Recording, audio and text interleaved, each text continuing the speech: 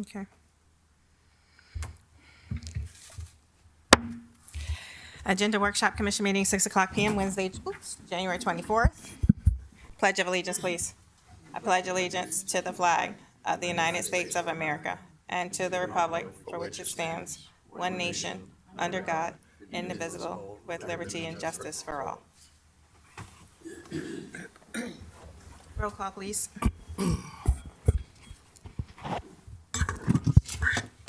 Commissioner Jacobs, Here.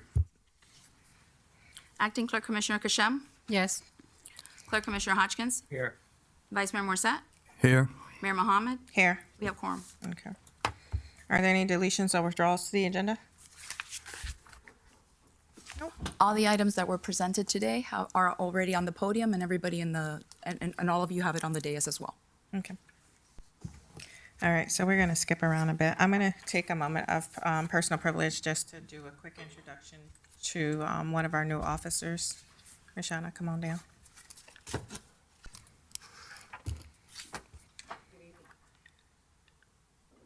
Good evening. Good evening, everyone. My name is Rashana Dabney-Donovan, Chief of Police for the town of Pembroke Park. Thank you very much for allowing me this time of privilege at the beginning of this meeting. January 8th, we hired a new police officer. His name is Matthew Casey. He has a 14-year career in law enforcement, and he is also a military veteran. So it is my honor and my pleasure to have him as a part of our agency, and I just wanted to bring him up and introduce him to those who weren't able to attend his swearing ceremony. Mm-hmm. Officer Casey. Thank you, ma'am. Good evening, Madam Mayor, Commissioners, Chief. All I got to say is I took a 4-year sabbatical after I retired. I had no desire to ever come back into law enforcement, but once I found out who the chief was of the Pembroke Park Police Department, I worked with her personally in Hollandale. We were squad mates on a shift together before she even made it sergeant. And I was able to watch her grow through the ranks while I stayed a patrol officer. I had no desire to further myself while in Hollandale. I enjoyed being on SWAT and doing all that fun stuff. But I could tell you that nothing was given, everything was earned, and I've served under 4 chiefs of police in my career, and in the military. I've been in combat. I was in Iraq, and it means a lot. There's a big difference between a manager and a leader, and the chief is a leader.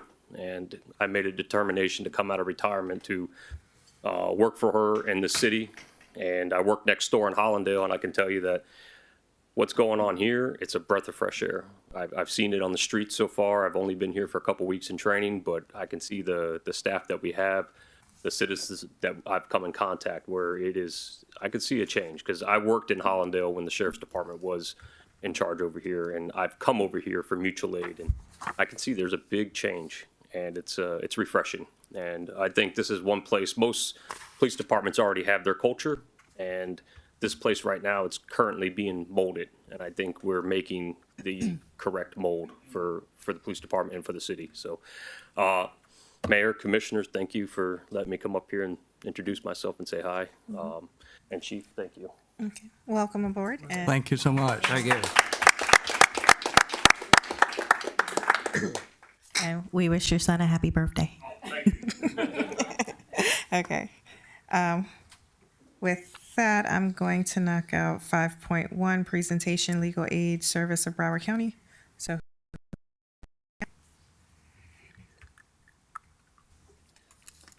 Hi. I'm a little nervous, sorry. My name is Erica. I work with Legal Aid of Broward County. I am their outreach coordinator. And I'm going to go over some of our services really quickly. I hear time is of the essence, so I'm gonna try to get this done. Legal aid services, basically what we do is try to provide high quality free legal aid services, representation, and education to the disadvantage of Broward County, okay, pro bono services. I mainly work a lot with our family success centers.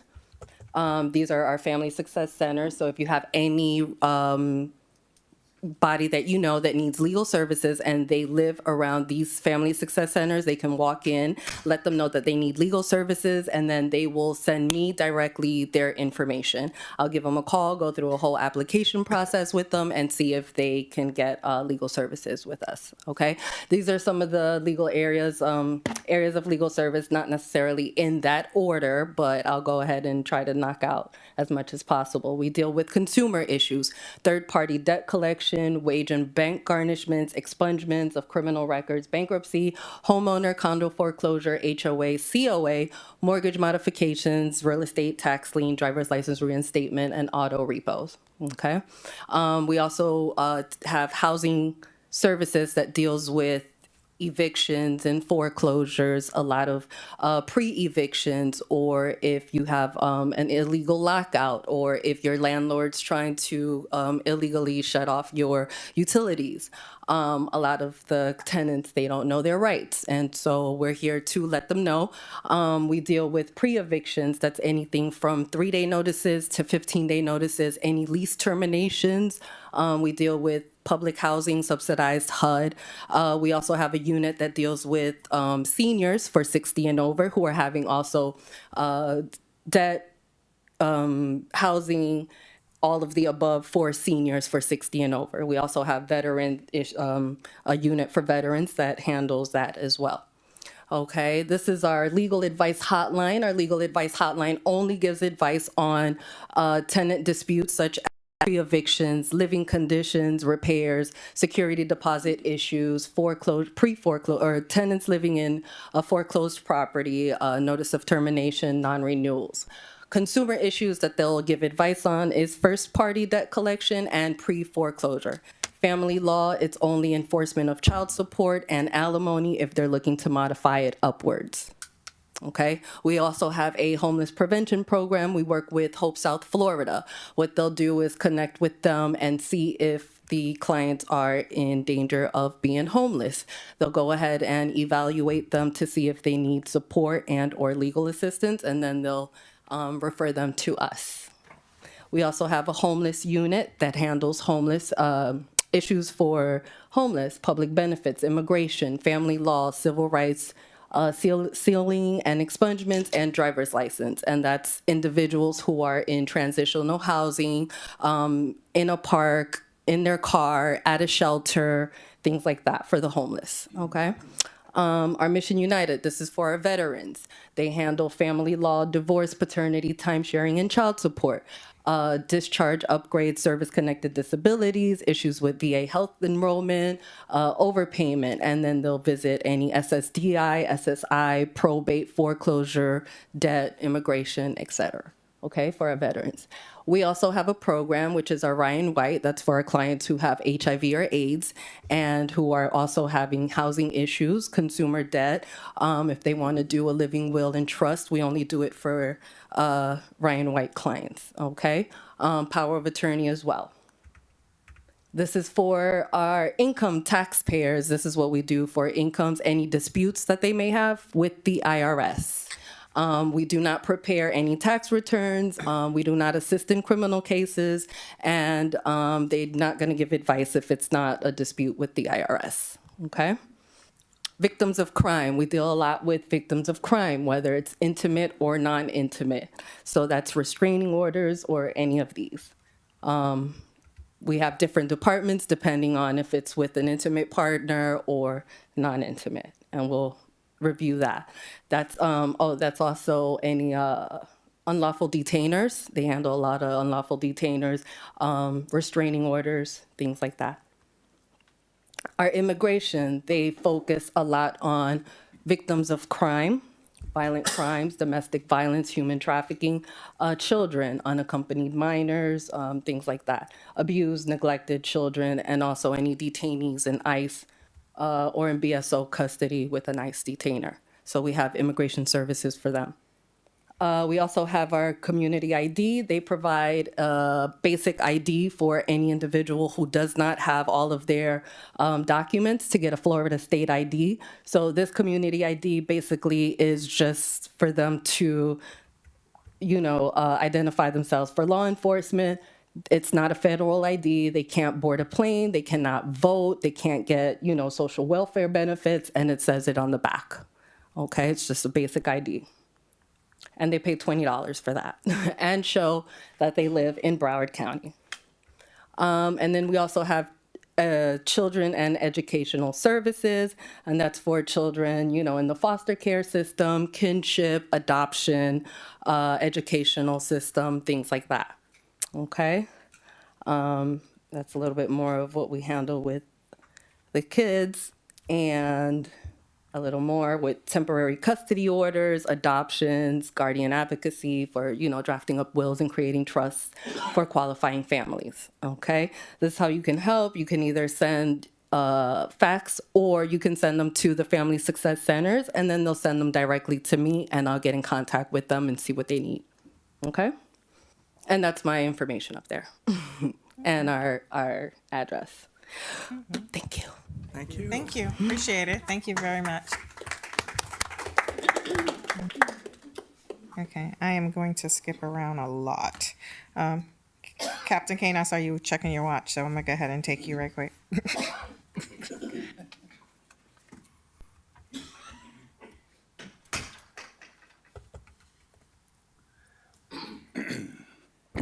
Good evening, Madam Mayor. Michael Kane, Battalion Chief, Broward Sheriff Fire Rescue, presenting the statistics for the town of Pembroke Park for the month of December 2023. In the month of December 2023, we ran a total of 198 calls for service. The breakdown is as follows. 48 were vehicle accidents, 11 were structure fires, 7 were fire alarms, 129 were medical calls for service, and 3 were general service calls. And you had asked me last month how many of the vehicle accidents were on 95. So this month I was able to extrapolate that data, and of the 48 vehicle accidents in total, 28 were on I-95. Mm-hmm. And that concludes my presentation. Thank I can you. answer any questions if you have them. Thank you. Okay. Thank you. Have a good evening. You too. Bye-bye. Okay. I'm gonna get David out because I know he takes the train. No, I drove. You drove today? Oh, okay. I was checking. I didn't want you to be stuck down here. Okay. Building department.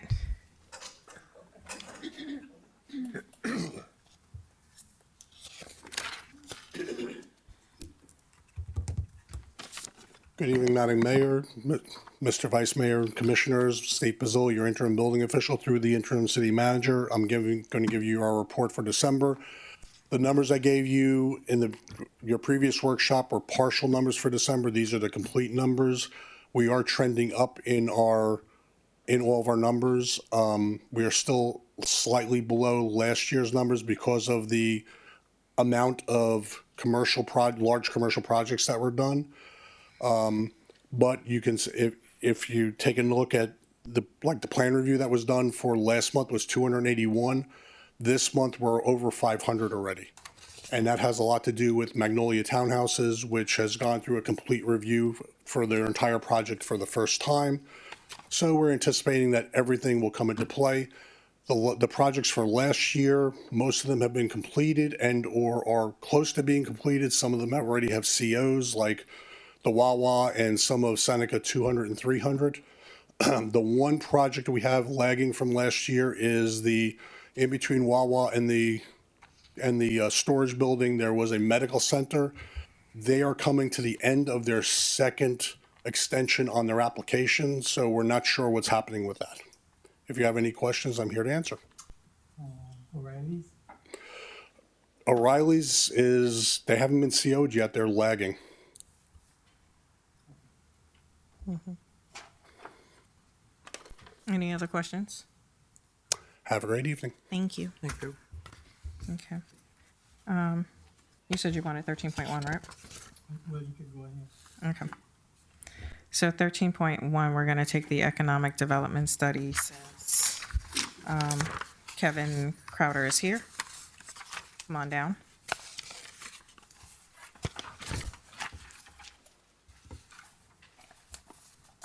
Good evening. Good evening. I don't know if we have it for a presentation or you just, No question. I think it was part Okay. of the discussion. great.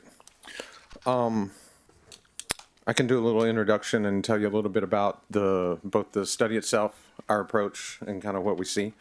I think I do have it open here on sort of the summary in the study on page 7, kind of highlights the things that we saw. Our approach, what we do is we look at a community and we look at the things, we look at the market analysis and we look at the data. And then we also look at the other things in a community. What we want to understand at the end of the day is what are the things that drive economic development? What are the things that drive investment in a community? And how can you as a community realistically influence those things? It can be land, the real estate, labor, capital, market conditions, regulation, et cetera. And then what we want to do is kind of come from an approach which at the end of the day, if you think about economic development is about people spending money. It's about economic growth, people opening businesses, people buying homes, people wanting to be in a place. And so we define economic development as that. What makes a place that people want to be, where people want to do those things, where they want to live, where they want to spend their money, where they want to invest, where they want to, buy a home, renovate a building, open a business, all of those things. And so on page 7, you'll see the summary of our sort of 5 strategy areas when we looked here. The first one being economic development. And, that is, your targeted industries, your office users, your clusters of businesses, the types of businesses that you have. Targeted development, so looking at your opportunity sites, the sites that you have that can, that can attract investment and new development that adds to your tax base. The third strategy is business assistance. And then again, just supporting your existing businesses. And we mentioned safety in that one. It's not that you have necessarily a negative safety reputation, but again, it's just that concept of how people think and feel about a place. And that becomes important to people's decisions on, again, are they going to buy a home? Are they going to open a business? Or are they even where they're going to spend their money that night for dinner?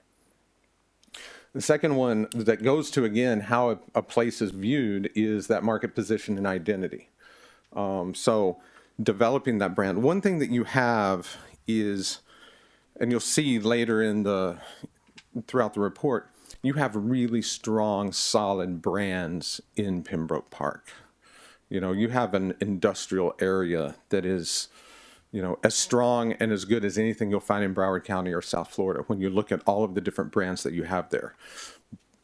What you really need to do is develop your brand as a business center.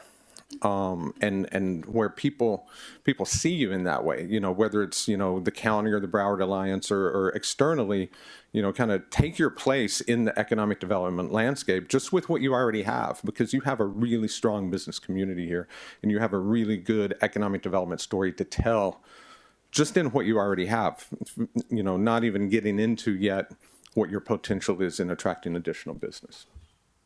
And so that goes to, your marketing and communication program, those events and opportunities throughout the, in the region. Again, it's that participation in things happening regionally, whether it's Broward Alliance, whether it's the Board of Realtors or those things where you're taking your place and telling your story along with all of the other cities and communities that you have doing the same thing. The other thing we did is strategy 2E is, your main road, Hallandale Beach Boulevard, is named after another town. So looking for opportunities to rebrand, to rename or co-brand, co-name Hallandale Beach Boulevard.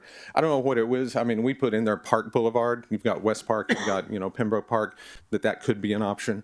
But we think that, again, just in that sort of identity and how you tell your story just is something that you can do that helps reinforce your own identity that needs to get out there and again, reinforce that story that you already have that needs to be told. Capital projects, and one of the things that you'll see in there is just a basic rendering that we did in looking at 30th Avenue and those opportunities. Again, when we think about the capital projects, when I tell you about places that people want to be, quality of life, there's been a lot of research done on this. And this is all about creating a connection between people and place, how people connect to a place. The Knight Foundation did a study about, it's about 12 years ago now. And they wanted to understand what does that? What connects people to a place? And what they found, and they studied, I think, 3,000 communities around the country. Rich, poor, urban, rural, waterfront, mountain, all different kinds. And what they found is overwhelmingly 3 things rose to the top of what connects people to place. Capital projects, the number one thing is the aesthetics, the look and feel of a place. Then number 2 are the social offerings and the opportunities, the activities, the opportunity for people to engage with one another. And then number 3 is how open and welcoming that place is. Overwhelmingly, those are the 3 things that rose to the top. So when we think about things like 30th Avenue, and especially when you think about the visibility that 30th Avenue can have just from I-95, the opportunity to really create a place-making impact and statement, 30th can do that for you with your capital projects. And then again, Hallandale Beach Boulevard, again, on your segment, differentiating yourself from your surroundings, because you have some really weird boundaries. And so people don't know if they're in Pembroke Park or if they're not. And you may have one side of the road that is and one side of the road that's not. And it's the same when you go up to Pembroke Road. You know, and so creating that differentiation aesthetically from your surroundings is one of the things that will help you with that identity as well. On the residential, again, the mixed use opportunities along Hallandale Beach Boulevard, if you look at other places, you're seeing this all over South Florida. Look at 441 in Hollywood. And you see that mixed use coming into these corridors. And we're seeing more and more the developers looking for those mixed use opportunities along major corridors that really helps grow marketplace, which also helps then attract businesses to those corridors. And then your support policies. Again, your land development regulations, one of the things we really found, and you'll see in the report we comment on, is the need for updating of your sign code and your signage regulations. Programs, incentives for businesses, especially when it comes again to those aesthetics, to the extent that you're able to fund that. I understand that there's, cities have limited resources. And then looking for your opportunities on land acquisition and disposition. Again, having land control and being able to guide sort of how development gets programmed is something that cities can really use to their benefit. When we talk, again, the things that drive economic development, land, labor, capital, how can you realistically influence that? So if you have an opportunity to acquire land, if you have access to do so, then you can help guide what actually happens there in your vision rather than just the private sector's vision. So that's just a summary of the strategy areas. You have the full report that I think you've reviewed, and I'm happy to answer any questions about that.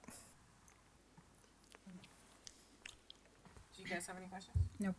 I have a couple questions. So how current is this? Because I know it's dated July 2022, and I know it was like the nursery, and I know that nursery in Hallandale is gone, and it's been gone for a while now. Right. So is there going to be an update to this, or is this the final?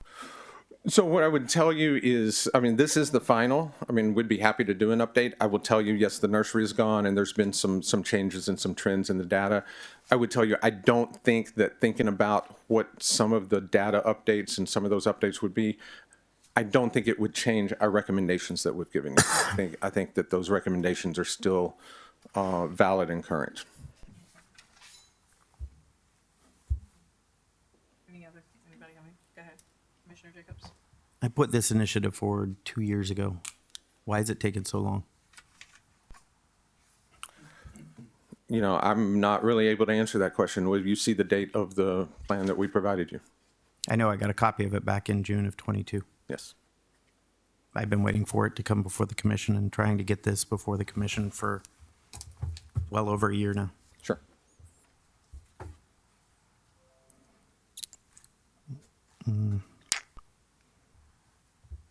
In fact, we did address some of the issues that you brought forward, but the town has failed to follow through on several of those. So I have no more questions. Thank you for your time. Well, I would like to see an update, especially with all the new housing that's going up, since there's not a lot of vacant land, so that we can possibly look at new initiatives to try to implement. Mayor, you need to put your. Yeah, please do so. Oh, sorry. I said I would like to see an update on this, since this is like over a year old. July 2022, especially since most of the vacant properties for housing are being developed or have been developed. So what would it take to get a update, and then how long would it take to do that? So it would not take very long. We, in fact, our firm we're right in the process of launching a new product, which is a market research product, which scales down what we do here, where we really just come in and look at the data and we give you our insights. We don't have to, we don't have to go through a full sort of planning process. We can do a data update and give you our insights, and here's kind of what it means, and that is something that does not take very long at all. And I can follow up with the manager on what that looks like. Okay, perfect. All right. Thank you. Do you have anything else for him? The only thing is, I think you mentioned Hollandale Beach Boulevard. I think there was an actual ordinance that was passed. I'm actually in contact with DOT in trying to get at the naming of the section from 56th Avenue to I-95. Right. The Pembroke Park Boulevard. I'm working with a few of our lobbyists to try to get sort of some of that expedited. I saw it in the report as well. So on that, I think I could give you an update if you're updating the whole plan. Right. Great. Okay, that's it. All right, thank you. All right. Thank you. Thank you. Okay. Who else do I need to get out of here? The master plans? Okay. So we are going to skip around to 12, quarterly update, the Southwest 30th Street force main replacement. Keith and Associates.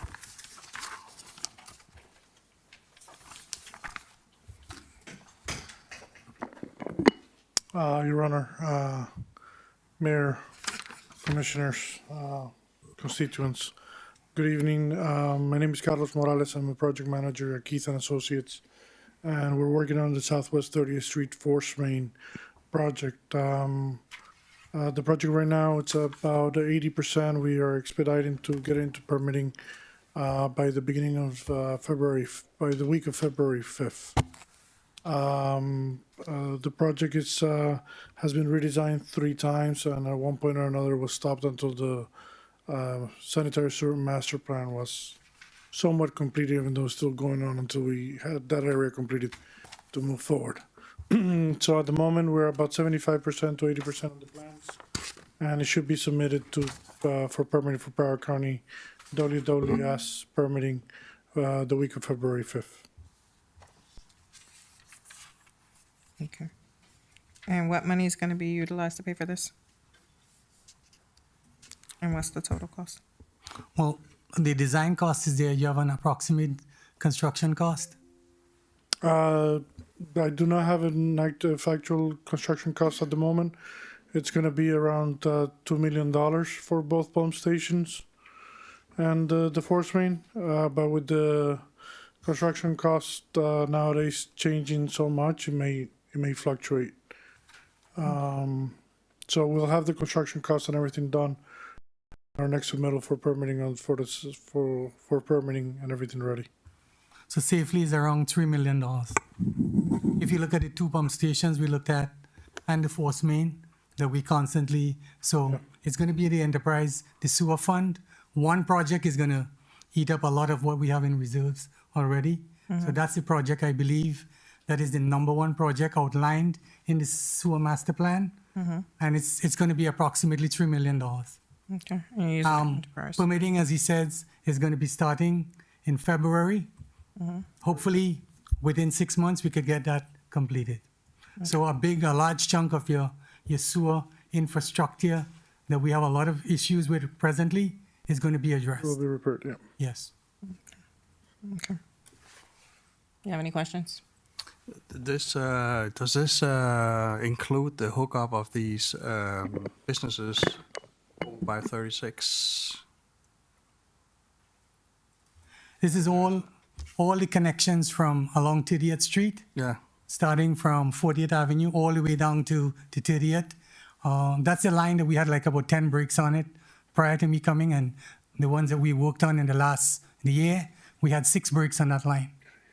So that is why it is the #1 infrastructure project identified by your sanitary sewer master plan and the consultants who have designed it have expedited the process and stopped everything for him to get it permitted in February so we could get this project started. Yep. Because it's becoming a health and safety issue. Like Mr. Gani just said, all of the buildings, all of the commercial properties south of Hallandale Beach Boulevard will be connected to this system, which right now has a failing infrastructure, a 4-inch force main that is failing, and it's an AC pipe. So you're going to have a more robust system, plus the pump stations are designed for future flows, just in case there's new development. The botanical place was just closed, or it's been closed, so it gets redeveloped. The flows will be allowed by the pump stations. Right. The master plan, Sorry. the master plan will be releasing the February, and the construction will be started with the February the same time? No, so we will be going for permitting in February. It'll take about 30 days to get it permitted. And then your procurement process will take it out. Right.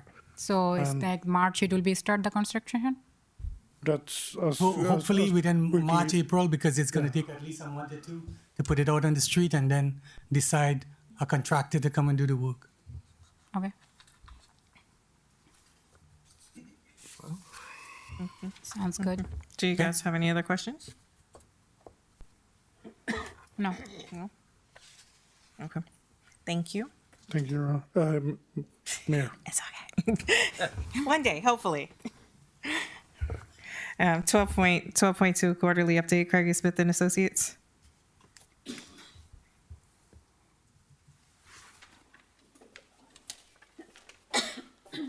Good evening, Mayor and Commission. We've been working on the master plan. State the your name, town? please. Oh, yes, this is Daniel Schonk from Craig A. Smith and Associates. And we've identified the projects in the master plan. Once these projects are submitted through the master plan, we're also simultaneously going to submit these through the CIP. We have to walk them through Aleem and everybody on the same page before we submit these to the CIP. These projects, as you can heard from Keith and Associates, we've already started to lay out because some of them were emergency style projects. Southwest 30th Street, they've already started. Lift Station 14, Lift Station 17, and Lift Station 14, 17, and 19.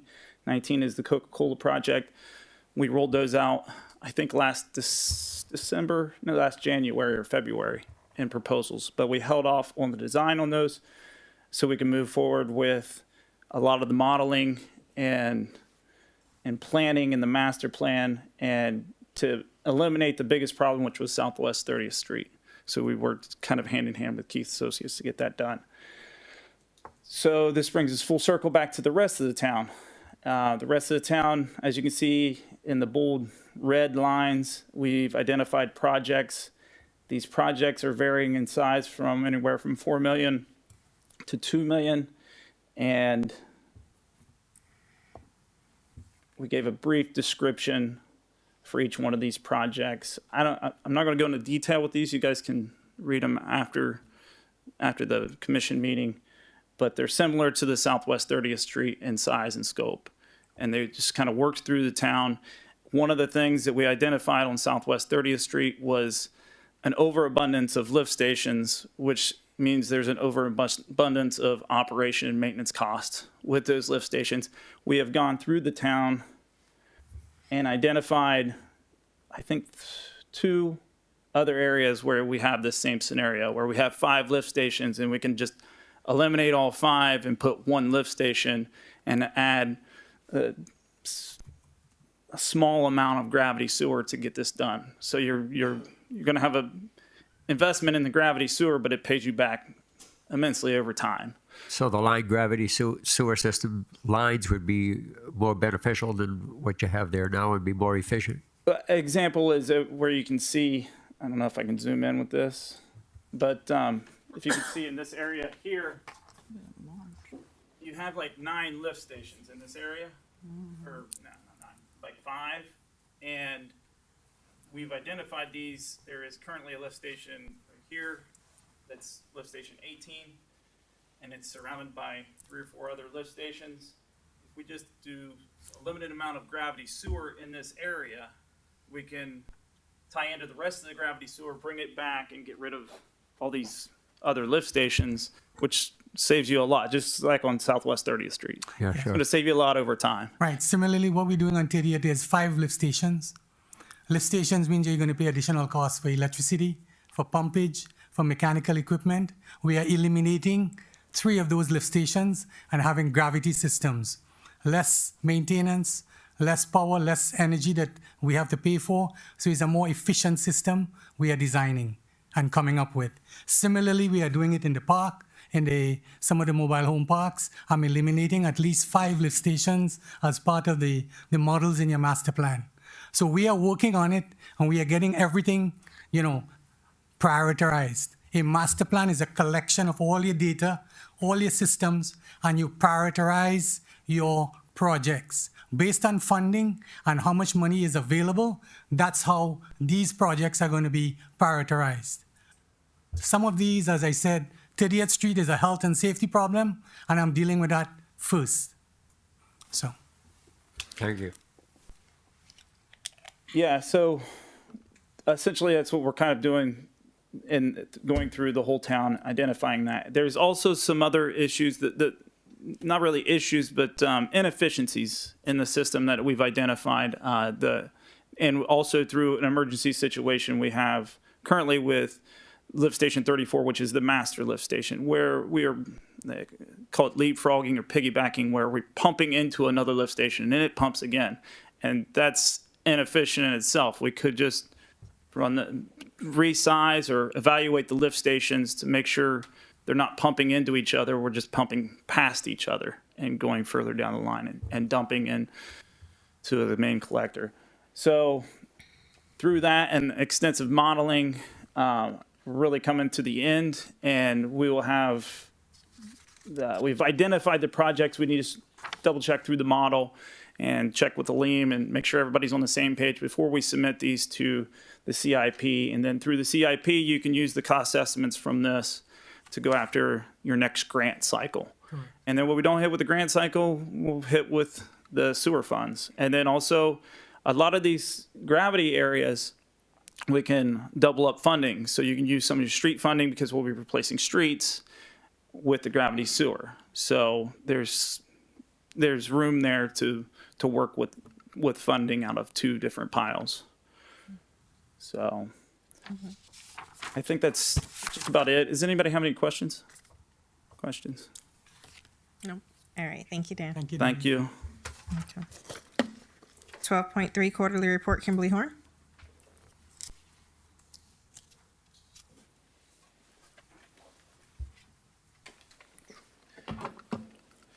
Good evening. Stefano Viola with Kimberly Horn Associates. Go over the Stormwater Master Plan update. So we'll have a kind of synopsis. It kind of mimics the one that we provided last quarter, but to kind of give you an update where we are today. So here's the list of the entire schedule, and then I'll show you where we are today. We started with the kickoff, the coordination. Those are the first 2 items. Then we did a substantial amount of research for the historical permits and the historical drainage of the area. Some of this that we've gone back and revisited, and working with the LEAM, there were some items that were identified that we had not captured in our first go round. So some of that coordination we have gone back and revisited and looked at some of that, including connecting to the Hollywood golf course. That was an item that we had to look at a little bit more in detail. Some of the consultants that are working on their stormwater master plan brought that to our attention. So this has been an ongoing process. So while we checked it off when we presented last time, we have since gone back, looked at it, and provided additional information in the stormwater master plan. Additionally, we've done site visits throughout the town, looking at some of the observed flooding. Even most recently, once Liam come on board, he identified some additional areas. We've gone back and looked at that to make sure that we are modeling and calibrating our model to ensure that what we are showing in the model matches what we're seeing out in the field. So some of that is what we show here. And then additionally, we did a tour on October, again with Liam, to go over all of the stormwater pump stations. Understanding there's some limitations of what we can pump out of the town, so what FDOT can receive and what the golf course can receive, we've looked at that. So we've gone through and revisited all of that as part of this update that we are still working on. And then we've been working on preparing a model of the existing conditions. And so that has been completed. And so we have a full model of the current conditions We've kind of truthed that and identified some deficiency areas. So here's the map you can see with the existing model. The blue is either an existing lake, so you'll show that as blue, or if it's on a roadway, that is what we're showing during a 100-year storm, flooding into the roadways. So this right here is what we're showing for the existing conditions of some areas that we are going to obviously have to look at proposing improvements to address these deficiencies. We've highlighted some of that in red, which is where we're going to really focus our proposed improvements, which is the northeast area of the town. And so and then what we are looking at while we're proposing these improvements is the level of service. We want to make sure we're meeting the town of Pembroke Park's level of service. So our improvements are going to be for the 10-year storm to make sure that everything is kept below the road, so we're not seeing some of that daytime flooding or sunshine flooding on the roadway corridors. We're going to look to address that. And then in the buildings, residential areas, 100-year storm to be a foot below finished floors, non-residential 100-year storm to be below the finished floor, and then in critical facilities 2 feet below. And as I mentioned, we have highlighted the discharges to the Orange Brook Golf Course and the FDOT swale. So our improvements are going to count to make sure that we do not try to exceed those numbers because we are limited. So trying to capture it within the lake system, underground system, interconnect the entire town so that we can get the benefit of a storage underground, but we do have limitations on what can leave the site. And then finally, all of our improvements are going to be water quality. And so I'm going to go back real quick. So our next steps is we're going to prioritize those deficiency areas. We're going to meet with Aleem, we're going to meet with staff, and we're going to come through a list of items that kind of go back to that map and propose improvements within those areas. Some of that's going to be dictated on how much we want to move forward with in a yearly cost. Meaning if we want to have, we're going to put together a 10-year CIP of these improvements with a capital budget for each year. And so that's part of what we will work with Aleem and identifying how much we want to have for each year. But that will include maintenance, stormwater pumps, cleaning of the system, roadway cleaning. That will be in that CIP each year. And then we identify these projects. So the number of projects may vary, but we are going to be looking to utilize an entire 10-year CIP. Our current, which we're showing here, our current schedule is looking to have this completely finalized before the summer of this year. And we'll have updates, but also a presentation to council going over the improvements and kind of presenting the final stormwater master plan. Mm-hmm. I have a couple questions. Do you guys have any questions first, or?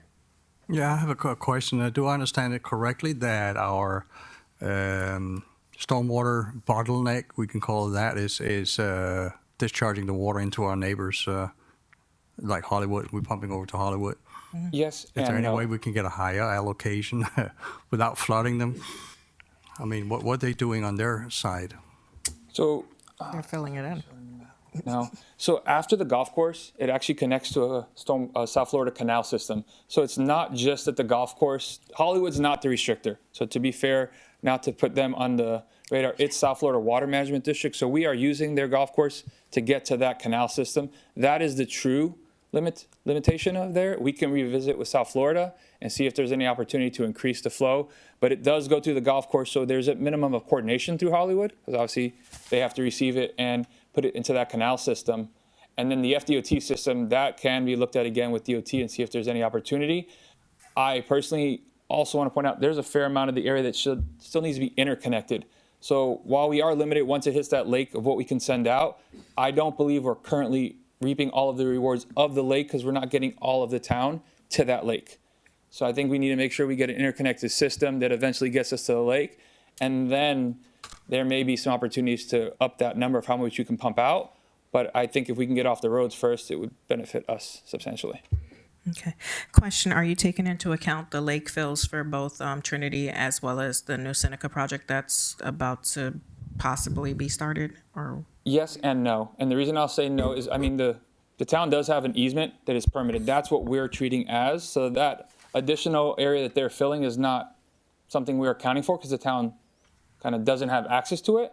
But we are identifying, utilizing it. But I understand that. We don't legally have access to it. Correct. But I mean, you can't stop water from flowing. That is correct. But when we're modeling what we have in what you guys have via easement. Okay, and you're taking into account that Seneca's also interested in putting in another lake fill permit? I am now. Aleem enlightened on that last week. So, okay. Yes. Okay. Then also, because I know we pumped to, I think, the C4 and the C7 canal or something like that. Are any of the projects that you're looking at now, like kind of shovel ready that we can start moving forward on it, or not yet? At Not this yet, point? but we will get there quickly. Come Dan. I don't know if it's aware, but we do have the Southwest 25th Street project. It is shovel ready. Okay. And At the end of my slides, I'll cover that. Okay. and also we have the second phase of John P. Lyons, which will be also part of the presentation. Yes. Okay. Okay. And then you're also taking into account that Hollywood is about to build on that golf course. Yes. Okay. I am the engineer of record for the Hollywood Police Station, which is adjacent to that golf course. So Okay. we're coordinating. Okay. You want to explain the meeting that we had with the City of Hollywood and the coordination that they wanted? Yes. So we have met with the City of Hollywood. They have a consultant doing a stormwater master plan. They are developing the golf course. And so we had all three of us, it's four if you consider the Hollywood Police Station, but that's us just twice. That is not a big ticket, but it is filling in a retention area that used to be the driving range. So that's part of it. The consultant that is doing the stormwater master plan was not aware that we were discharging through the golf course, so we brought that to their attention. That is part of what they've had to go back. We've provided them the permits, we've provided them our information, and they are supposedly going back and including that within their stormwater master plan. Okay. All right. Thank you. Does anyone have any questions? No. All right. Thank you very much. No problem. Okay. 12.4 purchase of 2 new Ford F-150 trucks. Good afternoon, Commission. My name is Abeo Manning. I'm a client strategy manager with Enterprise Fleet Management.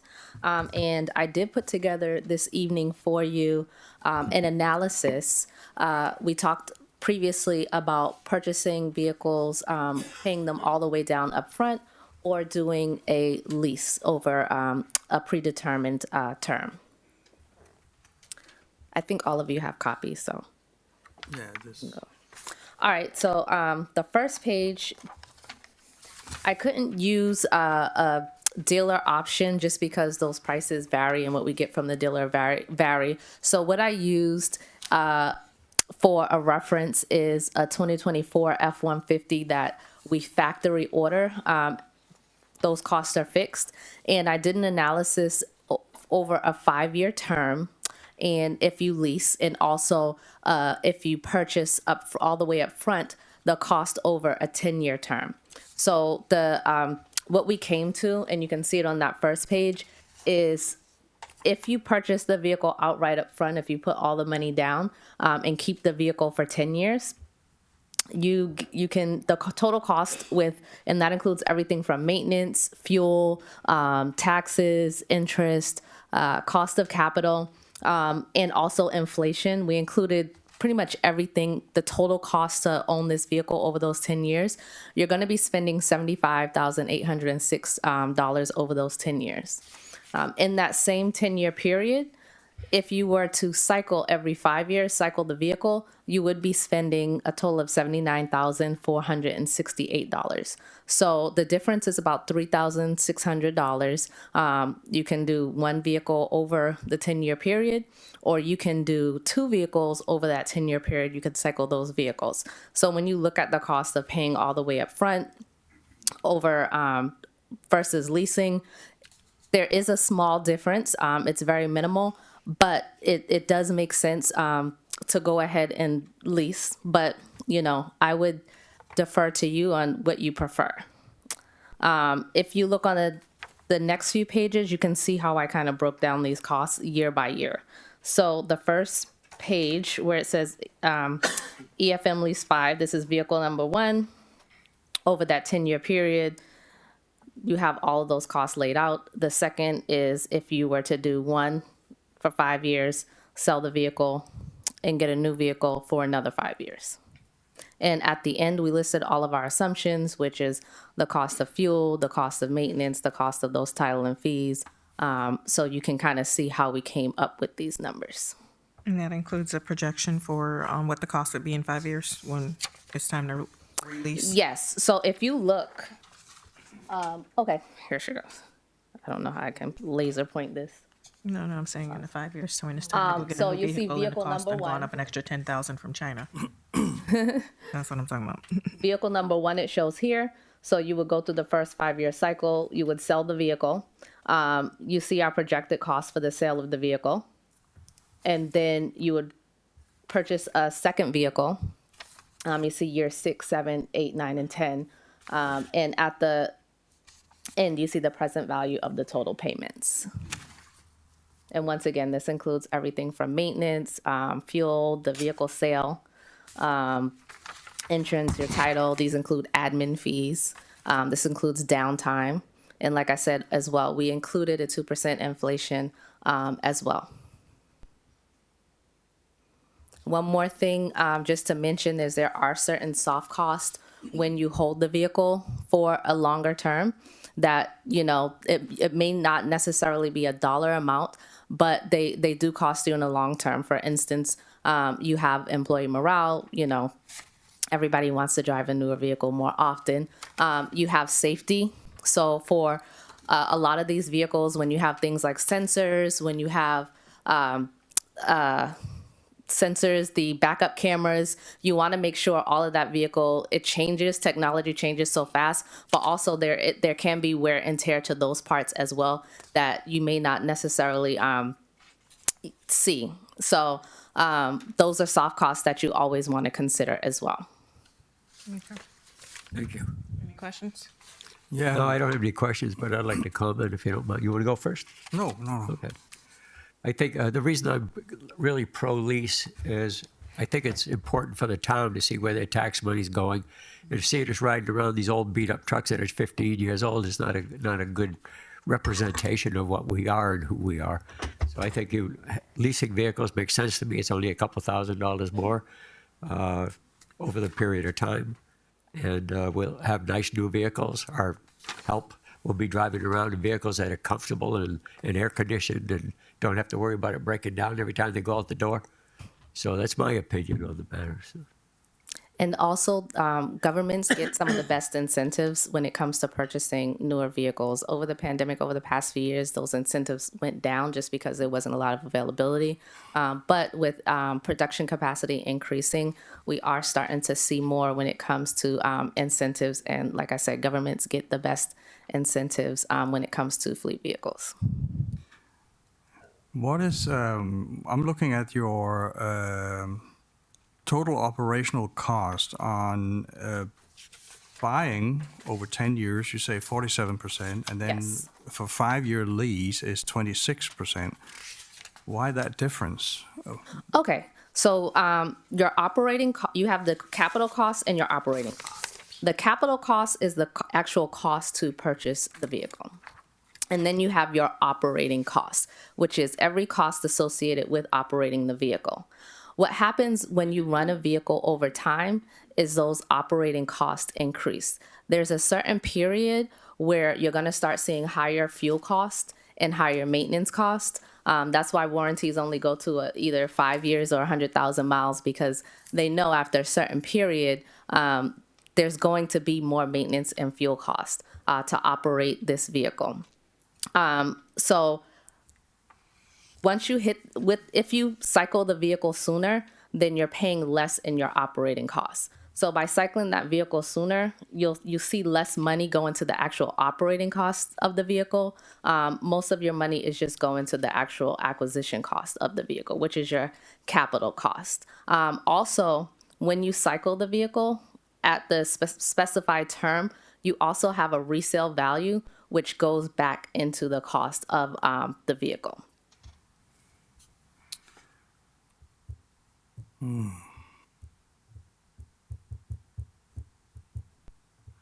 Have you taken into consideration that we do very low mileage in our town? Yes, sir. Most of our cities actually do very low mileage. So that is something that we take into consideration. One of the things that we see is with cities, because their vehicles are a lower mileage, that they have a much higher resale value. So what we've been seeing with our cities, especially with Miami Gardens next door, is that they've actually been outperforming these numbers because over the last few years, they've actually been selling the vehicles for more than they purchased them for. And that's where they've been able to really capitalize on our programs. So one of the things we do with our analysis, we come back to you every year And sometimes recently in the market, it's actually made sense. Even if you have a lower mileage, some of the cities have been running these vehicles for 2 years, and we're saying, hey, the market is so hot right now, it makes sense for you to capitalize and resell this vehicle, because you're actually going to get more money than what you paid for it. When I come here annually and do my analysis, I actually, that's one of the things that I talk about is where the market is.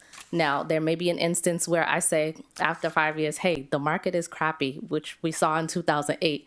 The vehicle costs are not that great right now. You're not going to get anything for your vehicles. Maybe it makes sense to keep this vehicle for another year or so. We're not in that space right now. Right now, the resale market is still very good. So it's something that we include in our analysis each year. Yeah, but we also, when we flip the car, we also pay more for the new models. Prices go up, right? They do go up. And like I said, we include that cost of inflation as well. And that's something that we always put in our analysis. But even another thing with low mileage vehicles, we generally do see idling as well, where the vehicle is running, but it's not necessarily driving. So even though it's low mileage, the idling has even more of an impact on a vehicle as far as the engine, transmission, all the systems in the vehicle. So even though they're low mileage, if you do have vehicles that are idling, that has a significant impact on the vehicle as well. Well, I have no more questions. Okay. So we will have them on for the regular, put that as a line item, because I don't know which way they're gonna go. Okay. If it's gonna be the lease or purchase. If we knew, we put it on consent. Okay, thank you. Yes, and also for Eileen to be able to sign whichever we do, if we need to put that on the agenda as well. Resolution for him to be authorized to, Since JC left, he was the only one who could sign for the purchase. I never put anything like that. I'm not aware of that. We'll look into that. yeah. Yeah.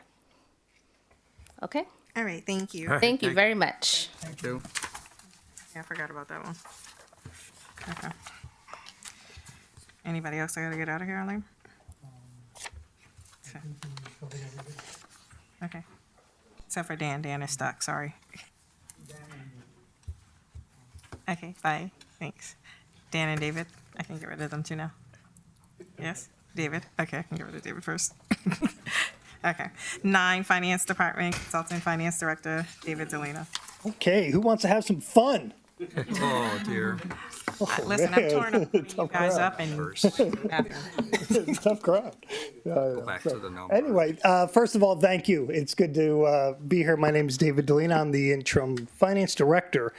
And I'm happy to report, I think everyone got a copy of it or was given a copy of it when we submitted it, was we finalized and we completed our FY22 audit. It took tremendous effort.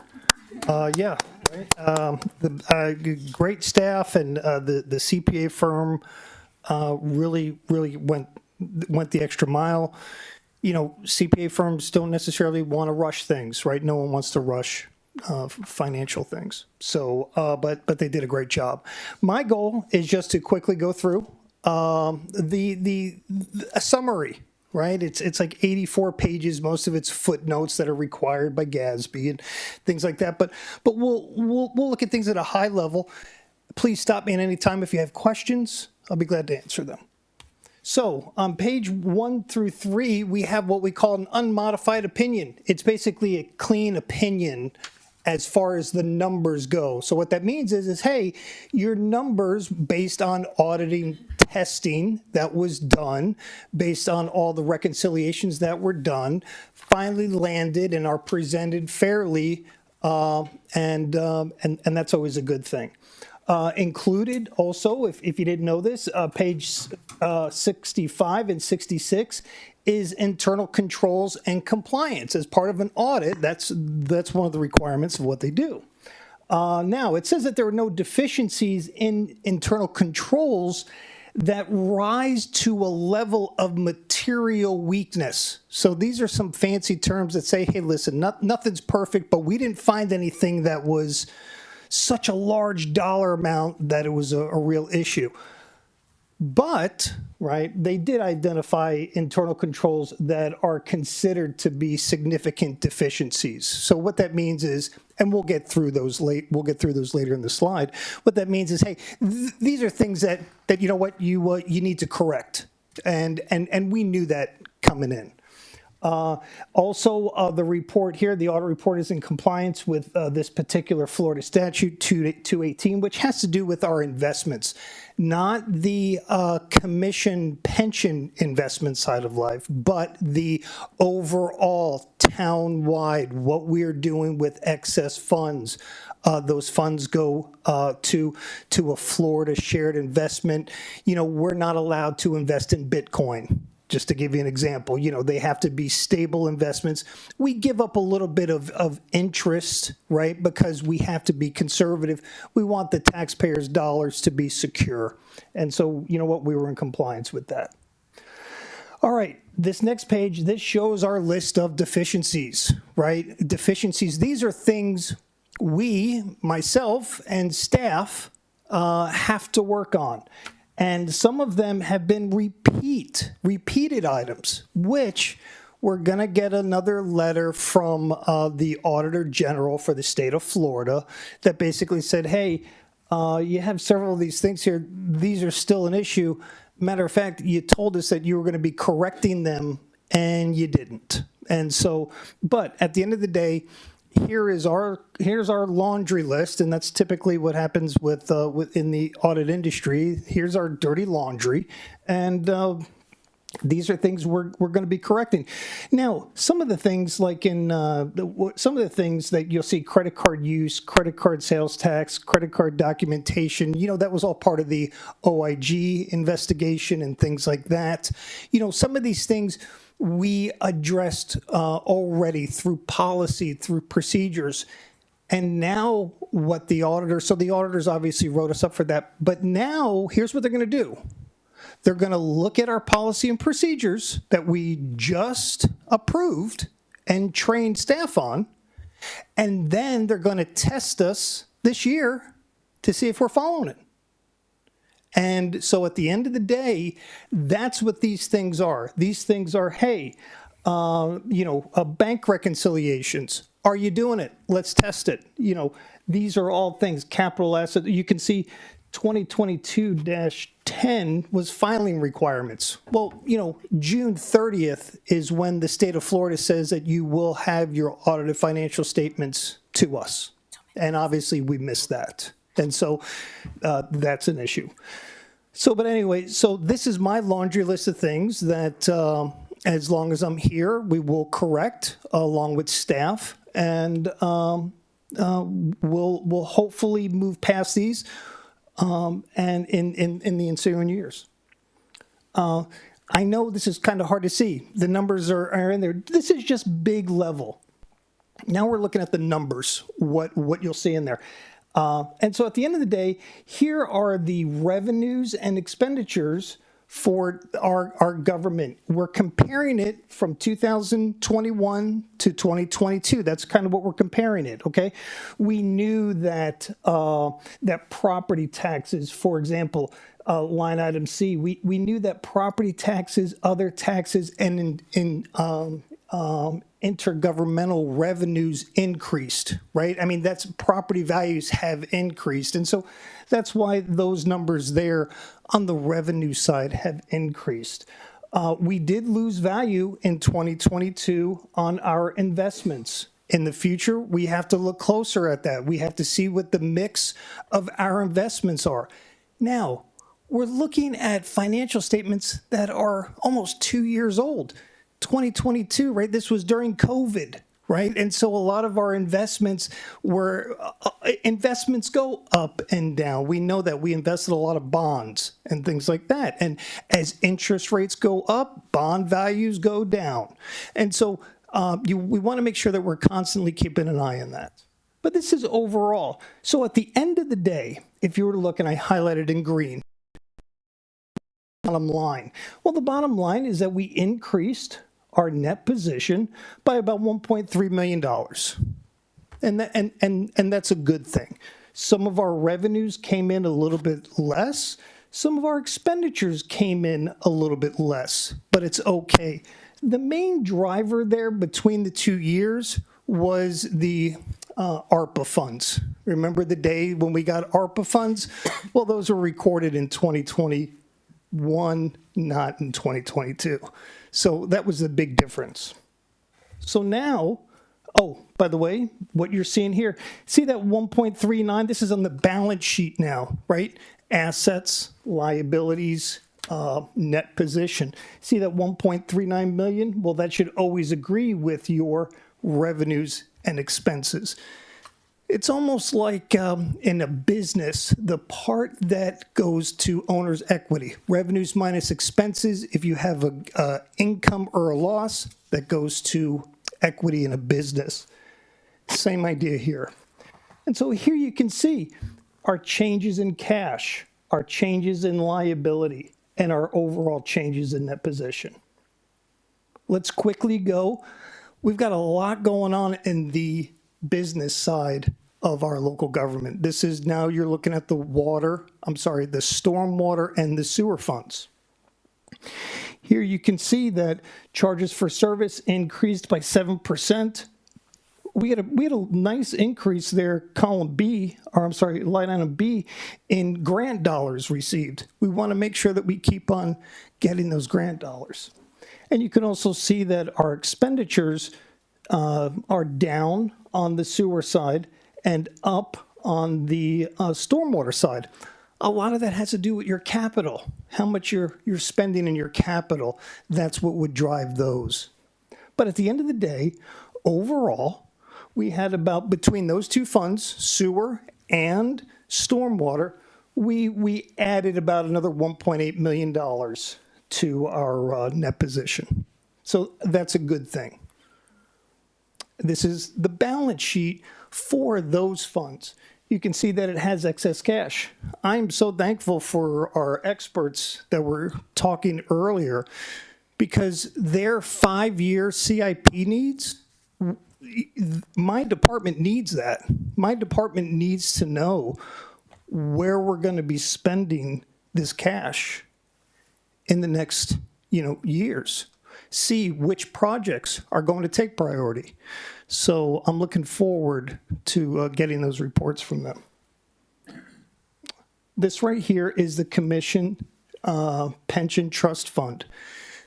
This item here is a separate fund. So keep in mind, we have the general fund that's separate from the sewer fund, and that's separate from the stormwater fund. Another fund that you have is called the Commission's Pension Trust Fund. The difference here was that, in 2022, we lost $459,000 on our investments. Now, we'll see in 2023, but those numbers kind of swing back up, just like any other normal long-term investments do. But we had some benefit payouts. I guess apparently we had lost a commissioner, and we took out various insurance policies to kind of soften that blow on this fund. But you can see the change in net position, the change in the value of the investment, was affected by $652,000 in 1 year.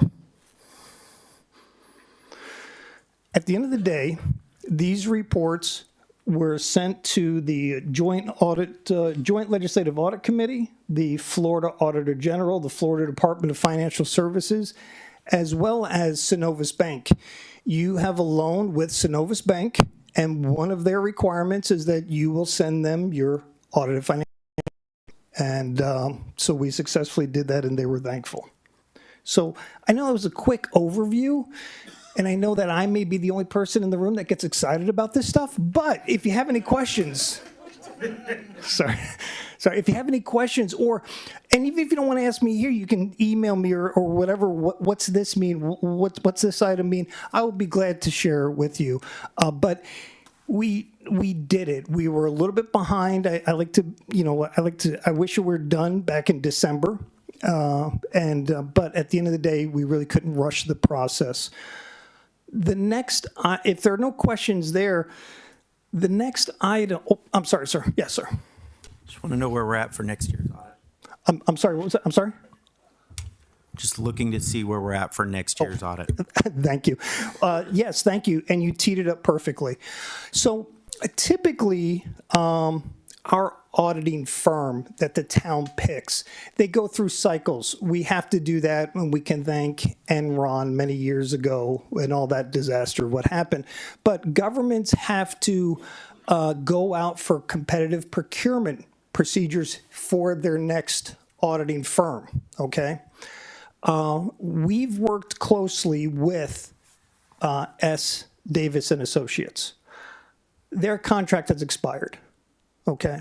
They gave us a reasonable engagement letter, which you see before you, and I would like to retain them. The reason why, sir, is I want to get right into it. I got till June 30th. I got till June 30th to get this one done. Now, here's the good news. We've spent the last 3 to 4 months developing the audit work papers, right? I know what's missing. I know what they're looking for. I know what answers. They're familiar with us. So staff is going to make 2 recommendations to you. First request, I'm sorry. I'm going to make 2 requests. The first request would be that we waive competitive procurement procedures just for this year so that we can engage our current auditors so we can get moving on 2023. The deadline there is June 30th, and we won't be late. It's going to be tight, but we won't be late. The second request is that you accept their engagement letter and we can move forward. Now, that's not going to stop me from producing the paperwork or getting things or reconciling the accounts, getting the work papers. It's just that you spend a lot of time if we have to go out for public procurement of a new auditing firm. May I speak to that issue just very briefly, David, just to follow up very quickly on that. The engagement of an independent auditor is one of very few procedures that is dictated by state law. It's a very unique procurement requirement, and as recently as the past 2 legislative sessions, it requires not only the formation of an audit committee, but it requires a member of this commission to chair that committee. It's a very specific requirement when it comes to preparation of the RFQ. It has specific requirements as to whether compensation is considered or not as part of that process. We would recommend that as soon as the 2023 audit is finalized, the town commence that process, but you've got a different issue in the context of finalizing last fiscal year's audit. Your procurement code does provide a mechanism to waive competitive bidding. It does require a resolution. Your finance consultant, finance director is recommending a waiver of that process. If the commission is in agreement with that recommendation, we will bring back a resolution at your regular meeting, which is required by the code, to effectuate that waiver pursuant to section 9.2 on your agenda tonight. So we would bring back a resolution to embrace the engagement for the Davis firm to complete the audit by June 30th, with the expectation we'd move forward with a full procurement process to engage an independent auditor sometime in the fall. So thank you. Sorry for the interruption. Yep, he said it much better than I did. So I mean, right? That's the issue. I don't want to waste any more time. Oh, yes, sir. As you know, I'm not a fan due to the fiascos we've had the last couple of years with this firm. Knowing the situation we're in and the fact that we had unqualified finance directors in the place that they were put forward by this commission, I support your position on going forward with them for another year to make sure this is actually done on time. Thank you. I'm tired of seeing us in JLAC. Yeah, right. Absolutely. Mm-hmm. Marlon, put that as a line item. Oh, thank you. The rest. Yes, sir. Mm-hmm. Yes.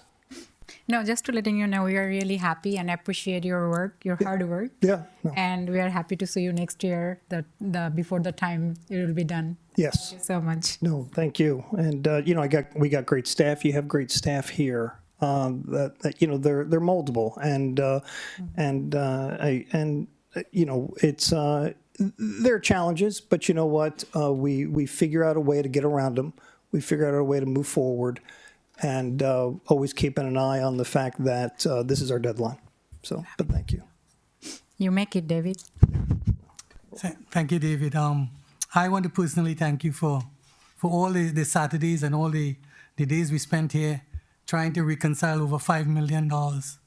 And I know it was tough, but I think, with the staff and the work that you put in, especially on the Saturdays that we came in to try to get this done, I really appreciate what you did. And you did put in a yeoman's job. And I'm thanking you from the town's perspective and the work that you did. I really appreciate it. Thank you. We're very impressed. Mm-hmm. Thank you, David. Thanks. Don't cry. Okay. All right, I'm gonna skip to 13.7 just so that Dan can get out of here if need be. All right, so the master parks plan and the amphitheater, I put on the agenda because I know we have a lot of requests right now. I know that the speaker's working with Aleem to get the master plan going, and we have some requests that are coming in the parks regarding an amphitheater. And right now, I know that we have the event going on March 30th, but we also have the guy from the Grace Jerk Festival thing, and we have a lot of requests, and they need an amphitheater. So I wanted to get an update on where we are with the Master Parks plan, because I know you've been working on it for the past, and I know that she's ready to convene her board, and I know that there's grants that we need to be applying for, that we need to get this done so that we can move forward. So I'll let you start, Dan, and then I'll let Musfika take it. Okay. Yeah, as soon you work already there, so I just don't want to waste the time. And I just heard you already working with Jacobs like last couple years and something. So whatever, where you are, just explain it to us, and then go forward in future how you're gonna process, because we do have to start with the process as soon as possible.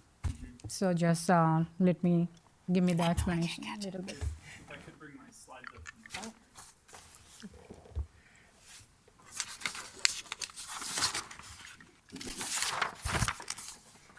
And then I do want to add an element that when the youth council starts meeting, I do want to task them with picking out exercise equipment that's kid-friendly or that's smaller in size for the kids to be able to utilize, because what I've noticed is that the kids are trying to utilize the current exercise equipment, which is designed for adults, and they're not reaching anything on them poor machines. So I do want to make sure that you do incorporate something like that, because I'm going to have the kids kind of picking some stuff out. Okay. Okay. So, we were kind of brought in through the general services. It's what the general services contract is what we were working on. I spent a couple weekends just throwing together a preliminary plan with Commissioner Jacobs, and we met a couple times and trying to figure out what we wanted for the park for a long-term plan. And we decided to go ahead and go with a contract with the environmental assessment. So the town hired separately, away from us, the environmental engineer or environmentalist. And they are currently working on their assessment. They submitted to Wildlife. DEP, wildlife, and they're waiting to get that back. Also, before they can really move forward, they also have to show the impacts. So we need to identify what we want to do in the park. So we need to establish a master plan, which we haven't put forth a proposal for said master plan or scope. So what we do have is just what I pulled up from last year when Jacobs and I were working on it together, is just this plan. And some of the things that we were incorporating was an idea. This was the compact version where we kind of stuff it all in one spot. And then we had talked about some other versions where, we spread it out through the park, but we never got those actually into a drawing. So what we have here is the red is the proposed sidewalk areas.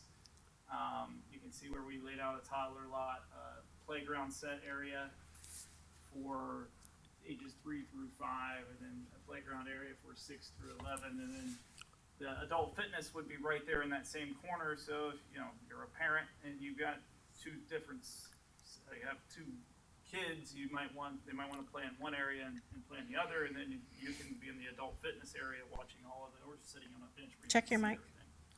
Can you guys hear me? Is the button on? Oh, I hear you. There we go. So that was the idea there, and then you already have pavilions in place, and you already have a building or a structure there with the bathrooms or what have you, and then Well, I know we are looking to upgrade the building so that it's so that was kind of part of this idea too. multi-functioning building that we can use to actually utilize for like teaching kids how to cook and having classes and like community center stuff. And possibly EEOC and all of that stuff.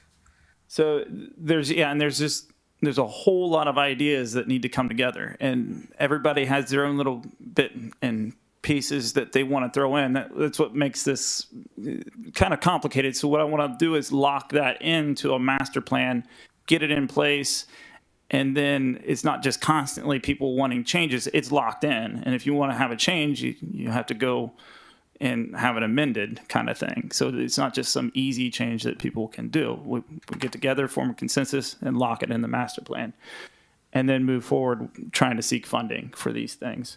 The amphitheater, I just put it in that location, but we've floated different ideas. It's been an idea in 3 or 4 different locations. There's been ideas for a skate park, and that's been approached in many different locations as well. So the idea is, I think holistically, we need to bring all these ideas into one plan, lock it in, and move forward. And we can't move forward with the environmental until we lock in the master plan, and all of our ideas have to be locked down and the plan for the park moving forward.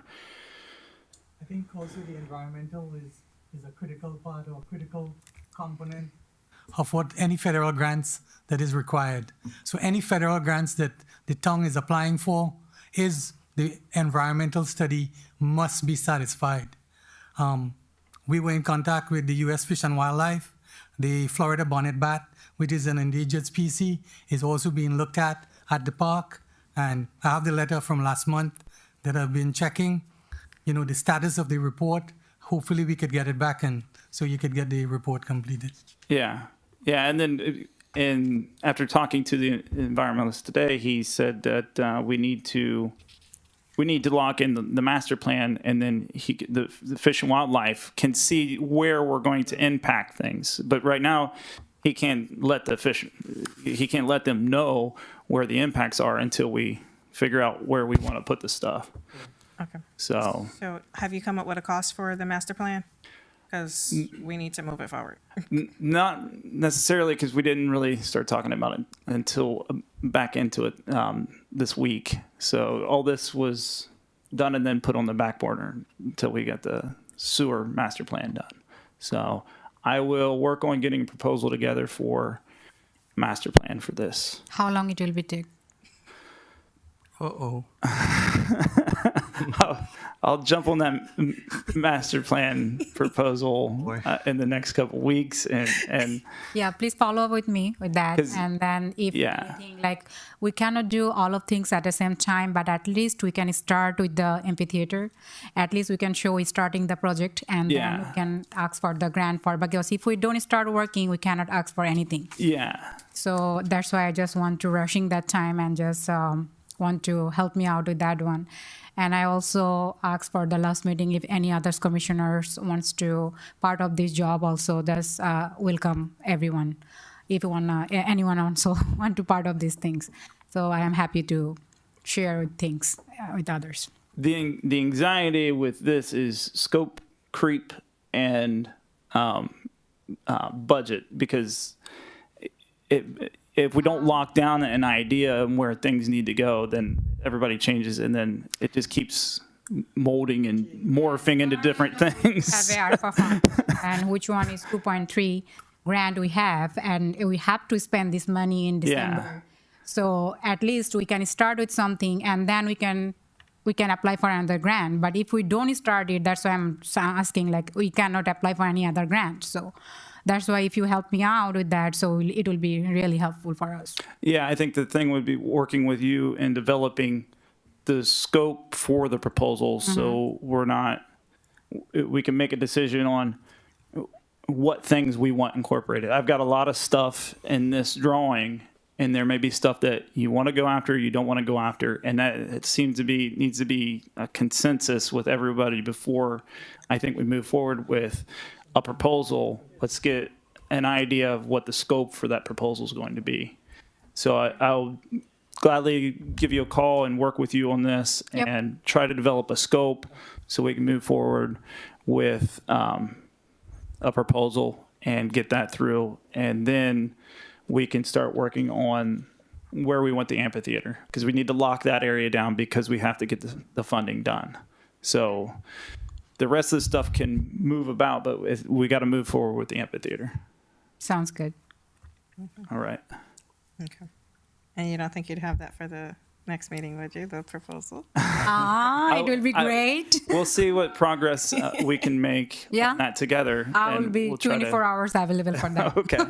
All right. So Marlene, that's a maybe. Yeah, and then I just kind of wrote down just the task that we have to do for the park upgrades. I have a quick question here. It says recreation area upgrades lighting. Do we have existing wiring over there, or is that There's existing lighting, but I believe, just the quality is not good enough, and we're going to upgrade the amateurs? again, yeah, it was done prior to me coming, but I'm getting a lot of complaints about the quality of the lighting that is out there now. Okay. Yeah, they had complaints when they put it in originally. Yeah. The lighting project was done by Calvin Giordano. The funding was through Broward County, through Commissioner at the time, Barbara Sharif. She gave us $500,000 to get the park lit up. And we weren't really satisfied with the lighting when they installed it, and they were supposed to come back and make tweaks, and they never did. There's also some Nautilus equipment, the exercise equipment. Some of it is missing. Some of the equipment is pretty old. We're looking, in my assessment when we went through the park, some of those needs to be changed, and some of it needs complete replacement as well. Commissioner Jacobs, you had something? Oh, okay. Okay. Thank you, Dan. Thank you. Have any questions of Dan? No, that will Not be at all. this stage. All right. Next meeting. Thank you. You sure you're going once, going twice? Did you need Dan for, Need a recess, you need a recess? 5 Okay. minutes. 5-minute recess. Did you need Dan for, I had a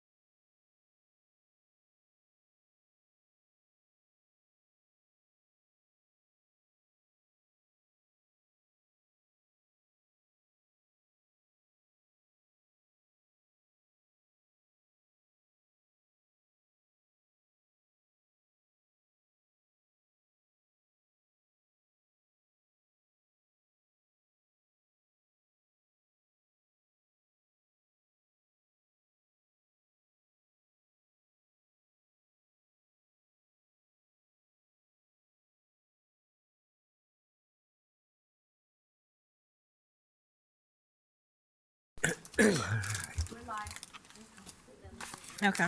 Meeting resumed at 7:51. Okay. Salty. I'm gonna skip around just a little bit again. Oh, actually stayed.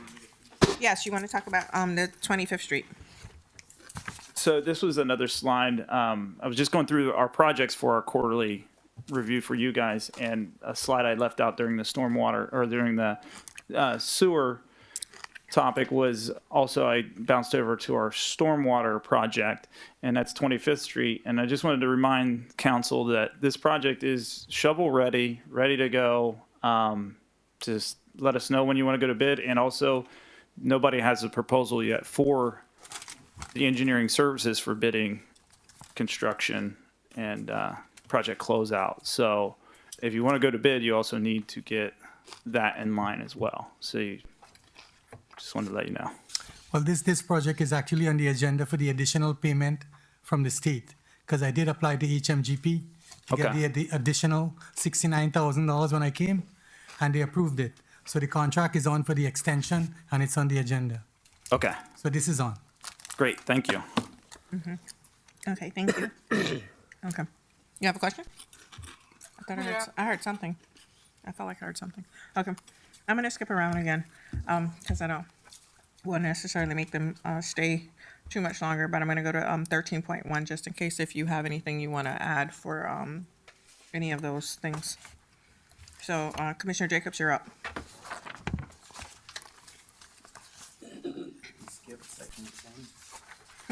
We skipped a lot of stuff. We're gonna go back to it, but I don't want to keep the engineers here longer than need be if you wanted to ask them any questions. Sure? Okay. I'll reach out to them if I need to. Okay. All right, then. I guess you're good. All right, thank you. All right, so do you want to go now, or can I go back to the front and get some other folks up? We need to follow the agenda. Oh, we don't follow the agenda. Bye, guys. Thank you. Thank you. Good night. Okay. Yeah, I go by what cost us money. So, 8.1 code compliance.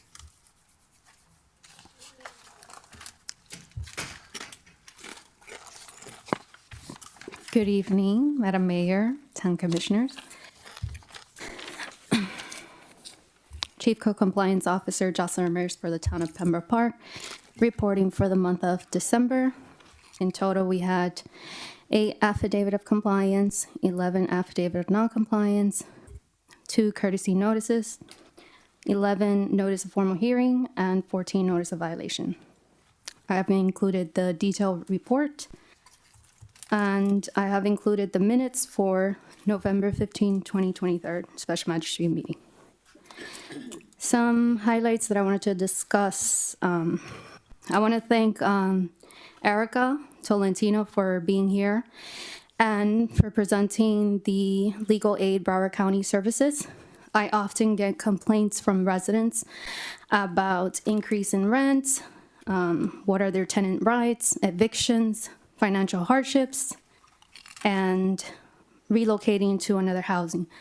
So because of those complaints, I'm glad that she was able to give us that information. I also learned that they have more information that, can help, in different areas. So it benefits the town, they're a partnership with the town. I just wanted that information to be out there for our residents. Another highlight is we had an ample amount of illegal dumping on Southwest 30th Avenue. I want to thank the police department for being active in trying to catch the suspect. However, we couldn't catch the suspect, but FDOT did go ahead and clean up about 20 feet of trash that was out there because we had their direct contact and they got it out of the way expeditiously. Another item I want to talk about is I've been receiving a lot of noise complaints from our residents that live in Park Lake Inc. Mobile Home Park and Pembroke Park Mobile Home Park regarding Kelsey Lounge noise. The music noise is loud, the bass is loud. I just wanted to let you know that those concerns are being addressed and they're being addressed by special magistrate. And lastly, our amnesty program has expired, so I've been searching for avenues to help our residents fix their violations. So I did create a tab on our code compliance webpage. It's a home repair program. They can get loans, they can get grants, so it's available to them on the website. There are different agencies, government agencies, that do help when it comes to those violations. That program was pretty successful. Why don't we reopen it? The amnesty, that would have to be something that we will have to work together and bring it back. Yes. Okay, thank you. Any questions for me? That concludes my report. No, this is brilliant. I have a question. Okay. I see you said section 22-20. Your mic is not on. Oh, okay. I see that there was a lot of citations for 22-28 to be free from shrubs, hedges, and rock substances. What's that? Because I know we That's for made the some swale areas. So business owners or property owners, they have to maintain the swale area adjacent to their properties. So that's what that ordinance is related to. Okay, but is that taking away the shrubs that Mike Miller made them put in when they originally cited the properties? Or No, is this that just means like if there's like debris. Okay. Okay, because when I saw, I was like, wait, don't take away the hedges. We went through it. No, that doesn't mean that. That just means like if there's dead shrubs, you know, and Okay, it's so not it's being more cleaned maintenance up. than Yeah. Okay, but not the removal of the stuff that's on the site plans. No. Okay, all right, that's what I want to know. You know, a lot of property owners put, I think you and I addressed that already. Yeah. So a few of the properties on 52nd, where they actually put stones to prevent People from driving on their. from driving onto the swales. So I did, you know, both of us went out and we looked at a few of those sites. And that's one of the things that we talked about. Right, they can't put gravel and things like that. They have to maintain the swale areas, make sure that it looks nicely with new sod, no bare spots. So, and based on their plans, if they have hedges, yeah, they have to maintain those hedges. Okay. Okay. So are we taking away the rocks to keep them off of the driveways, or? Right, they have to remove it because they have to. I mean, they can put ballards, but they need permits if it's necessary. Now, if it's those poles, like those little sticks that are considered delineators, like the little round. That would be a question for the building official. I don't think that they require permits because they're just flimsy delineators. Okay. Okay, just checking. All right, thank you. Any questions? Yeah. I noticed in especially Friday night, I believe, Saturday or Sunday, there's a big truck in front of, like, cross the street of the city hall, like where the old people, what is its name? It's like, yeah, it's the parking in the grass. It was parking. I noticed like 2 to 3 times. What area is this? Oh, is this on Just cross the 52nd street. Avenue? Yes. The big truck is like we cannot even tow it because it's a big, and it's normally it's coming. Delivery. Huh? It's the food delivery truck for them. It's Cheney Brothers. They come in through the back. Because I've seen them a few times. And they have to wait to get for the gates to open to get in. Oh.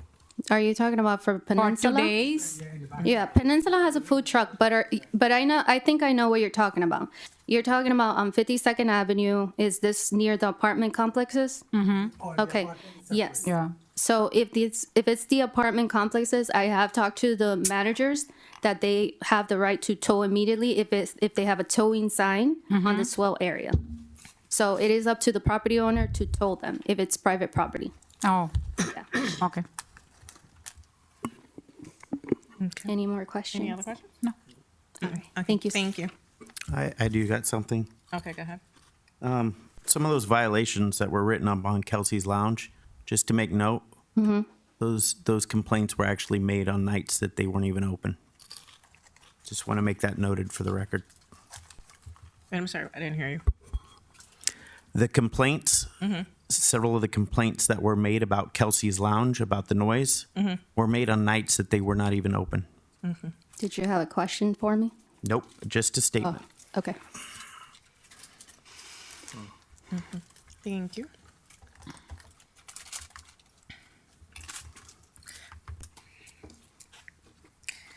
10.1 RFQ, Town Attorney Services. So just letting you guys know that the bid opening date, the last day basically is January 30th at 3 p.m. for us to receive the bids for the RFPs for the town attorney. The advertisements is there, so this is more of a notice just to let folks know that it's been out there since last month. It'll be closing on January 30th, at which time it'll come before the commission to do interviews and rank and then award the bid. 10.2, the RFP is out for the HR consulting company. We just had a company send over a list of questions, so we just uploaded that onto the website. And that will be closing on February 5th at 3 p.m. 10.3, the town manager recruitment. I think everyone has had the opportunity to talk to Renee, except for you, right? Yeah, no, I did. Oh, you did? Okay. So she's going to put together basically like the job description and stuff and get that back to us before she advertises. She wants to make sure that she has a clear understanding of what the commissioners are asking for. And also, working with us on what the salary range will be and everything else like that for that. And is there anything you want to add on that? No. On the advertisement? Okay. They both are under the cone, I believe, and they've been picked correctly. Okay. So, you want to explain what the cone is? Because I know we have new commissioners. Under the cone, I believe we can't, and I'll let the attorney speak on it. Yeah, it'd be a general cone of silence that would not permit the commission as the decision-making body or any evaluation committee members, to the extent there was an evaluation committee, to speak with any of the proposers who might submit a bid in response to any competitive solicitation that's outstanding. There's a little more nuance to it, but in essence, it would preclude any of those conversations in any effort to influence the decision outside of the competitive process. Okay.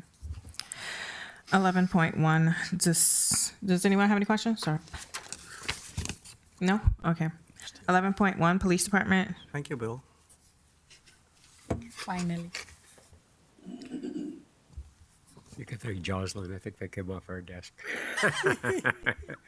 They're so oily, those things. Mm-hmm.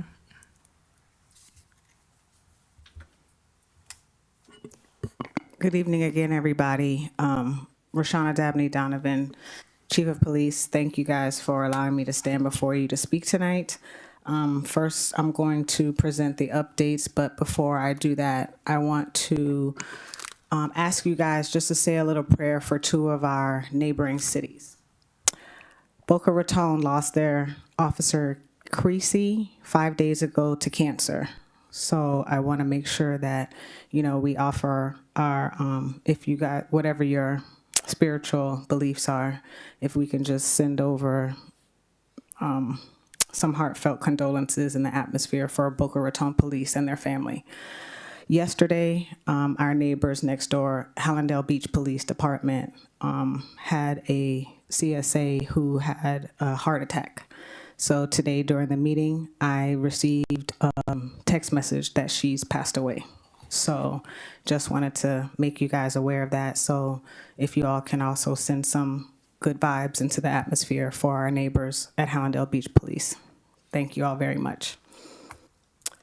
Okay, with that being said, I'd like to thank my police personnel who continue to work diligently to reduce crime and provides great service to our community. It's always my honor to work with them. I also want to thank town personnel.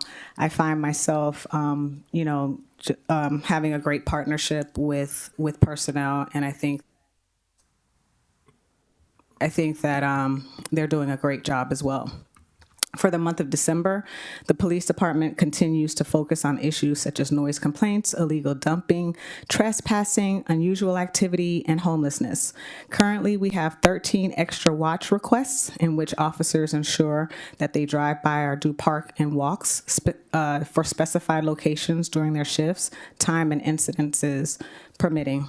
In keeping with our mission to employ a sense of community, December saw PD personnel's participation in the town's Toys for Tots event, Mimi's Learning Center's Christmas musical, and hosted its first annual Shop with the Cop. We were able to bless 10 kids with holiday year, and they were able to spend upwards of $200 per kid. So they were very happy about that. We were also able to adopt a family, providing temporary housing for them, as well as toys for the kids for the holidays. And that was through personal contributions for this family. Understanding the power of positive partnerships and the importance of training, personnel attended the Managing the Accreditation Process 2-day training, procurement, P-card training, and a Nancy J. Cotterman grant training to increase PD's partnerships with the Sexual Assault Center. As far as the stats, there has been a significant increase in traffic stops, 134%. That's only because it's the month of December, the holidays, people may have been speeding, trying to get to the stores before they closed to do some holiday shopping. There is a 17% increase in traffic crashes, a 25% decrease in arrests, an 11% decrease in burglaries, and a 31% increase in other calls. Additionally, there has been a 6% increase in alarm calls and a 69% increase in total citations. Total calls for service have decreased by 16%. As you all are aware, I provide you guys with my weekly efforts via email to keep you updated on the significant things for the police department. However, I want to provide you additional information regarding specific subjects with the explanation of same. So if I may,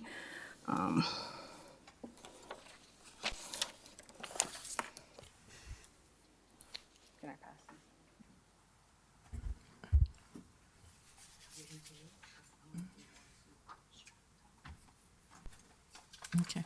Oh, I do want to interrupt you for 1 second. When you send out the notifications, like you sent it out to me, make sure that you're CCing Aleem and also Evans on those major issues, because he got a call and I think Evans got a call, but they didn't know what was going on. So whenever we have, yeah, they reached out. You didn't get an. I didn't notify you? Okay. You told me you got it from the building. I did. Okay. Okay. Can you just make sure that, okay, so here's going to be the protocol. All 5 commissioners, Aleem and Evans. Because Evans called me and I'm like, why you ain't talk to her?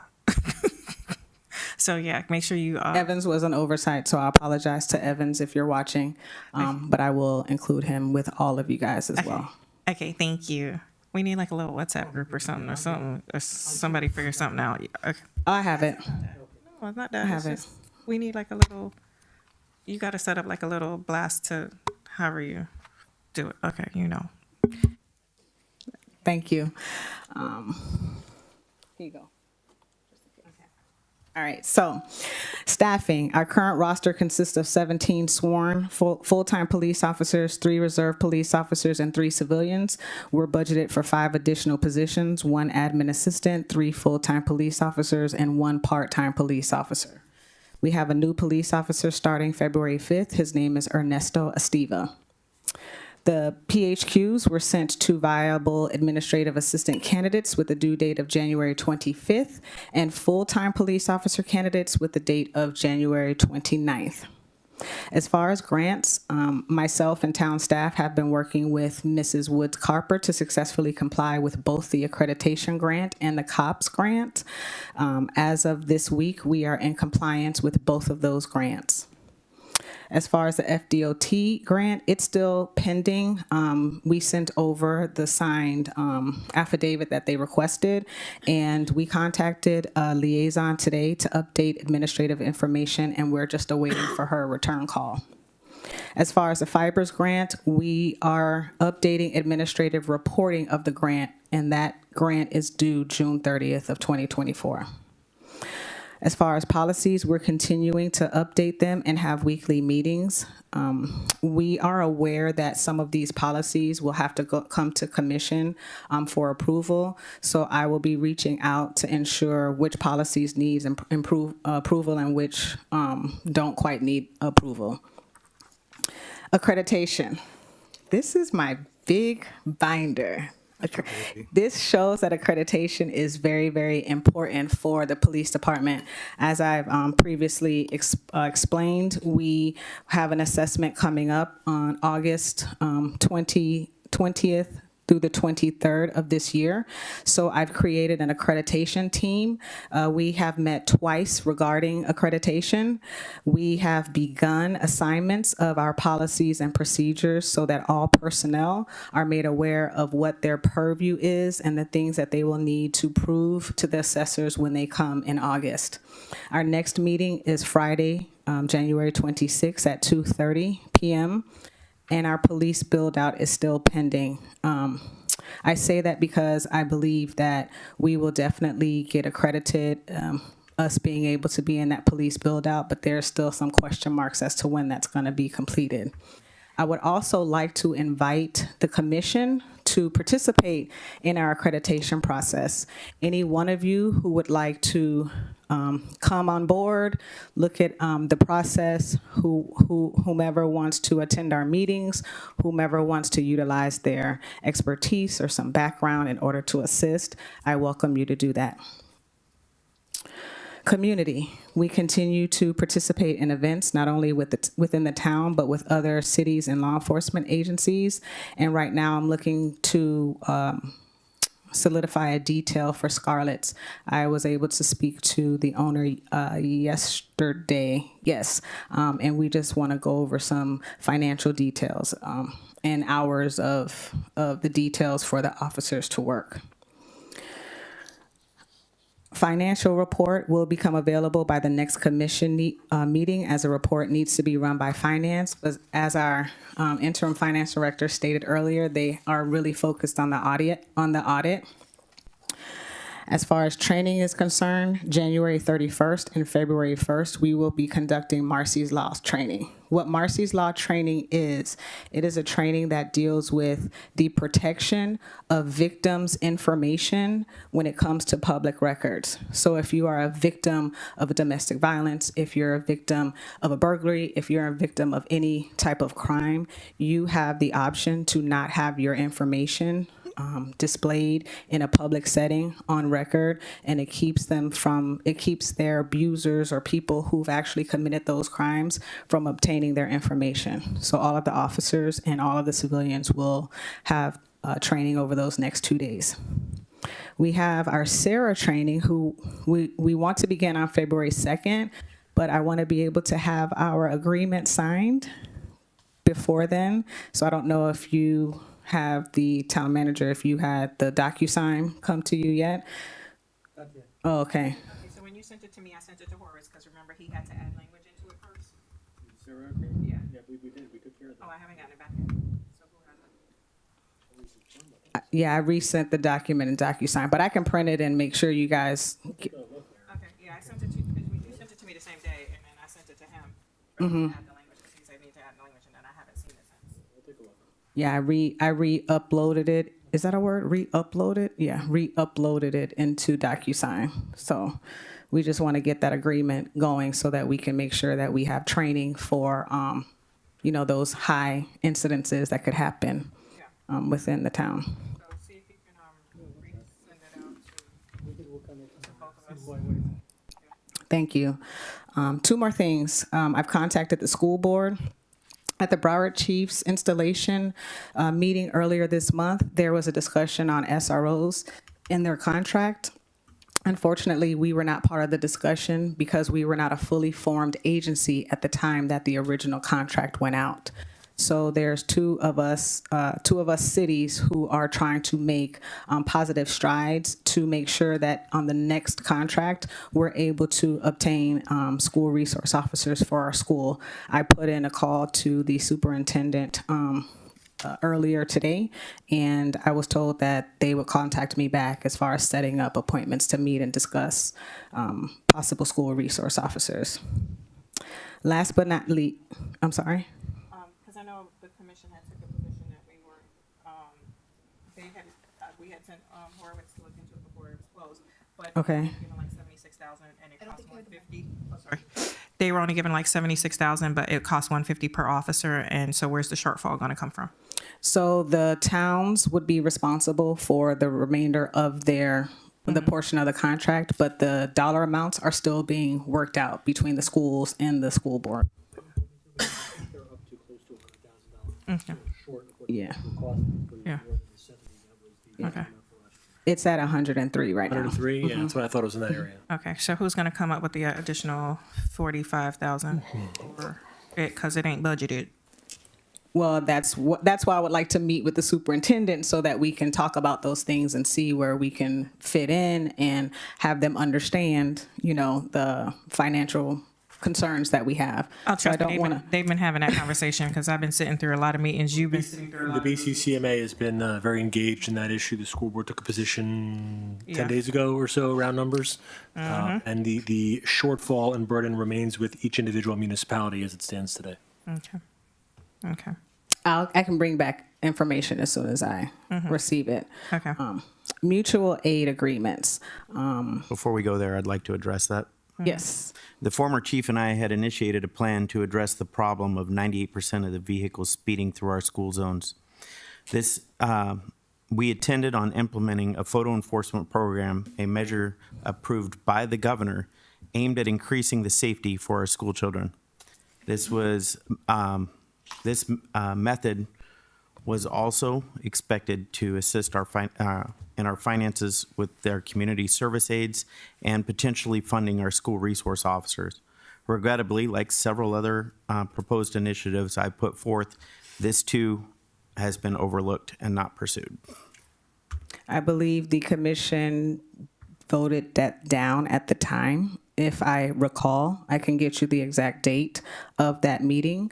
I did send a message to Aleem because we have been talking about the school zone and the speed cameras. So we have to set up a meeting in order to talk about that because there are several companies now that have been getting in contact with me in reference to their product. They put forward a presentation showing that yes, and it was still 99% of the cars going through our school zones are speeding. And it was still voted down.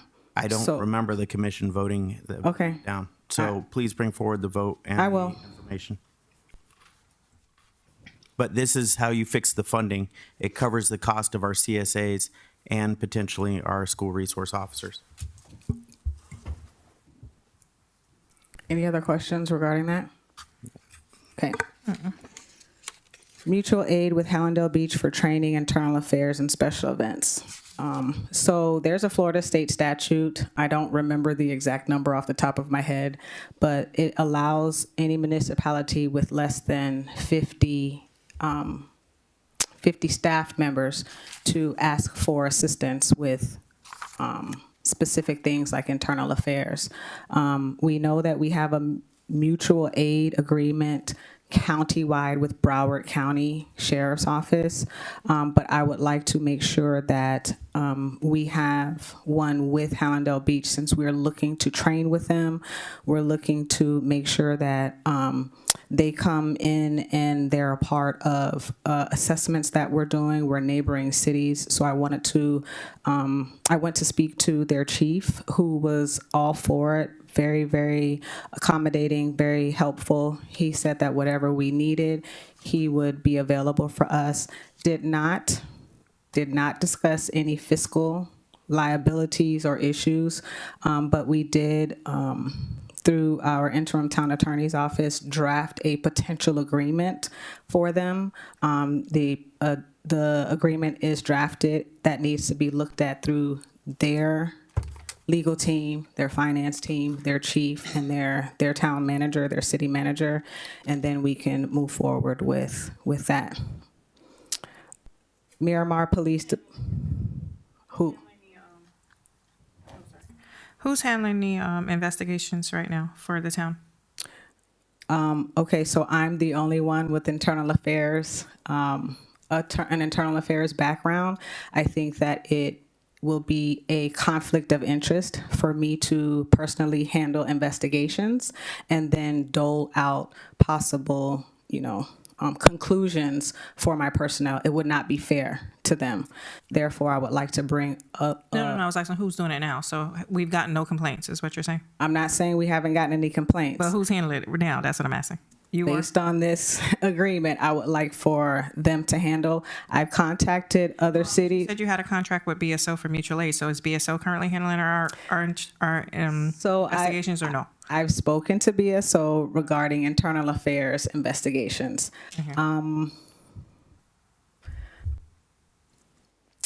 They're willing to assist, but only to a certain extent. And I need someone who would be committed to seeing investigations through from the beginning to the end and not quit in the middle of them, not, push them, back without specific training. So I don't want to talk ill about, an experience that I had, but I just want to make sure that we have an agency that is willing to be committed to the process from the beginning to the end, unbiased and fair. Okay. That makes sense. Commissioner Jacobs has a question. Oh, sorry. Go ahead. Okay. It's ironic that I was brought up because I didn't see it listed in here when I was reading through the backup. But I was recently contacted by the gentleman who filed a complaint using the town's porthole regarding one of our officers. Apparently, this officer was working an off-duty job in Hollandale while on duty in Pembroke Park and responded from his off-duty job code 3 to a call here in Pembroke Park. I'm asking now how this is being addressed. I am not aware of this complaint. This is the first time that I've heard of this complaint. So if that complaint can be sent to me. It was filed on our website. That's what he told me. He had filed it through some porthole we have on the town's website. Okay, I can follow up on that. Do we? I'd prefer we don't you- have officers who. I'm not going to address it because I can't speak on, what did or didn't occur until an I investigation. have more detail on this. I'm just not going to put it on the dice. Agreed. Would you like to provide that to me? I will provide it in an email. Okay, thank you. Any other questions about that or IA? Nope. Just look for it because you have access to the porthole where it was supposedly filed. So see if you can recover it. Mutual aid with Miramar Police Department for the utilization of their range. We have to qualify once a year with our firearms. We don't have a home base. We can go to Big Al's or Pembroke Park. They've been very, very great partners in that they allow us to utilize their range and their equipment. But I don't want to continue to have to, use the P card and, things of that nature when it comes to this very, very important CFA standard. So Miramar PD last year entered into a mutual aid agreement with our organization, and we just want to extend the mutual aid for another year. Okay. And that's it. Do you guys have any additional questions? Yes. Okay, go ahead. Concerning the swearing in of new officers, can this be conducted during workshops or commission meetings where every single commissioner can attend? One of us does not have the ability to attend midday, midweek. Okay. Where are we on the build out of the new police department? That's on 12.5. It has been addressed. No, we haven't. No, it's coming up. It's coming up. And like I stated earlier, I've been asking about the build out. It's unclear of when that's going to be finished. I've been working with IT Director Pakula, who has pulled me into some meetings and conversations that I was not a part of initially. So it's not up to me to, look at plans and approve extra contracts and change orders and stuff like that. So I think right now that's what we're in the middle of. But I think that can be best addressed by the interim town manager. Okay, when this item comes back up, I'd like you to come back forward. Do you have any other questions for her, other than the police build-out stuff? No. Okay.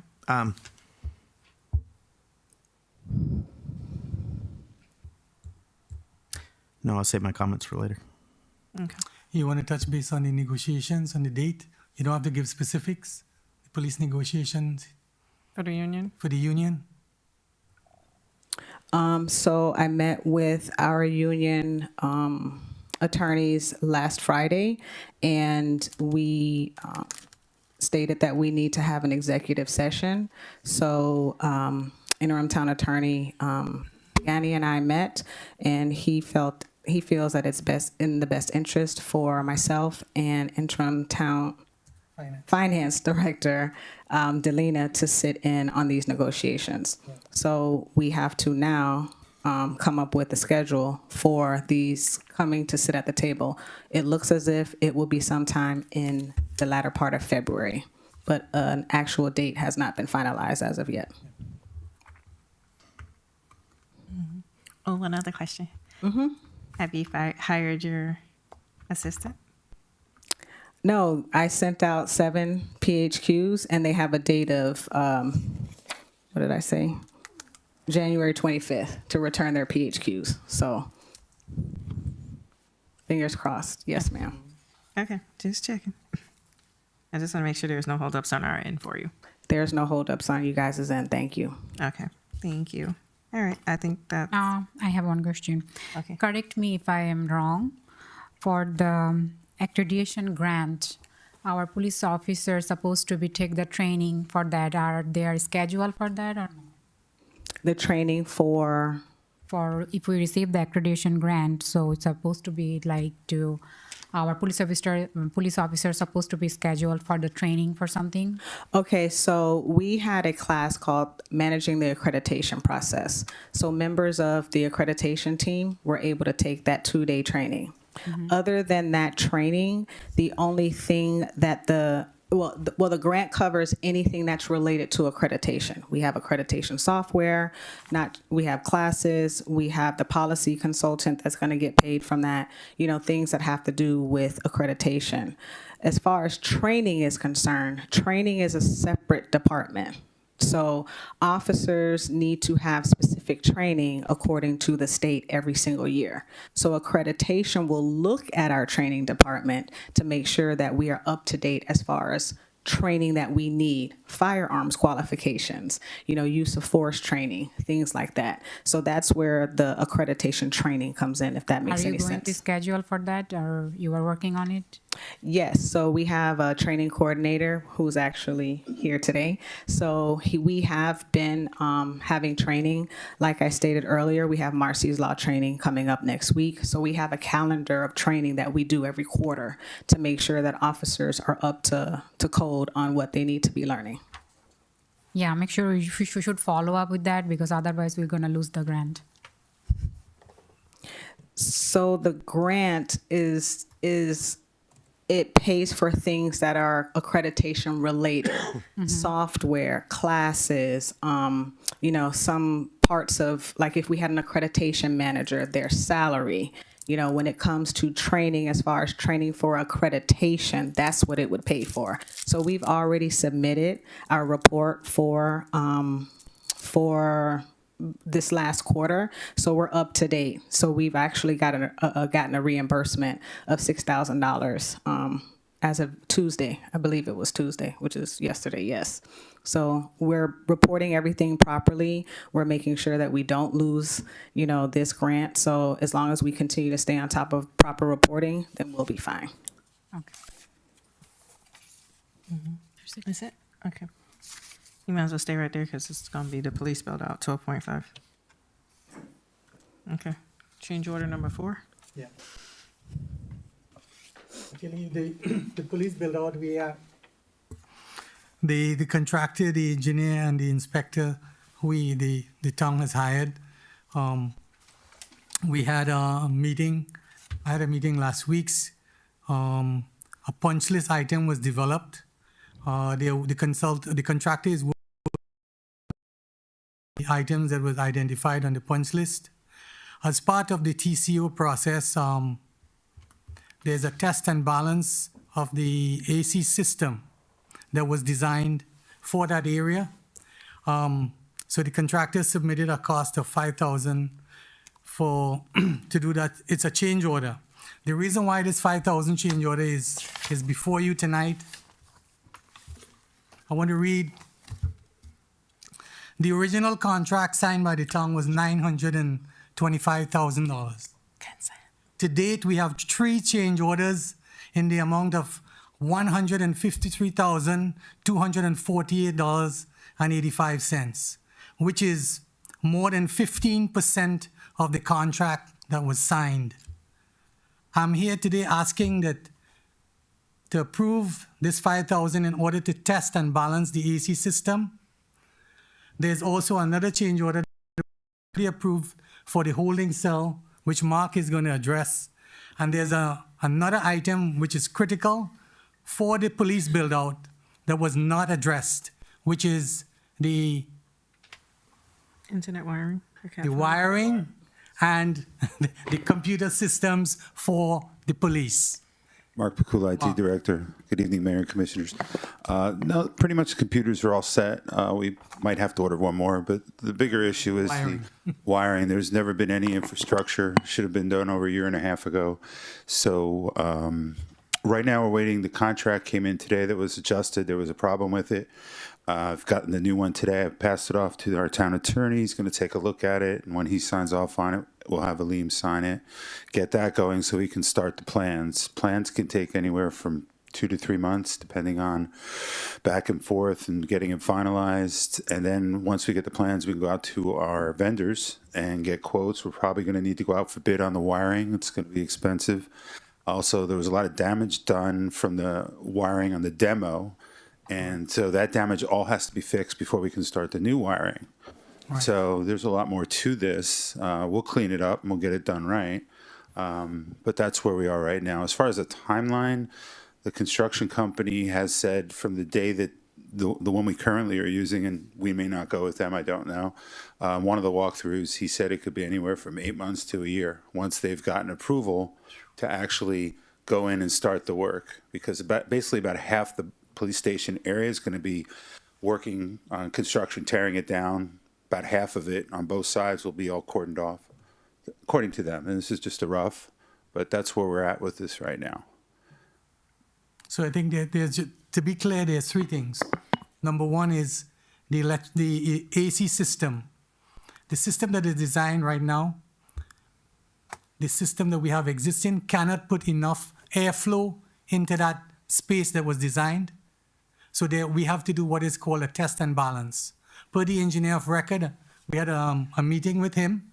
It's going to cost us $5,900 just to shut the air off on this side of the building to push everything into that area so we can actually test the system, which is what was part of the design. And the reason I think that they're worried about that is because of the age of this side of the building compared to that. There have been times when we've been in there and it's been freezing cold, but that doesn't have computers, people. So the theory is that unless we can test this the right way and we turn everything on and we just have them go in there, it could be really hot in there because none of the equipment's in, things like that. So this has to be done. Right. So the AC is the first one. The second one is the holding cell, which is the design cost is $22,000. That's just for the plans to be redone. Once we get the plans, then we have to go out for bid for definitely the construction and the wiring. That's going to take a couple months because we're looking anywhere from, a couple $100,000. And all of these were not addressed in the original contract, which is if it's not part of the agenda, I will put it on the agenda for the next meeting. I'll make sure everything is there. And all the change orders that was approved. Okay. Any questions? Well, I have a question, just because of this whole AC test and balance thing. Why didn't the engineer who designed this not account for this in the design phase? Because that to me seems like malpractice. Well, per the meeting we had, because of the age of the system that we have here is not sufficient enough to push the amount of air required for the test and balancing. But shouldn't the engineer have accounted for that when he was drawing up the plans to say, hey, this is the system that you have in place. Is it going to work or not? Is it going to be compatible with the new design that's going in? The system should have been built off the existing system we had in place. and designed off the existing system we had in place. So we're not putting more money into it to redesign it after it's been built out.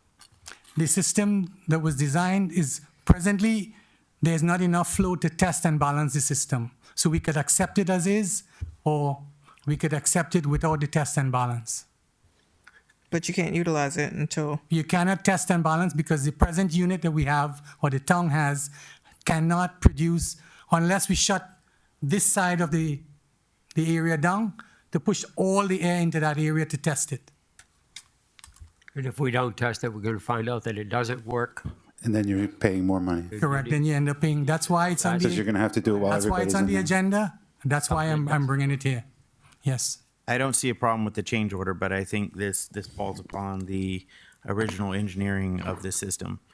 Furthermore, I'm not involved with it, but I remember the original build out, the electricians were handling the internet being installed or the being installed into the construction. I don't understand how you can build out an entire police department and forget to put the wiring. Nobody forgot. At a cost that's going to cost us over $100,000 or $150,000 to fix. That's what I inherited. I took over this project when JC left, and that's what I have. Well, I can tell you this, that I asked Mark almost a year ago, I think it was, if they had contacted him about coming and having the meeting about putting the wiring in, and he told me, no, nobody's talked to him. No, I was excluded from the project for over a year, and they went a different direction, and it was never handled. So past leadership and people who made that those would decisions. be a result of the building official and the police chief being let go, because those were the two involved with it. Well, we have a situation now, and we need to fix it, and we should approve Alim's proposal. Okay. Move on. I agree. Yeah, I agree too. And then we will. That's going to fix the AC to get that moving. Keep in mind that we are presently doing engineering to complete the AC in all 3 floors. So automatically we will take care of that after we test it. We'll take that report and pass it on to the engineers who is redesigning a complete AC system for the building. That's the first part. That's fine. The second thing is how are we going to handle the wiring and how are we going to handle the holding cell? Those are the 2 things that are going to keep. Oh, there's a great deal more than that. So those are the 2 things right now. When does accreditation have to be complete? August of this year. And you're telling me it's going to take 8 months to a year to fix it. We cannot get accredited with the police department being on the 3rd floor and not in their new facility. That cannot and will not be accredited without our new facility build out. So this is an epic failure on the behalf of the town, not the police department, but on behalf of the town for not having this done. It needs to be completed by what date? August. Preferably before August. Before August, so it can be inspected. Around May. It needs to be completed in a timely manner and put forth as an urgent project to be completed here in the town. Okay, it's on the agenda. Wasn't there information that came up about using the other side of the 3rd floor? And So there not pass accreditation. So there was some information that came up about utilizing the other side of the hallway. Where we are now, we will not get accredited. That's just realistic. We don't have the safety measures. We don't have things in place that should have been here when we open. Not saying whose fault it is. I'm just stating a fact. We had 2 assessors come in, and that's exactly what they told us. We will not get accredited being up there. It would be better for us to be in our build out. However, there is a small solution. For example, we have our evidence and property on the other side of the hallway because we didn't have any room in where we are now. So if my evidence and records custodian has a medical emergency on the other side and she's there by herself, we're not going to know it because we're not in one area.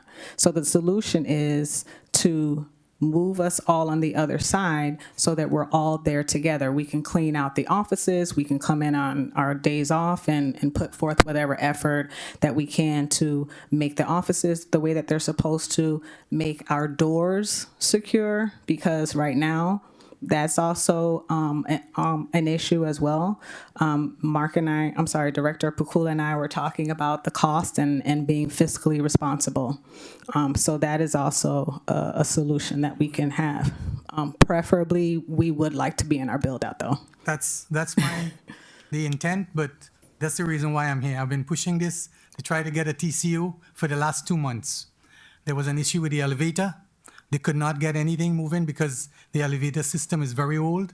Today, Otis came out and had their second inspection trying to fix that in order to get a TCO on that side for the low voltage and the wiring. The second thing is the AC system, and that's why we have this here on the agenda. And the third thing would be the wiring or the low voltage system that needs to be addressed. So your recommendation is either to do the AC test and balance, allow Correct. them to come in on the first floor, and then do the change orders at a later time for the holding cell. But is the 5K, 5 cat, whatever, That's just wire, only for the AC system, yes. that's going to grant the TCO? Will hopefully, yes, I still have Grant the to, TCO, then they can go in there, and then at some point, they'll just have to deal with the construction? yes, that's during, Is because that the area that is, the accreditation? well, the only thing, I think the biggest thing with the accreditation is going to be the low voltage wiring. And I'll let Mark speak to that. Yeah, as soon as I As soon as I get the plans, I'm going to send those plans out to vendors, and we're going to have to go out for bid because it's going to be well over 50,000. So we're going to do that. We'll go out for an RFP. As soon as we get the bids and bring it up to the commission and we approve it, we can get going. I would not suggest suspending going out for bid on this, like we did on some other projects. Here we have to go out for bid. There's too many variables, and a lot of people have different pricing. So we really have to look at it hard. Can I say something? Sure. Chief, my suggestion would be to suspend the holding cells, and we get this project done by June at latest. That's I believe that's doable depending on the vendors that Mark has for the low voltage. The AC system, the contractor is ready. That would be done within the next 2 weeks. The issue here is getting the low voltage system in place so the space could be occupied. Just so you know, you agreed to spend 22,000 and change already for the change of plans. That is primarily for the holding cell and some other minor revisions. So we already are moving forward in that respect. Just saying, that's what that contract was for Calvin Giordano to change the plans. Can you get it done by June 1st? Get what? With the holding cells? The complete build out. No. Tell you right now. Okay, we have to go out for bid. That's at least a month and a half, 2 month process. Okay, vendors that I've brought in and already showed them what has to be done, it's at least a 2 month job. All right, plus Is that for the low voltage, or is that for the wiring. I'm talking wiring. And then, Commissioner Hodgkins, there's things we're going to find. I could tell you that the damage was done when they did a lot of the demo because I wasn't involved. So all that has to be pulled out and cleaned. You can't just leave broken wires, ripped wires out in the ceiling. So that all has to be cleaned out. So we don't know what we find once we get up there. So, we can get it done fast. That also costs more money. If you want to have a vendor work overtime or get a lot of big crews, you can get it done. It's just going to charge you for it. So the construction is your big issue. The wiring, I can get that done. The construction part is what we have to do because you're tearing down pretty much the whole middle area and building it back up to spec for the holding cells. Chief. You can say I have a cousin who can come in for $4.99. I mean, Things have to be done with permits and plans. And to your point, Commissioner, to your point, Commissioner, I'd like to say we already have an extension for accreditation. Okay, in order to ask for another extension, that means I would have to go to Orlando in June to stand in front of a commission to ask them for an extension. I don't want to do that. I do not want to go to Orlando to ask for an extension. Now, is it going to put us in a bad light? No. However, I would like to get this agency accredited. Chief, I was informed the contractor walked off the job due to lack of payment. Do you know if this is true or not? There was some talk about, payment, but I don't, There's no lack of payment. Then why did contractor walk off the job? The contractor has not walked off the job. There are two issues the contractor is waiting on. The elevator, he cannot get any TCO on that space until the elevator has a call out to the fire alarm system. That was one of the setbacks. As of last week, Otis was out here. The circuit board on the elevator needed a new circuit to be set, a new motherboard, sorry. That was ordered 2 months ago. It finally came in, they put it in. There was a problem with the installation, and they were out here up to yesterday trying to get it working. That's the first thing. The second thing was the fire alarm system, which was approved by this commission. I got that done within 1 week. So there's no problem with payment. The problem is with getting a TCO for the things I just described. The AC system, the elevator, communicating with the fire department. So that space is already fire safe, or fire safety is already signing off on that space. Those are the two critical things that was preventing the TCO from being done. So it's nothing about payment. I am right now reviewing payment app number 10, which was submitted for work done in November. For our ordinance, we have 30 days to review it. Calvin Giordano reviewed the payment app number 9, and that was paid. Payment 10, it's still there, and I have to review it. I would not sign off until I am satisfied as the engineer signing off on this town, for the town. That's the two issues. So who's giving you the information? That's the information you need to get. Well, it's obviously not coming from you since you refused to communicate with me. So that's the information you need If the commissioners were unaware, the town manager has refused to communicate with me. So. All right, so what is our game plan? Yeah, I need at this direction. point? I mean, that's what I'm trying to figure out is, if we put a hold on the, My suggestion is to put a hole on the holding cell, get the low voltage wiring, and get the AC test and balance completed. That way we'll get a TCO so we can occupy the space. I think that's the suggestion I just made. That's the best part moving forward, in order to get the fastest, way to get the permits and everything approved. So can we get accredited without the holding cell? We can. However, I just want to put on record, I don't want the holding cell to not ever be in the police department. I just want to make that clear because I don't understand. Yeah. Okay, I just want to make it clear that this holding cell is not going to be an issue moving forward. So if I put it on hold, I'm okay with that as long as it gets us accredited. You have two But options, Chief. I want. Stand in front of the commission. I understand. An extension. I understand. Do it this way. I understand. I just want to put it on record that there was a reason why I requested the holding cells, because I want to make sure that not only are our officers safe, but our people that we arrest are safe. Correct. So I don't want this to be something where it's, okay, we put the holding cells on hold and then they're always going to be on hold. I would like to move forward with the holding cells. I think to work to get it expedited and to get everything, if Mark could get the wiring and everything done, I know I could get the test and balancing completed. When it comes to the elevator system, which is a very old antiquated system, I'm still working because Otis cannot get it to function properly. They've been out here several times. Tomorrow again, I will be talking to their engineers to try to get it. They spent 24 hours over the last 2 days. They were here trying to get as of yesterday, they poured over 15 gallons of hydraulic fluid for the elevator shaft to function properly. So we have issues with the elevator. And that's one of the problems that the fire department wants, to make sure that it's communicating with the fire alarm system. In case there was an emergency, there's a call out for the elevator to shut down completely. So that is a health and safety issue as well. So it's a series of things. It's nothing about non-payment or anything like that. Okay, so can it be done by June with the holding cells be on hold? June 1st. The goal right now is he's gonna do the testing and load.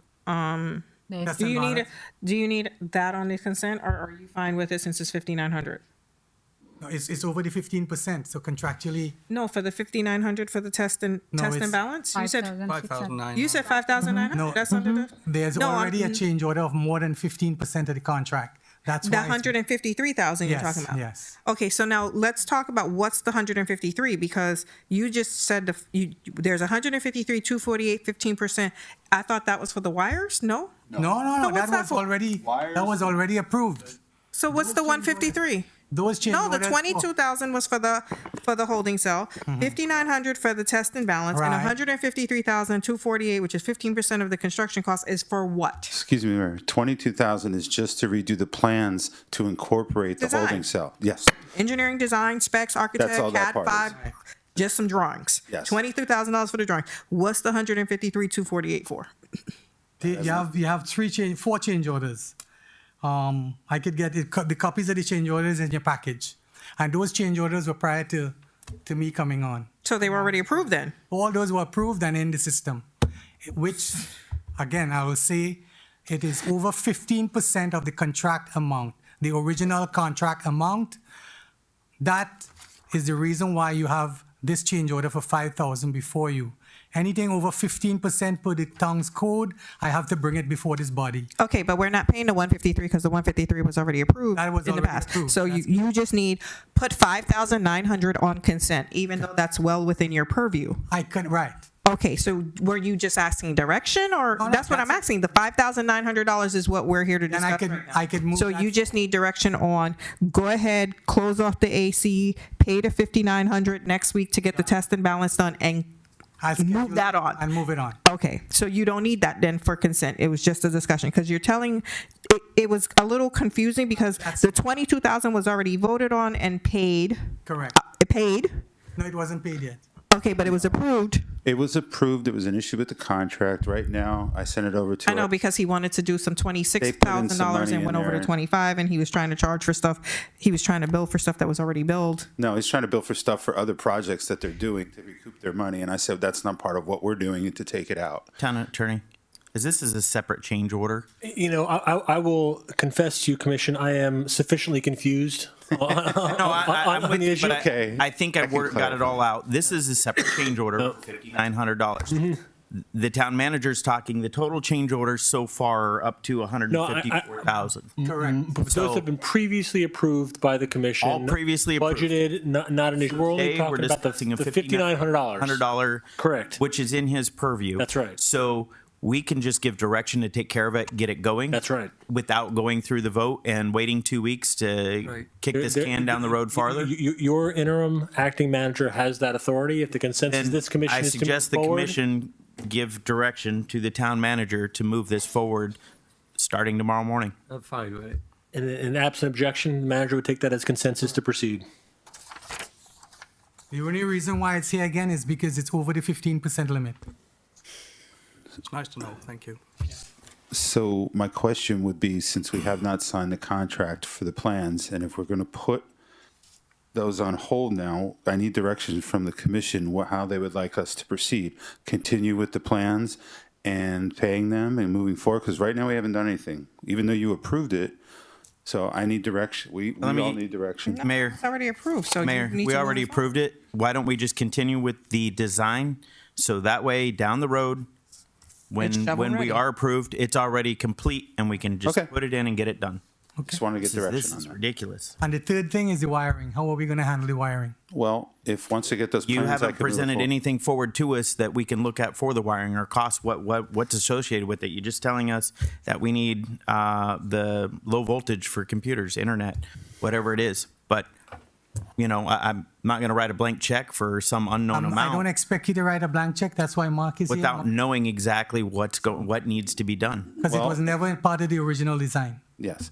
Like I said, once I get the plans, I can send it out to the vendors because that's how we figure out what we need based on the plans. And once we do that, we're going to go out for bid. And once we get the bids in, we'll present them to the commission because there is a lot of work involved. Commission, Yeah, we already direction just to let get it us done? update. Yes. What? Just let us the update after you're done with the SAC things and everything. Follow up with that. Yeah. Please move on as suggested, that you suggested. Let's get it, Okay, thank you. so we can get a credit. Okay.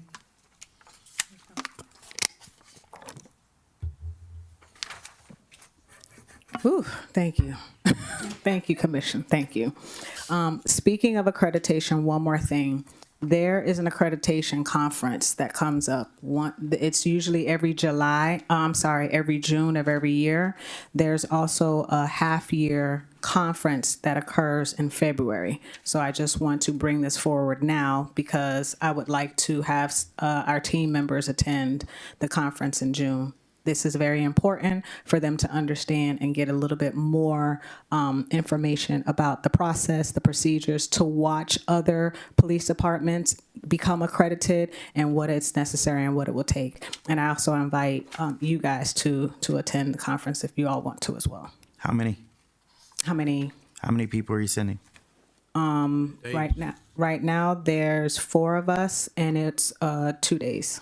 2 days. It's a 2-day conference. And where is it? Orlando. Oh, boy. And that falls under our accreditation grant It does. as well. It will be paid for under the grant. Yes, sir. I have no issues. Direction? Cost. I will get that to you. I haven't done the travel request for it yet. I just wanted to bring it forth just to let you guys know that we will be putting in for this conference if we can get approved for it. My suggestion is a line item on the next commission meeting so it doesn't hold up any longer. It needs to be done. We actually have a whole section for conferences that need to be, that's going to be on the agenda for, I realize, but this one is not on that. well, she just brought it forward, so it will be added to that. Okay. I think that's separate, honestly. I think it needs to be a separate item. Well, we're going to do because we're using the accreditation funds to cover the cost of that. We're going to do a list because there's other trainings too. There's actually Mel Safety Institute, which also has law enforcement training on there, which is on there as well, 13.8. It's fine. So we'll take care of it for the agenda for the 14th. Anything else you have? No, thank you. I'm done. Thank you all for listening. Okay. Thank you. 12.6, HMPG. Yeah, as the engineer from Craig Smith mentioned, this is just a contract extension. It actually, it cost the town $220,804 for the design, the complete design of 25th Street. The HMGP grant only covered $151,028. This, I actually put in a request to get an additional $69,000 to make up the total cost for the design. It was approved. This is just the contract, extending it over that period so we could get reimbursed. That's all it is. I only recently got this, so that's why it's on the agenda late. All right, so you need us to... So it's just approval I need, I can move it on to extend the contract to send it to the state. Okay. Yeah, I think let's move on. Okay. 13.1. Commissioner Jacobs. Charter review. We need to schedule a date for the presentation from the Charter Review Committee. They worked diligently on putting this together. While I do not agree with the way it was manipulated by the former town attorney and former town manager, the Charter Review, if you are unaware, has to be done every 10 years. Since the beginning of our town, we've never apparently had a full charter review completed. So during my administration, we did start the charter review process where we had residents come in. You can watch the videos online of the Charter Review Committee meetings. The next steps, I do believe, is presentation to the commission, and the commission can either accept or deny the recommendations from the charter. But these people worked hard to put this together, and I think we need to at least address it and have it brought forward. If I may add one comment, Mayor and Commission, just in the context of timing, the Supervisor of Elections has advised municipalities in Broward County that ballot access is available at any time during 2024, so long as that time is in March or in November. The supervisor is not providing ballot access to municipalities in August. We do have August primaries, but to the extent that the commission wanted to move forward with any of the recommendations of the Charter Review Commission, that would require a referendum. That referendum would need to be initiated by an ordinance of this commission. That ordinance would need to be adopted and presented to the supervisor of elections, typically by the first week in June, which is qualifying for the November election. So just from a timing perspective, I would offer that if it is the commission's intent to target the November election, or the November ballot, I should say. So working backwards, we would have a roughly late May, early June deadline. And again, it would require 2 readings of an ordinance, so that would take 2 months. So there is somewhat of a time sensitivity here in the event the commission wanted to move forward. So I just offered that for reference. Okay. I think that the commission needs to review the charter review. I also think that because there is a new commission, that we need to also have input and give direction on some of the things that we would like added into the charter review committee to address and actually also put on there. Because the commission everything's has absolutely no input into the charter review. The commission has the option of actually giving direction on saying, hey, we would like to add a couple things to the charter. We would like for you to look at it and see if it's something that you would agree to. The commission has the right to accept or reject the charter review committee, as they are only an advisory board, but we also have the right to give direction to them to say, hey, there are things that we would like to change, we would like to add, we would like to subtract, we would like for you to look at it. So the commission does have that authority, and you have a new board here who has not had any input on saying, hey, we would like to add certain provisions to the charter, and we would like for you to have direction on it. Clerk Commissioner, did you have any input on the charter review committee? No. No. Do you know that I had any input on that as well? All I know is you told them that they sucked so and so hard. That you didn't agree with their. It was not with the charter review committee. It was. Well, in the past, the charter review committee, actually gave direction on changing over to the town administrator and put that through to the charter review committee for them to assess and to bring back recommendations. So it is done. And with a new commission, I think that it would behoove us to actually have some input on some of the things and provisions that we would like to see in the charter. But that's completely up to you guys. Yeah, I'm going to just study their findings and then. Microphone. I'll study the findings and then ask advice from you. Yeah, and I'll offer just one other general comment in the context of charter review and charter amendments. This commission, this town, its charter was initially adopted in, I believe, 1958 or 1959. There were, as far as I'm aware, 2 or 3 amendments to the charter which occurred in the mid-'80s. Your charter has not been amended, with limited exception, for the better part of the past 65 or 70 years. The Charter Review Commission can be convened at any time. There's no requirement in your charter that it be convened within a particular period of time. This commission, independent of the Charter Review Commission, can put an item on the ballot to amend the charter at any time it wants. The mayor is correct insofar as the committee's recommendation is just that. It is a recommendation. The commission can accept it. The commission can reject it. The commission can revise it. The commission can accept it in part. Your Charter Review Commission has recommended an entire new recodification and update to your charter. That is an option. Alternatively, the commission can look at individual pieces of the charter, individual provisions, and make specific changes. You have a lot of options and a lot of flexibility here, all ultimately ending up on a ballot, at which time the residents and electors of the town of Pembroke Park would have the opportunity to vote on any of those changes. The only, again, caveat I would offer is one in the context of timing. Just given the deadlines that we don't get to control. Those are controlled by the supervisor of elections to ensure that we have appropriate ballot access to get an item before the voters within a timely manner. But short of that timing, this commission really does have the control and the discretion as far as what would be contained within that charter.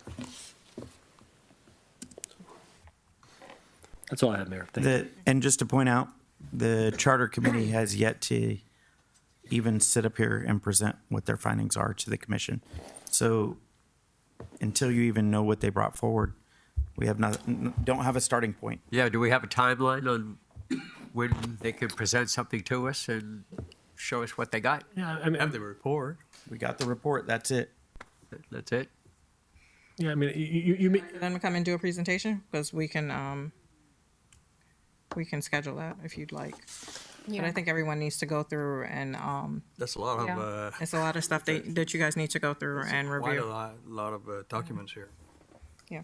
All right, so, you guys take the time and review it, and we'll bring it back before the commission for discussion and see if you guys want to, have the committee present it, because I know it's a lot of reading, and then you guys also have some additional, information, because I know you guys received the documents from the National Civic leaders, the charter, model city stuff, and all of that as well, so. Yeah, so, all right. Economic, you did that one. Stormwater master plan. We're through that. Do you have anything you want to add on that? Nope. Just going to point out it was addressed already. Sewer master Water plan? master plan was addressed, item number 12.3. Sewer master plan was addressed, item 12.2. Human resources was addressed, 10.1 and 2. Town attorney, where are we with the, what is it, RFP? What did we send out for the town attorney? It closes on January 30th at 3 p.m. January 30th? Mm-hmm.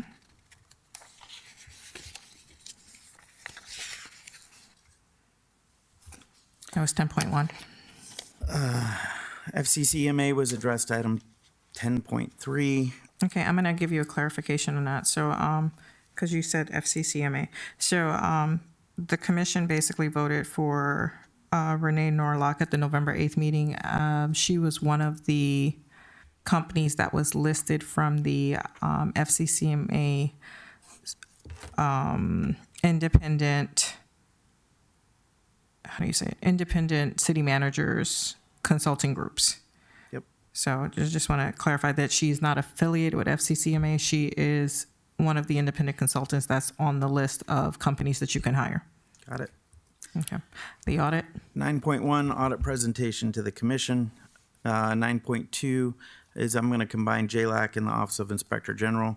When these documents come forward with these requests, they're not being presented to you and should be presented to all commissioners when these come forward, and commissioners should not be kept in the dark regarding matters as such.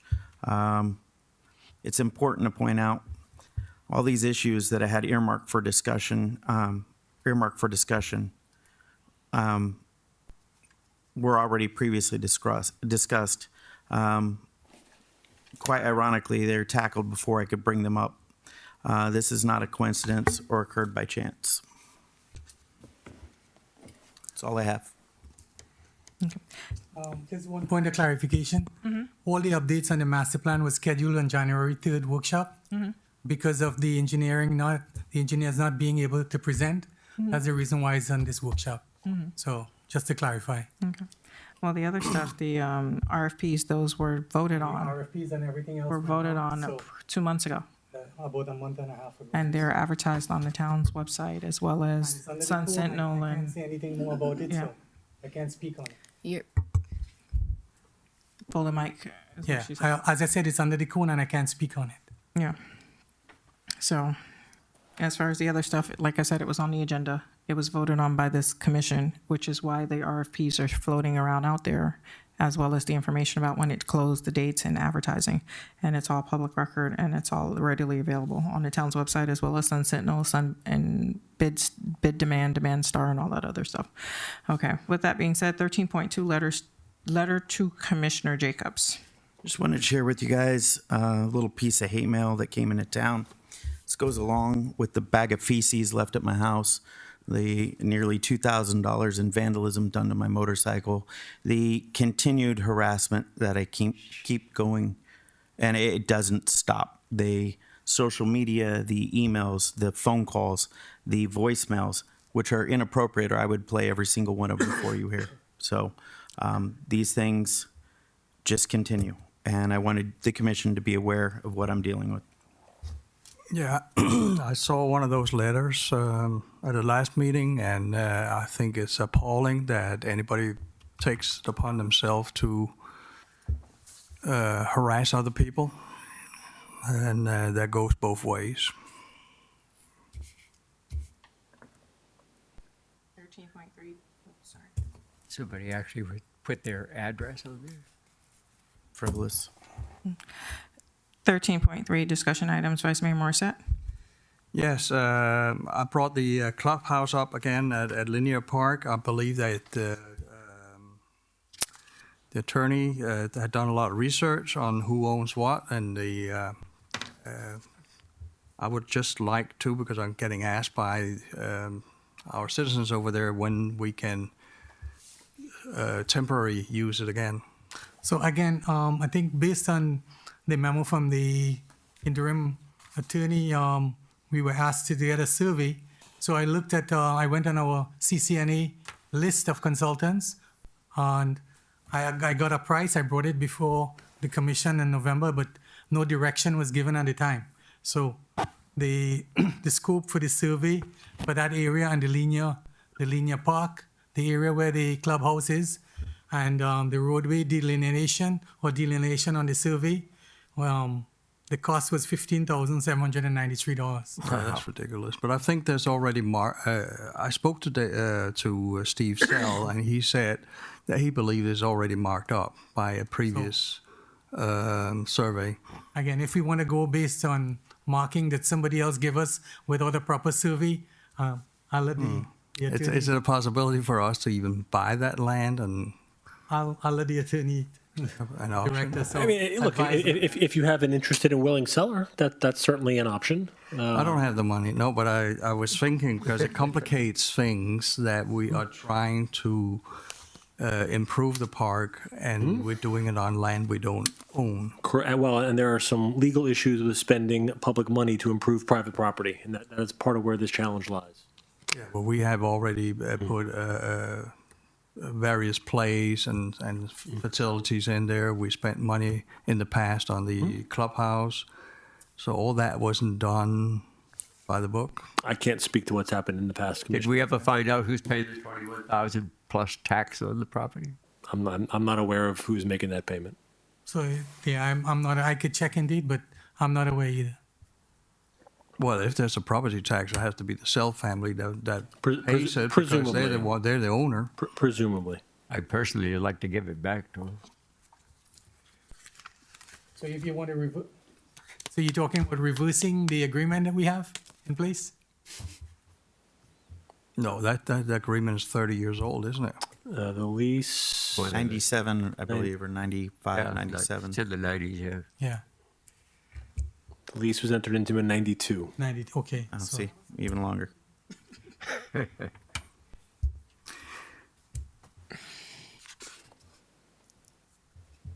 What direction do you want to give them, Vice Mayor? Well, I'm just asking the status of it. I would like it to be reopened so that the citizens can use it. But if it's at any risks, then we can't. I mean, we talked about in the past to have a no harm document that could sign. A whole harmless agreement. Whole harmless, yeah. Yeah, that could be produced. Yeah, I don't. In conjunction with the I don't have attorney's office. I think we should go ahead with that, and then fix that electric issue we have so it's safe, and then let them use it. Well, the electric issue would not be fixed in the building. The electric would be fixed for the actual lights, the lights that are on the pole. You'd also have to put in handicap bathroom. You'd have No, that's nothing inside the building. No? I'm just talking about the lighting that is outside. There's about 5 or 6 But that's lights. That's in the process already, right? You got. No, I didn't. quotes. We got prices, but we never moved ahead with the work from Imperial Electric. So If this is going to be a public building, it's going to be open to all the public, not just the residents in that community. No, of course not. I agree. It's for all citizens. So there's 2 things, right?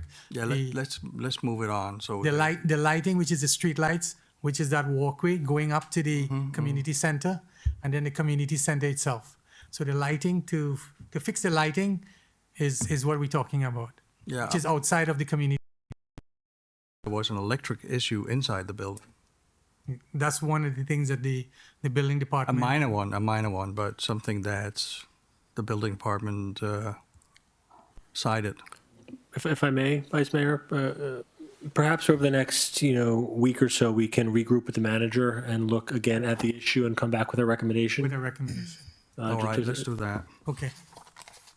And then we have experienced during blackouts that the lift stations doesn't work. And I asked the question whether they had any backup electricity, and I've been told that all of them have a pigtail ready for a generator.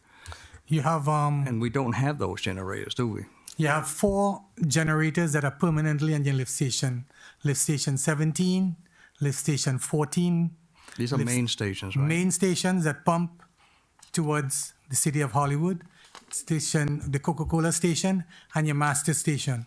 Those 4 have permanent generators, together with your Carolina pump station, which is your stormwater pump station. So that's 5 of them with permanent generators. Okay. All the other stations are smaller stations with the electrical connection capable of electrical ready to plug in a generator. How much wattage do we need?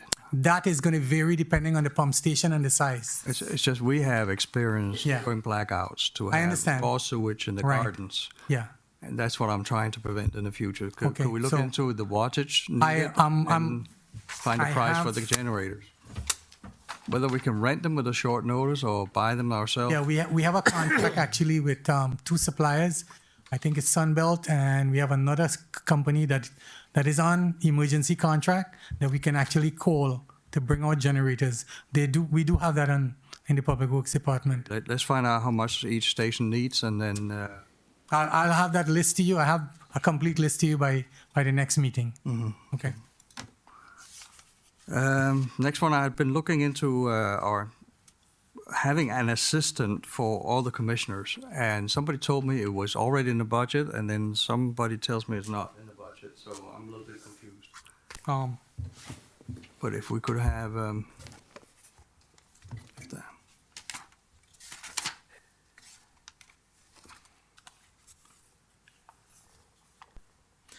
The position slotted on the organizational structure and should be listed in the budget. when you were mayor, you hired an assistant, right? Yep. So it should be in the budget. Okay.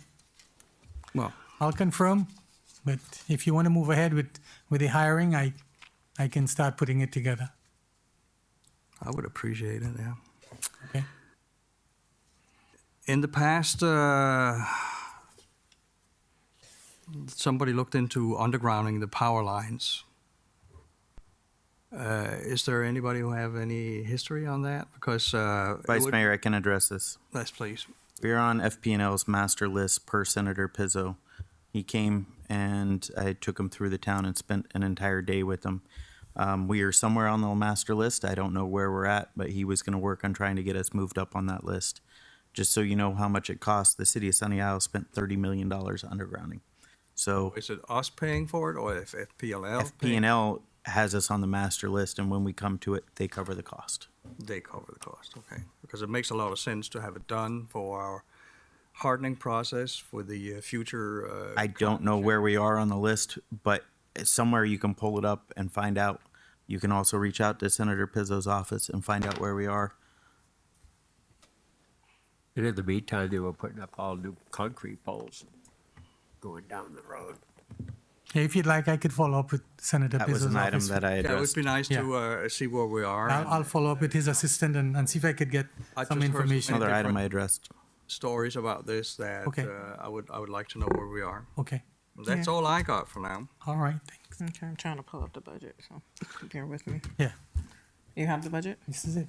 Okay. Did you see if it was This- budgeted or not? That's all I saw there on the, I only saw commissioners, I didn't see an assistant, but I could be missing it. I'm looking now too. No, you're still in the beginning part of this. That's the adopted budget that I got. Yeah. I was looking at other stuff, so I had actually screenshotted some other stuff, but I didn't screenshot that.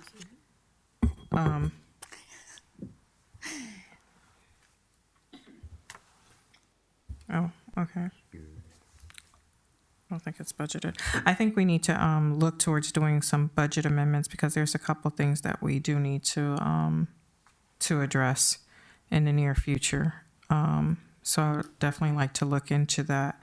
In addition to that, I also think we need to figure out what our organizational chart looks like, because there's probably about 4 or 5 versions floating around right now, which has me highly confused, because in some of them we have an assistant city manager, some of them we don't, some of them we have the administrative service director, so I'm not quite sure what we're supposed to be having from what we aren't at this point, and also making sure that it reflects the form of government that we have. So I would like for someone to look into that and report back to us on that. Maybe we should wait until after the next audit. So we're not. Well, no, The audit or It the doesn't HR matter. company? Okay. no, that doesn't. No, but For the budget because of amendment? workload, No. workload with data. No, it's just, no. So, just swapping some stuff around. And he's pretty much got everything on balance for getting us started. He's already gathered everything that we needed to gather. And, you know, to start uploading into the portal for the auditors to do their thing and have it ready for June. I think last year they had amendments. It's not that labor intensive. Okay, I could talk to David about the budget amendment. yeah, Yeah, let's find out. Okay. okay. Okay, so you're finished with that? I'm finished. Okay. 13.4, discussion on benefits, Acting Clerk Commissioner Kisham. I already discussed our last meeting. I just want to be a, every job has like clock in and clock out and the benefits. So I want to go to for vote for the others, for the next meeting. And if any others commissioner want to discuss, so I have no issue with that. Yes, I would like to table that until we have a permanent city manager and our human resources contract is in order. So I'd like to table it until then. Well, your city manager's not going to be in for at least 6 months. I know. We can table that long. Are you just requesting that all employees clock in and out? No. I'm, No. No, Yes. I'm asking, Yes. Mosfika, you're asking for all employees, a manager on down to clock in and out? Yes. That policy's already in place. It just So needs- that's, following it, yes, so it just that's needs- why It not, just needs they're enforced. not following, so they should follow that. Direction needs given to have it enforced, and also no override through ADP where they can just type in the hours. So Alim, you right now you are in the church, right? So just follow up with that. Let them know if it's nobody listening. So just or writing up. If that's the direction of the commission? It's already a policy in place. Yeah, there's our ordinance on a resolution on the books for that. That's been on the books. And that was never rescinded.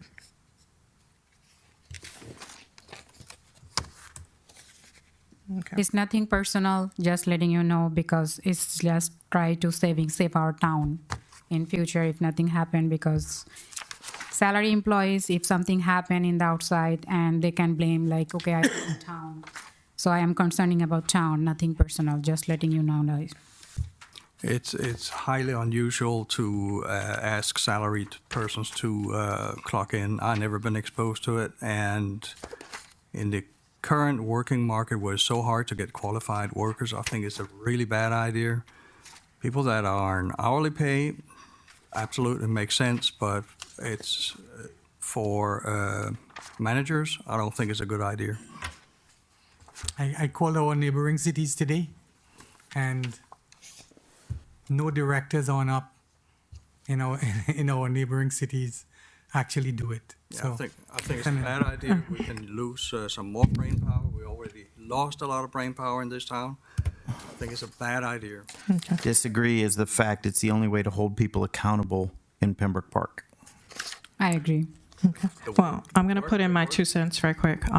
So I'm going to just give you a little history. We actually got dinged by JLAC because it was in our audit findings a few years back, which was why OL Wingo came in and gave us the information. She is or was the president of Florida City Managers Association. She actually provided us with a detailed report regarding it. I don't want to be on the end of having to answer to JLAC because of the fact that it was a previous finding that the managers were not clocking in. We also just spent out a lot of money to pay Dr. Levy because of the fact that we could not account for that time. We've also had the situation where you had people taking advantage of the system. You also had a situation where you had employees who were not clocking in and out actually commit crimes. And the fact that we didn't know where they were or whether they were here or not, we've had that liability issue on us. So this has been an ongoing situation. I'm not sure who wants to sit here and go to JLAC and have to answer to the JLAC committee and the auditor general to say why we are not accounting for employees' times and wasting taxpayers' money and not being fiscally responsible to these residents and the taxpayers. If you're salaried, you're getting a fixed amount of money every month, no matter how many hours you put in. So fiscally responsible. Well, make any change. Even with the documentation you have here, you need to keep track of hours because of the fact that for billing purposes, for FMLA leave and sick leave, it's all based on them clocking in and clocking out. Yeah, for the hourly. Okay, paid, but that's for that's for every employee, which was why you have these letters from Department of Justice and everywhere else who've put out findings. Cheryl, let's not misinterpret this. It says if you have for the purpose of client billing or grant tracking or some Or FMLA, or which is why we paid Bob out all that vacation time because we could not track his accumulated vacation time. We didn't have accurate records that we couldn't fight him on it. We didn't have that because if he was not clocking in and saying I was here today or I wasn't here today, there was no leave slips. We had no proof. It's salaried. He's salaried, but we still owed him all this vacation time because he never clocked in or clocked out saying he wasn't here today. Well, we can easily put a paragraph in place where people have to take their vacation within the year, the calendar year. That is the norm. You still have contracts where right now we have Rashana's contract that's about to come up. You have contracts that for department heads. A lot of these department heads are using contracts. Those hours are accumulating. FMLA, you have to justify all of it. You have to be able to justify it. I'm not going before JLAC on this one. So it'll be you two, because I definitely won't be the ones going up there to sit here and have this conversation of why we didn't do it. I already got dinged once for it, and I'm not getting dinged again for it.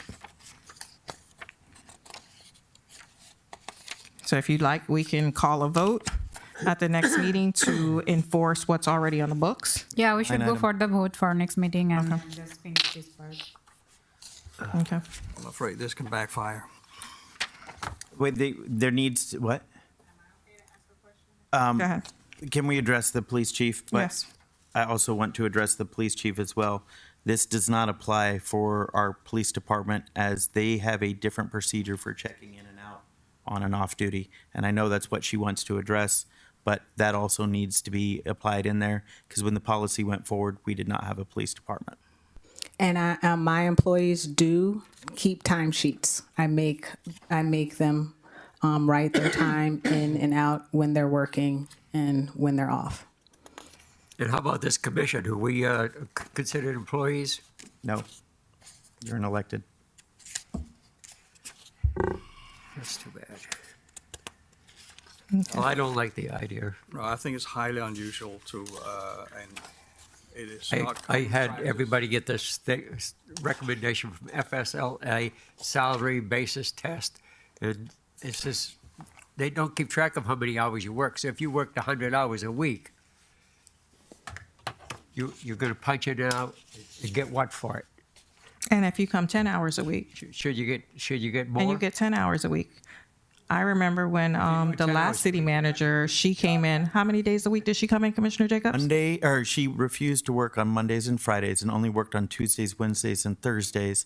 And I actually went through all her swipes and documented how much she was not here. Who is this? Our former town manager. I spent time going through all the swipes to find out when she was and wasn't here, and she was only here 3 days a week. And that was in 2019, 2020? That was from August of 2019 to, she was terminated, I believe, January of 2020, if not December. No, it was January 2020. If a salaried person does not do their job, they can be laid off like everybody else. But it's not a question of hours, it's a question of the job. It's a question of accountability. I can tell you I'm in a salaried position and my hours are documented.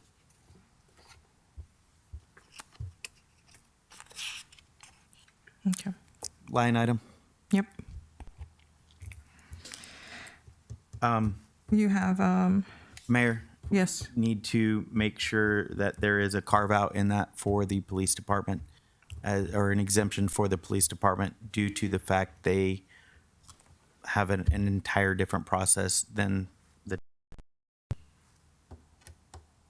chief. You clock in and out and keep a time card or timesheet. I know you send us a status update, but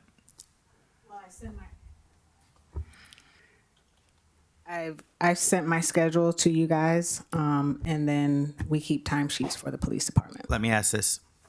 If I wanted to know, say, the last month's time clock for one officer, is that available? Yes, it is. Okay.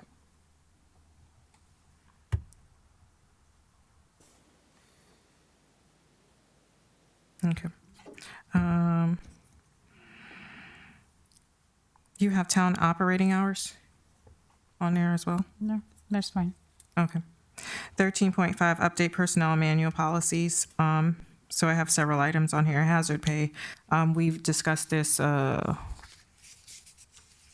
May? When did we discuss that? It was a while ago. I think I got it in August, and No, well, we discussed it and we gave direction to give hazard pay to the outside guys for We did. street. 3%. So not to me. yeah, to you. We did. Not to me. I said I was going to bring the hazard pay as a comparison to what other cities are doing. I could go back on the record and check. Have the Yeah, town but- clerk bring up the record for Yeah. it. Yeah. Okay, I will. So So do you need Not, a, we'll address it at the next workshop. do you need a vote for it? We vote. We gave thought we direction voted for it. 3%. We did. We gave direction 3% for it. I You went brought back it and up and researched it. yeah. Yeah. So put it up, and I did say that Miami did give 5%.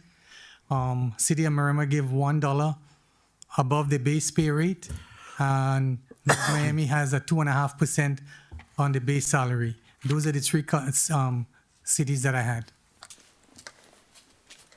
okay. So are you guys still okay with the 3% or? Okay. So if you want to vote on it, we'll put it on consent. We could put it on consent, and that's fine. And it's going to be for Public Works, all of Public Works, roads and streets, water and sewer. How do you want to handle it?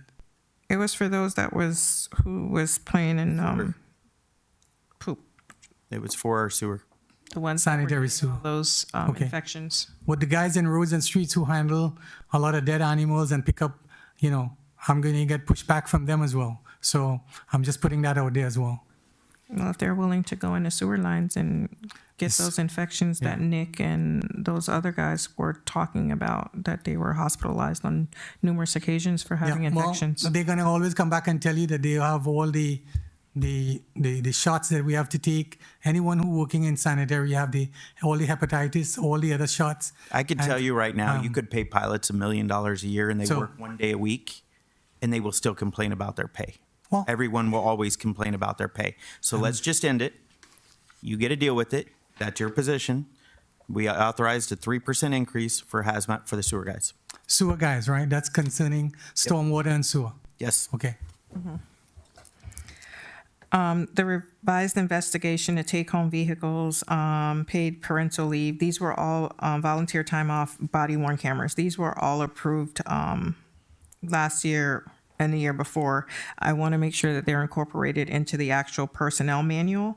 And I also want to update that the policies for the take-home vehicles applies to anyone and everyone who takes home a vehicle. And I also want to change the where that we have someone servicing the vehicles on a regular basis versus asking the employees to check the oil. and things like that. So I do want to update that so that take-home policies apply to everyone. I didn't see any issues with the paid parental leave. The volunteer time off needs to be updated as well because there's some, it's unclear on the language where it says like up to 20 hours, and that's up to 20 hours for town events as well as for if they're volunteering with the external 501c3. So we need to change some of the language on that for what they're able to get comp time for, and the limits on that. And then the same thing, the body worn cameras, we don't have any code enforcement officers that's utilizing that. So I don't know if we need to, and I don't think there's any intention of us actually utilizing body worn cameras for code enforcement. So on the take-home vehicle policy, what do you want change? That it applies to all employees, not just the building department, because right now that only applies to the building department. So you want the language, to apply to all read? employees. Right, including the police department? Yeah, I think so. They need to basically deal with cleaning their cars, because I know there was a police car that had stuff that needed to be cleaned. I'm not looking at you, but I'm just saying we all need to make sure that the cars are clean. But I'm not going to make everybody go look under the hood for the oil, because we should just have the fleet manager dealing with maintenance and stuff We like do have that. a company that does the police vehicles for the maintenance. Mhm. Public Works are the only ones right now, but, we could change it for that. Yeah. I don't mean to be a pain, but we have a separate take-home vehicle policy that would be part of our policies. When it's adopted, then we'll go ahead and switch over to you guys. But for now, I want everybody on the Okay, same so page. I need to read the Yeah. take-home vehicle policy. Okay. Okay. Yeah. They got to keep it clean. So it's just the part about keeping it clean, No, or is it whatever the it's- part there's about? a whole- Because I kind of skimmed it and saw some things that were different for the police. So I was Okay. just like, okay, we have we get called out if we there's different little tweaks. So I just want to make sure that. So let's bring it up and have that discussion. Just call me. Okay. Because there were some things that I just didn't see that were applicable to us per se, like for us to be doing some of those things for the vehicles. But I do want the vehicles kept clean and yes, and stuff like that. So I do want a lot of the other stuff to apply to everybody. I agree with that. Thank you. Okay. And then once your policy's in place, then you can switch over to yours. But at least we have something that we not sitting here with cigarette smoke and all kinds of other stuff going on in these vehicles. Okay, so 13.6, this has been a long time coming. Oh, wait, I forgot. I'm sorry. There was something else going on. And I really forgot about it. For some reason, the sewer guys are getting emergency calls, police calls. So can we look into figuring out why? I think I spoke to the chief about that. You want to come up and that is something we've been working on already. So So it was about the towing of the vehicles, Right. if my memory serves me correctly. Correct. We have a process with the police department that any vehicles that are towed, they need to report it to the police department. Correct. It was just a matter of they had the wrong phone number. The phone number, So right. we just had to rectify the phone number, and they are able to do it online. And yeah, there's an after hours for the sewer department in case of emergencies and sanitary sewer spills. I think that's where the confusion lied. Yeah, and there's also an after hours for the police department. Yes, as well. exactly. So it was just a matter of making sure that the numbers were correctly recorded. And put on the website. Mm-hmm. Yeah. Okay. All right. Thank you. Food policy. So basically, I told you guys it was coming. Basically, I just wanted to kind of outline like what the town's food policy should be. I'm basically copied Harvard's food policy, and we adjusted it to what we actually do in the city. So if anyone has any questions, let me know. Mayor, may I ask a question? The highlights in the policy. Marlon did it.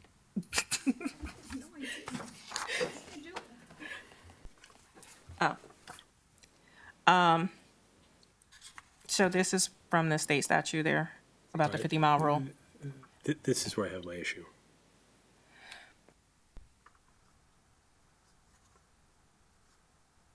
That shouldn't be in there. Hold on. They spend public money on alcohol. No. We'll strike it when it comes back. Yeah, We'll take let's care strike that, because I thought that was cut out already. I thought we cut all of this out. This whole line was cut. of it. Yeah, that line was cut. Between now and the commission. We'll Yeah. look at it. Yeah, that's a state statute anyway. We can't bypass that. As I said. Okay, sorry about that. I did turn your mic off. So that policy, is that going to supersede or the travel policy, which That's not the travel policy. no, That's but it talks about No, it says this rule does not apply for those within the 50-mile range. The 50-mile and over is travel policy. Okay. Within city limits, this is the policy, or within Broward County's limits. okay, because they do have a stipend here that they talk about the 15% for breakfast. I don't have that in my 30%. policy. Yeah, this is it. This was adopted last year. This is the town's policy On the food purchase, for food purchases during travel. this has nothing to do Okay. with travel. This is the retirement parties, birthday parties, spending credit card, spending food in town. This is only for Within- in okay. town. This is only within the Broward County area, North Dade County, Got it. within the 50-mile policy. Travel conferences, per diems, Outside the completely 50-mile separate. radius. This is the internal, when you're working more than 4 hours at night, to have food for hurricanes, for staff, when we have hurricane events and things like that. This has nothing at all to do with conferences, pre-approval. This is the Christmas party, potlucks with that the staff have, team building exercises. That's specifically what this is. Okay. 13.8 is conferences and events. So, I like all these abbreviations. What are they? okay. So basically there's a couple conferences that we need to approve for folks to go to. We have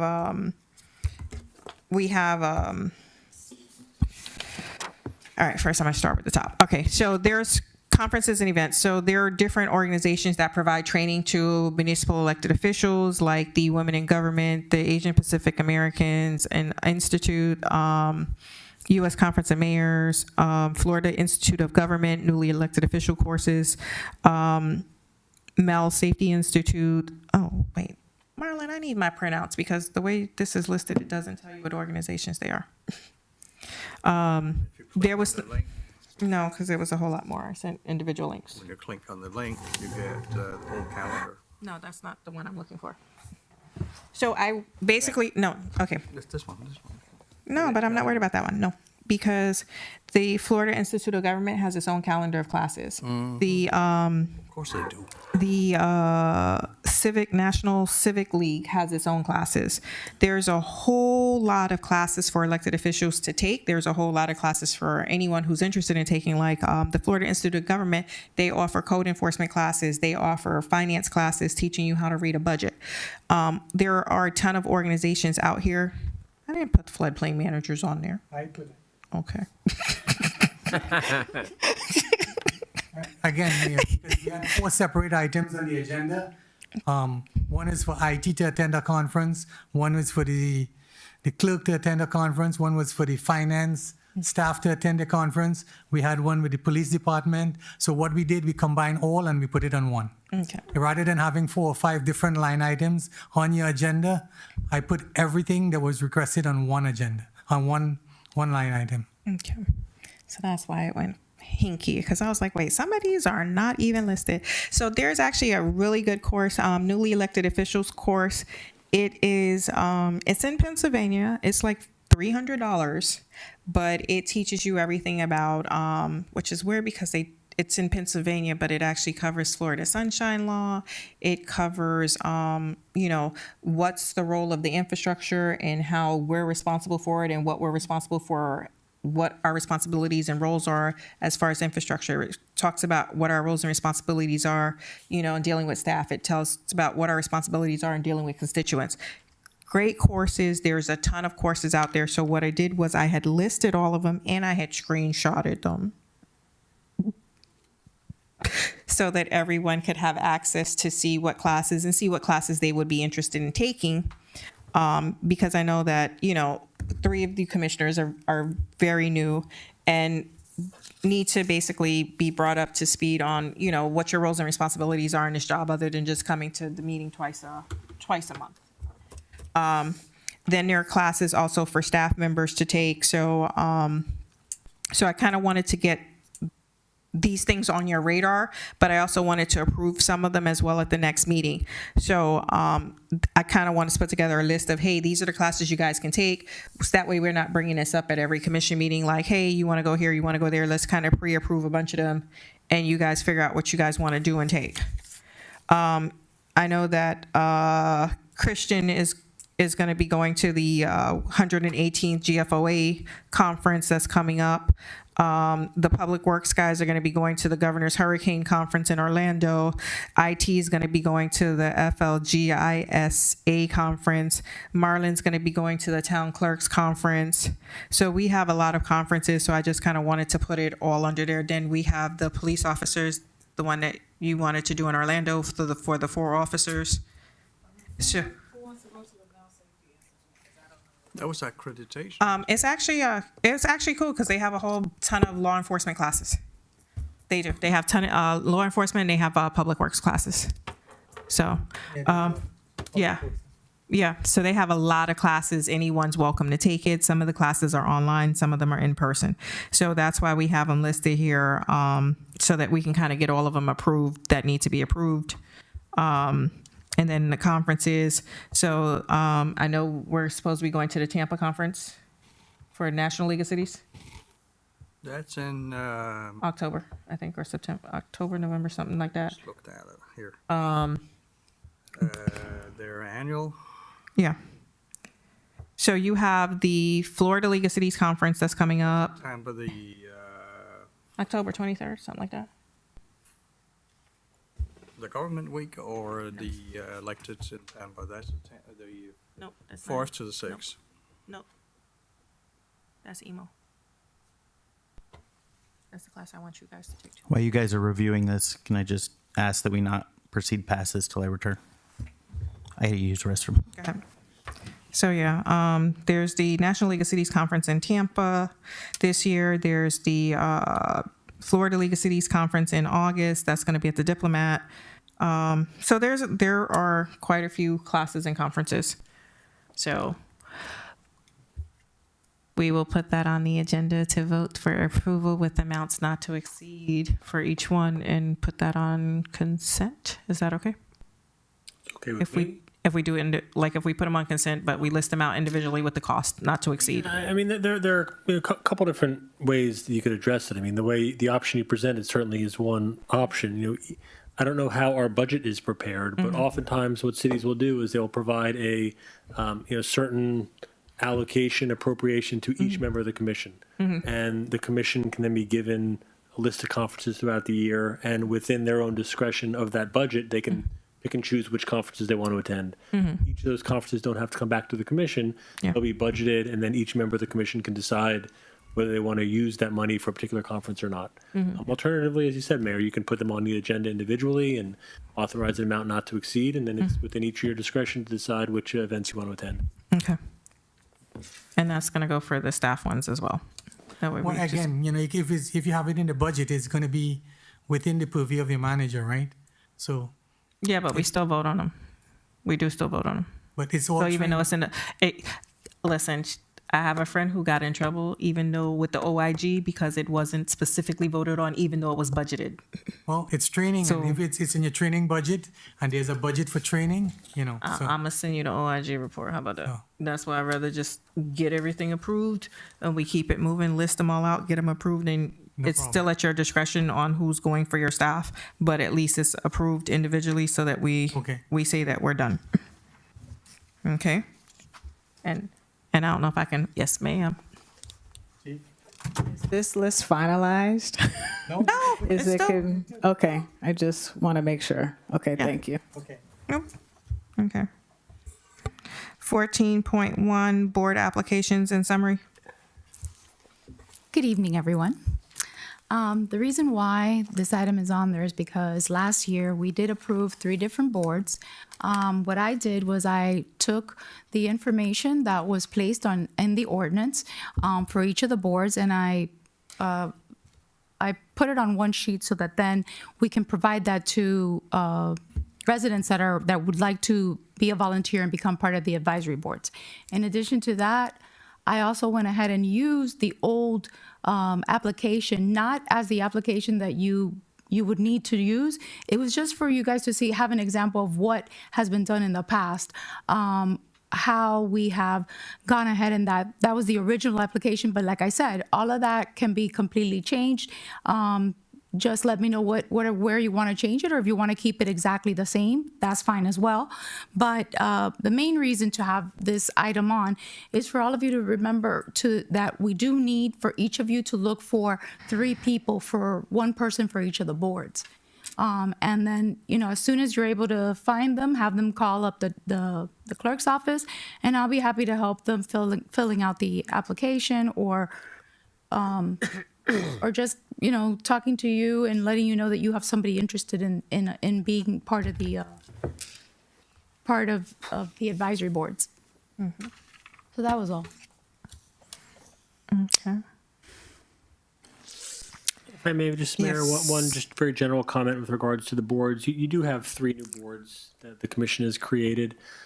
One recommendation I might offer at some point during the year, once these boards are populated, it may be prudent to have an evening where you invite all of the board members together to come to the commission chambers just to receive some general training regarding the Sunshine Law and public records and some of their limited obligations under their new role. Given there may be some newness to those requirements, and there are certain legal obligations that come along with service on those boards. Thank you, Mayor. Okay, thank you. All right, 15.1, Form 6 financial disclosure. Yeah, I mentioned this item during the town attorney comments at our last commission meeting. The Weiss-Sirota law firm is in the process of finalizing a complaint to file in federal court challenging the new Form 6 financial disclosure requirement. About 3 weeks ago or so, that office sent out an email to all of the city attorneys in Broward County to advise them of their intent and to solicit municipalities and individual elected officials who might be interested in participating in that opportunity. This would be to challenge the new state law requiring elected municipal officials to file the Form 6 disclosure. That requirement took effect this year. You all, as opposed to filing the Form 1 by July 1st, you will be required to file a Form 6, which is a more detailed financial disclosure involving a net worth statement disclosure. Again, Weiss-Sirota is looking for party plaintiffs. As of today, I believe they have 14 cities that have signed on to join. The cost of each participating city is $10,000 per municipality. That would include the city as a plaintiff, as well as any individual member of the commission who might want to join the lawsuit individually. They do intend to file their lawsuit sometime, if not by the end of next week, within the first week of February. That is before our next commission meeting, before the commission would be able to act on this resolution in the event that Pembroke Park would like to join in that effort. There is always the option to join after the fact. I raised it at your last meeting, and I was asked to put it on the workshop agenda, so I offer that to you this evening.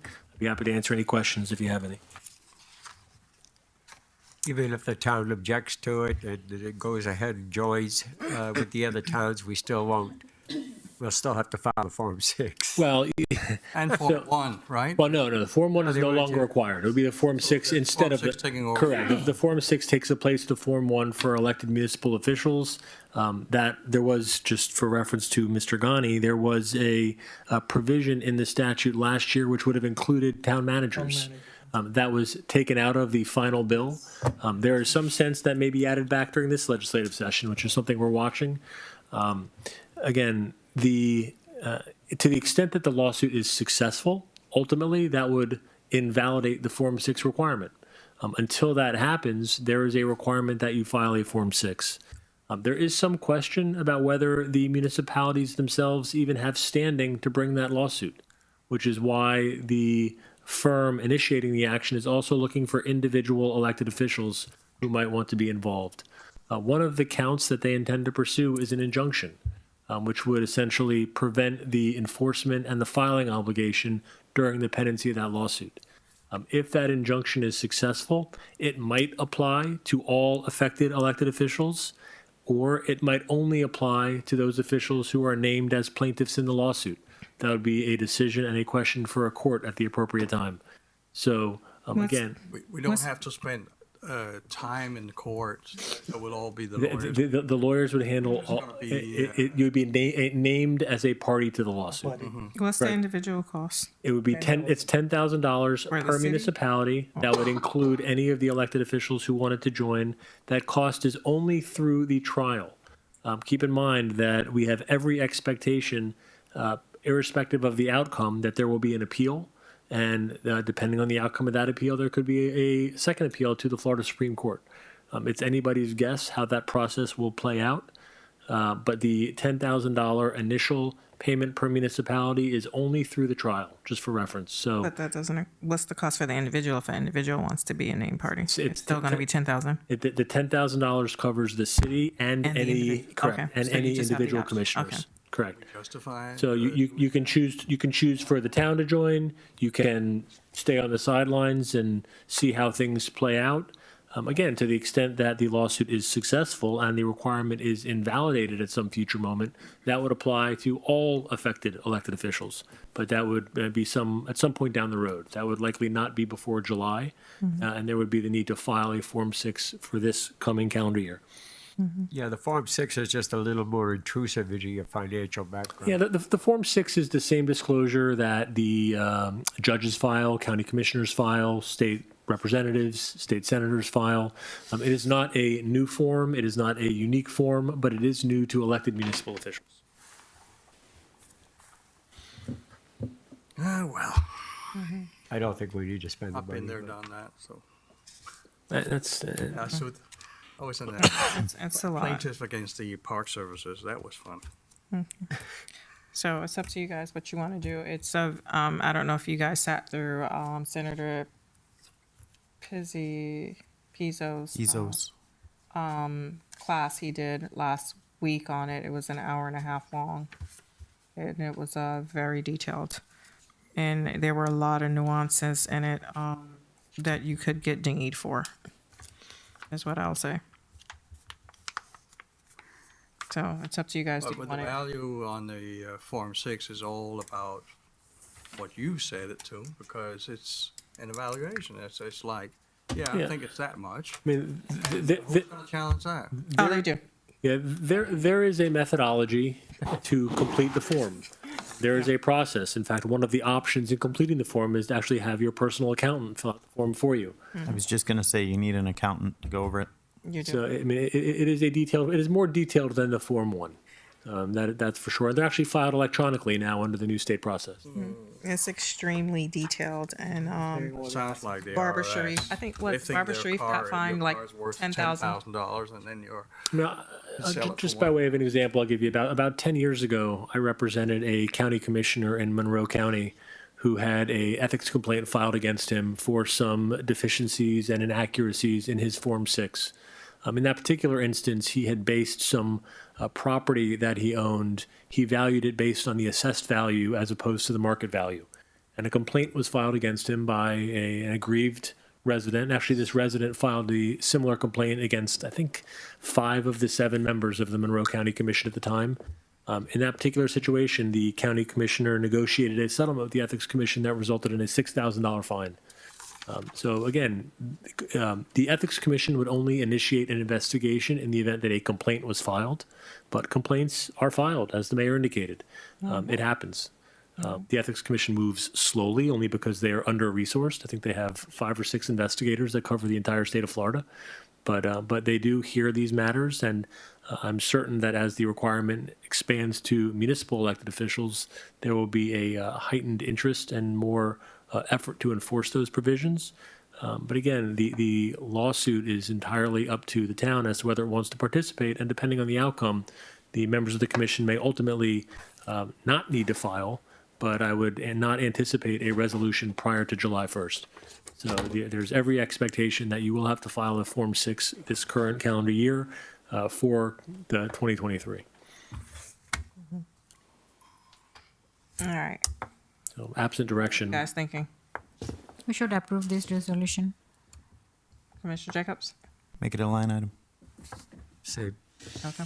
And I will offer this. If this is on your regular meeting on the 14th of February, it is very likely that the lawsuit will have already been filed by that time. Like I said, they intend to file the first week in February. To the extent that the town wants to join after the fact, I believe that is an option. Okay. So I will advise litigation counsel that the item will be on our agenda. Okay. We'll let him know after the fact. Okay. Thank you, Sounds Mayor. good. Thank you.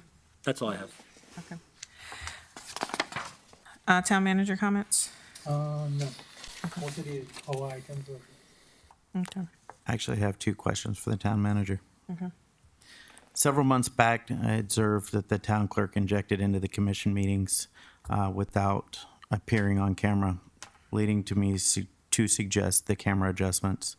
Upon reviewing the past couple meetings, I noticed the cameras were indeed repositioned, but incorrectly.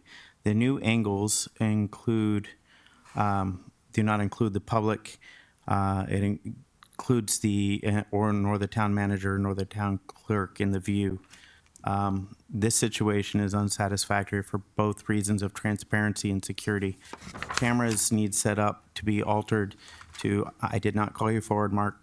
I did. The cameras, the cameras setup needs to be altered to encompass the public and the entire dais. Additionally, this is critical to highlight every request. It is additional to highlight every request that I've made for video footage under public records has consistently been disregarded.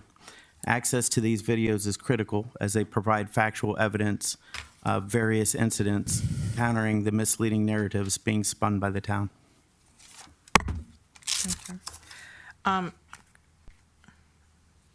Attorney, quick question for you, because I know in the past, we used to use Comcast. There is no actual state requirement to actually have everyone on the video. It's just a requirement to have audio. Is that correct?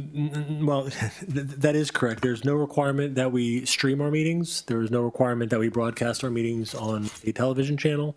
There actually is no requirement that we audio record our meetings. There is a requirement that we take minutes. Okay. Many, if not most, if not all cities provide one of those options in the context of audio or video, but is not legally required. Okay. Although, I will just add, to the extent that we do create an audio or video recording, then it becomes a public record, and we have a separate obligation to retain those records. But creating the record itself is not required. Good evening, Commission. Mark Pakula, IT Director. If the commission orders me, I can reposition the cameras, but the cameras right now, this one here is as wide as it can go. All right. And this one here is set up just to get people talking. If you want to move this over here and get everybody in the audience, you can do that, and then you wouldn't have here. So they only go so wide. And Or purchase more cameras. you can, but then you're going to have multiple feeds. We only went with 2 because if you see, I have it split down here. So when people are watching the meeting, you can add as many cameras as you want, and everybody's going to see a small little box. Totally your call. When we designed it, we tried to keep it, somewhat viewable, so you could see what was going on here and the commission at the same time. At the meeting, that's exactly the reason why that at the meeting where Commissioner Jacobs makes mention that I should be on camera, that was the meeting in which I moved over closer to him only because I knew that the camera angle wouldn't capture me over here. So that was the only way to fix that situation. And he made some statements at that time, which that's why I have not, I'm not on camera. Why can't we just push that camera back? She's still sitting there with the computer. If you want to push the camera back, we can push the camera back. Give me in, we have to rewire it and just push it back. The company and rewire. But you're still going to have computers in the way. I could put the camera here, and then it's not going to be a straight angle. That's the easiest way. It's up to you. We tried to center it so when you're looking at it, it looks normal. Let me know what you'd like to do. Well, I have no complaints. somebody wants to vote about it, we can do that. I don't have any complaints either. Either. My opinion would be this camera gets moved over to the side to get a full purview of the audience and the public. This camera being pushed back to get a full view of the dais.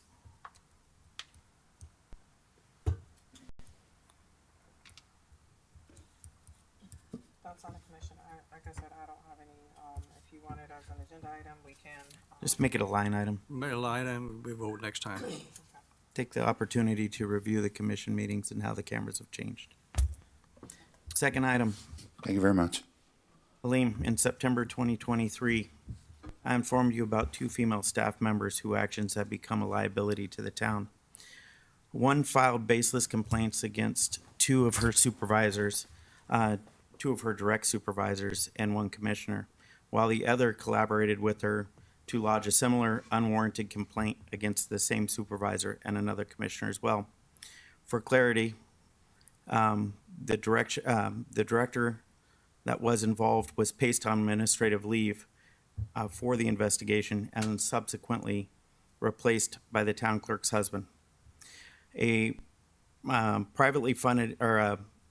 town-funded investigation exonerated the director, and a separate complaint was filed with the state yielded the same conclusion.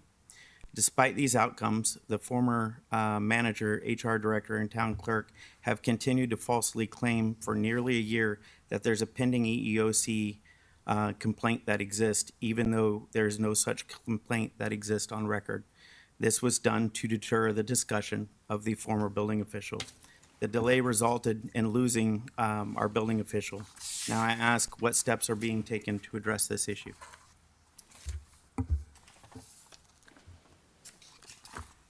I will have to look into it and get back to you at the next meeting. Anything else? That's all I have for the manager. Commissioner comments? I have. Yes.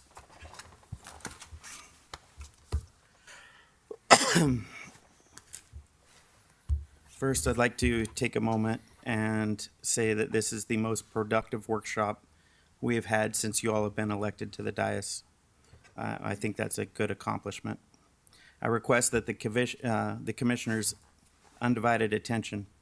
Please refrain from using your phones, set aside your pens, cease passing notes, and listen carefully what I'm about to say. I prepared this statement to ensure all points are clear, informative, and entirely transparent. Elected in March of 2019, I stated anything illegal, unethical, or immoral will be brought to the proper authorities, and I will not go to jail for anybody here. I hold to this statement to this day. Within the first 2 months of taking office, I discovered a troubling situation. The town was in complete disarray, and it became clear that the directors and staff were manipulating commissioners, vendors, and contractors. I began to ask the tough questions no one seemed eager to answer. After reading both the OIG and the Dr. Wowinga report, which I strongly suggest you all take the time to do, I met with the directors, staff, and developed a plan of action. After a day or two prior to the commission meeting, I would receive a large green trash bag filled with documents in a disorganized state.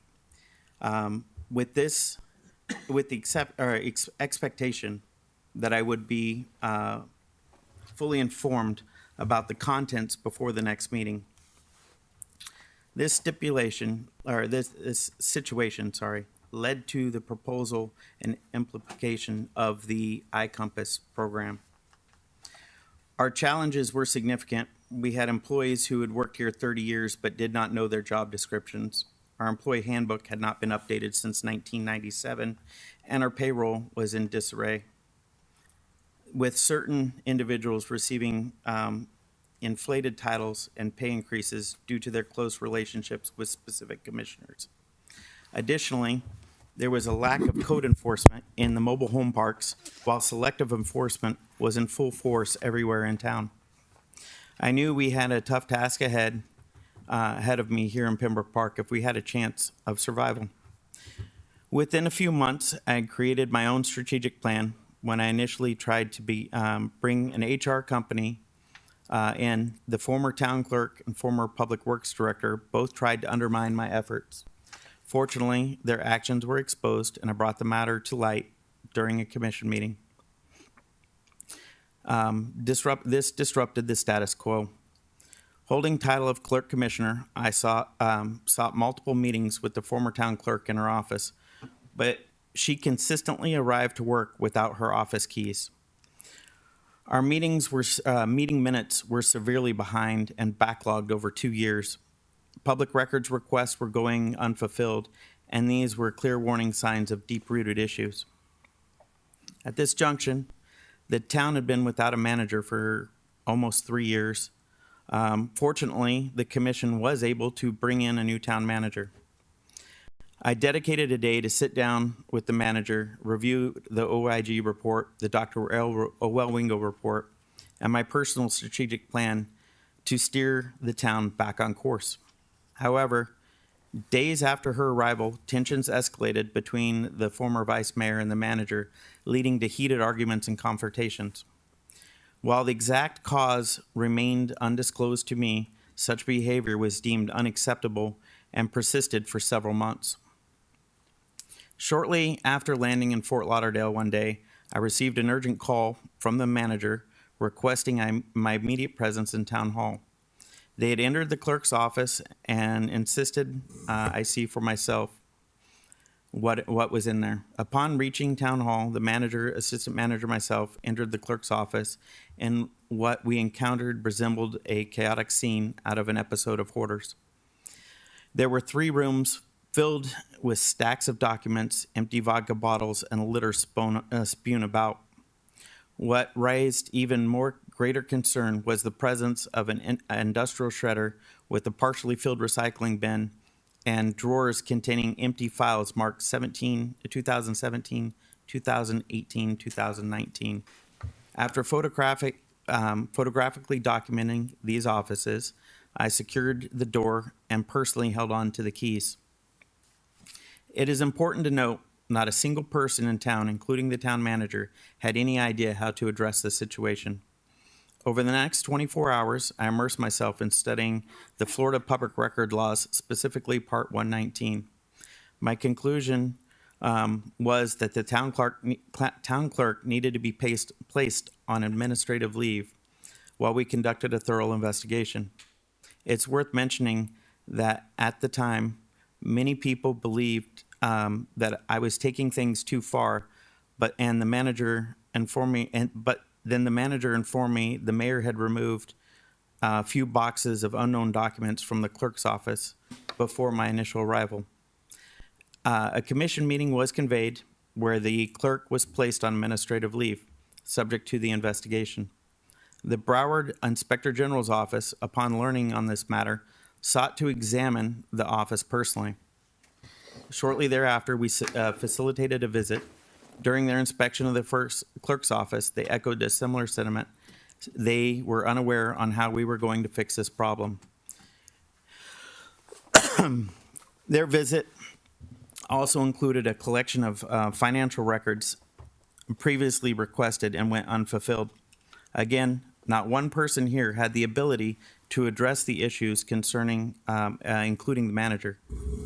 After collaborating with the HR director, I devised a strategy to clean the offices and systematically arrange the documents.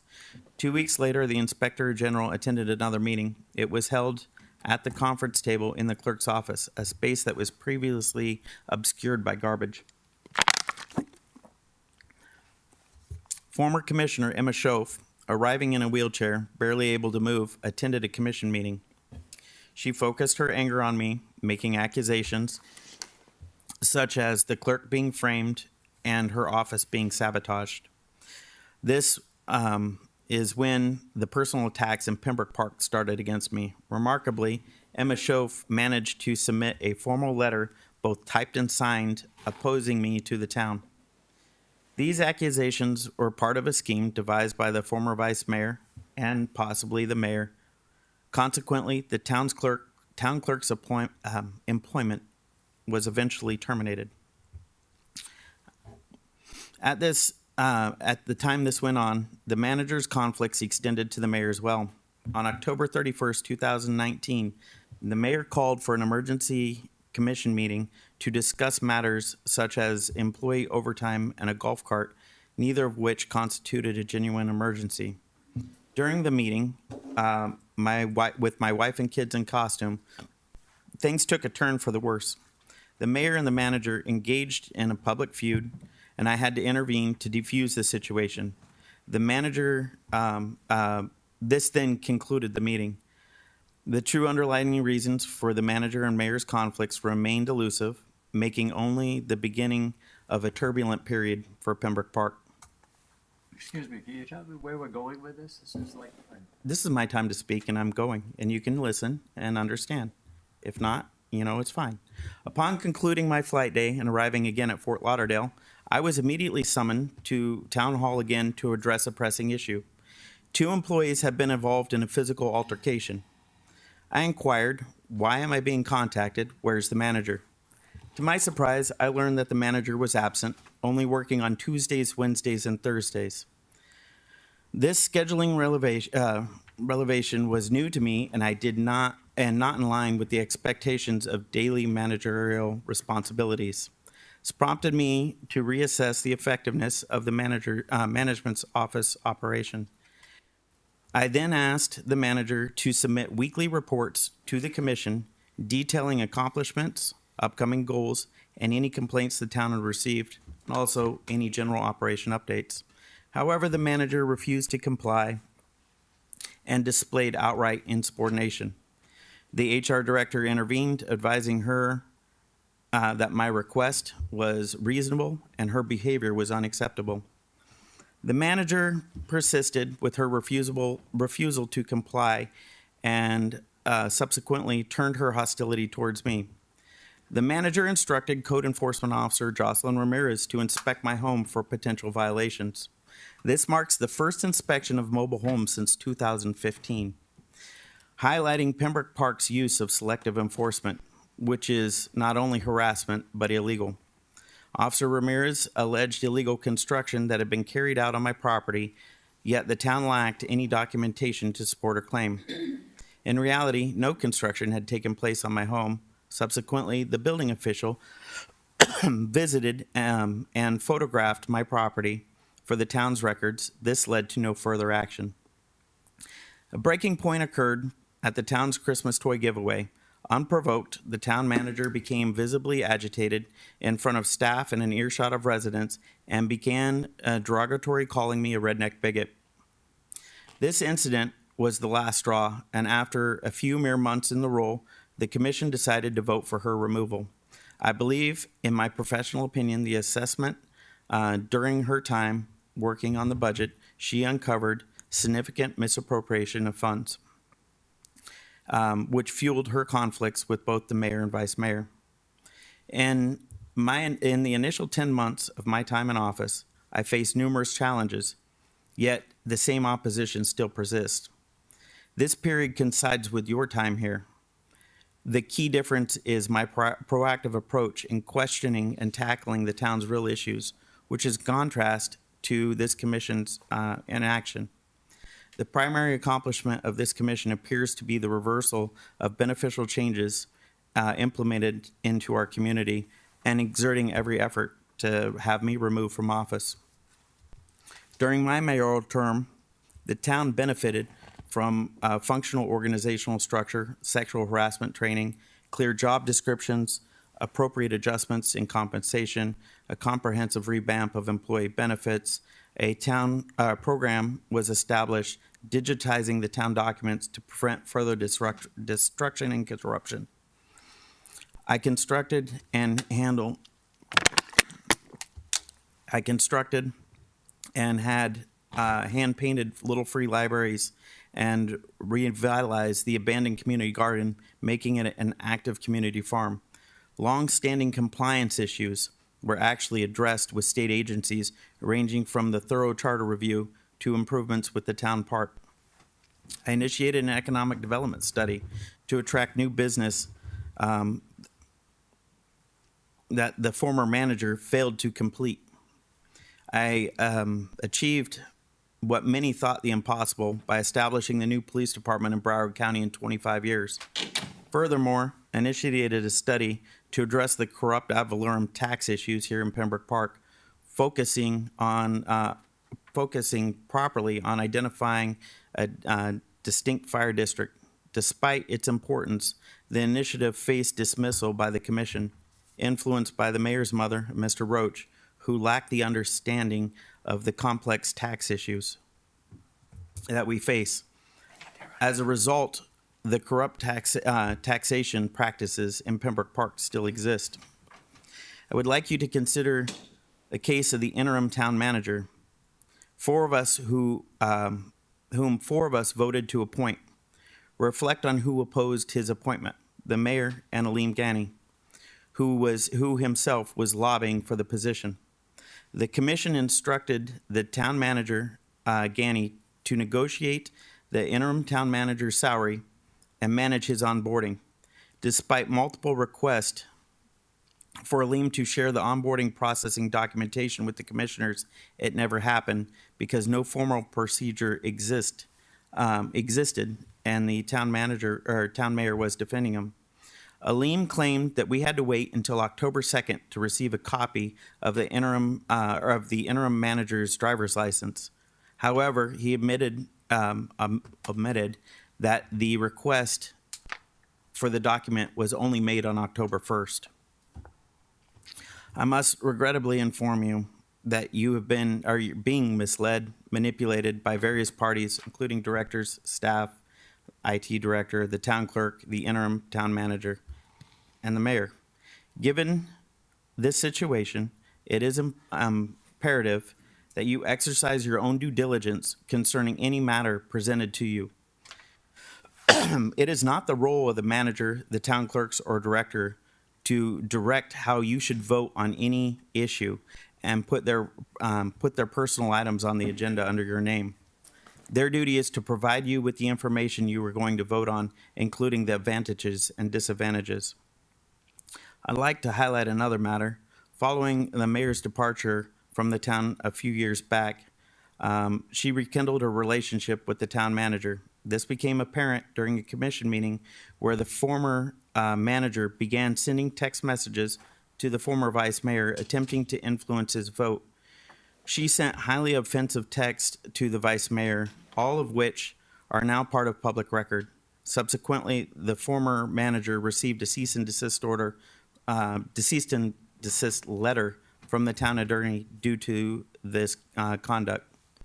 Considering the following, why are individuals like the mayor, the town clerk, manager, those who have been terminated, are trying so hard to remove me from office? Why does it seem acceptable for all of you to violate the Sunshine Law? What motivates the building official to risk his professional license by issuing a frivolous violation on my home, prompted by a supposedly anonymous letter? Why do you all allow the town clerk to manipulate you? Why are you all enacting ordinances, policies, and procedures targeted at me instead of concentrating on improving the community? What is the reason? This is the reason why voters elected you, was to the betterment of our community. Finally, why are their efforts to silence my voice, harass me and my family's business, continue to infringe on my First Amendment rights? These questions are all rhetorical.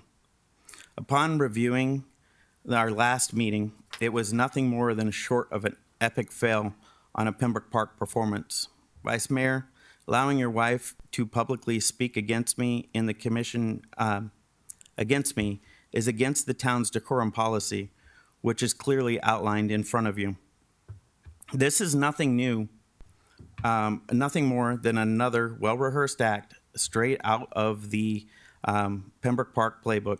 Notably, when I addressed the commission, the mayor strictly enforced the 3-minute speaking rule for me, even texting the town attorney seeking my removal. Consequently, after a public records request, the town clerk stated no message exists, but they actually do. Yet your wife was permitted to speak for an unrestricted duration of time. Furthermore, during the meeting, Mosfika proposed several questions, and it was noticeable how the mayor appeared well prepared to answer them. When I inquired about the clarification for the questions, it became evident that she did not fully grasp what I was asking, yet the mayor, again, was ready with a clear response. This strongly suggests a prearranged performance. Mosfika and Ashura, I would suggest investing in acting classes to enhance your future performances. Consider this. How is it possible for me to sustain an executive management career in aviation outside of Pembroke Park if all the allegations being spread about me were factual? If I was truly the man you are being led to believe I am, I wouldn't qualify for menial jobs like cleaning grease traps, let alone maintaining a position in executive management. To clarify, I'm not here to make friends or win popularity contest. My primary focus and my responsibility is to the best interest of our residents and business owners alike. Thank you.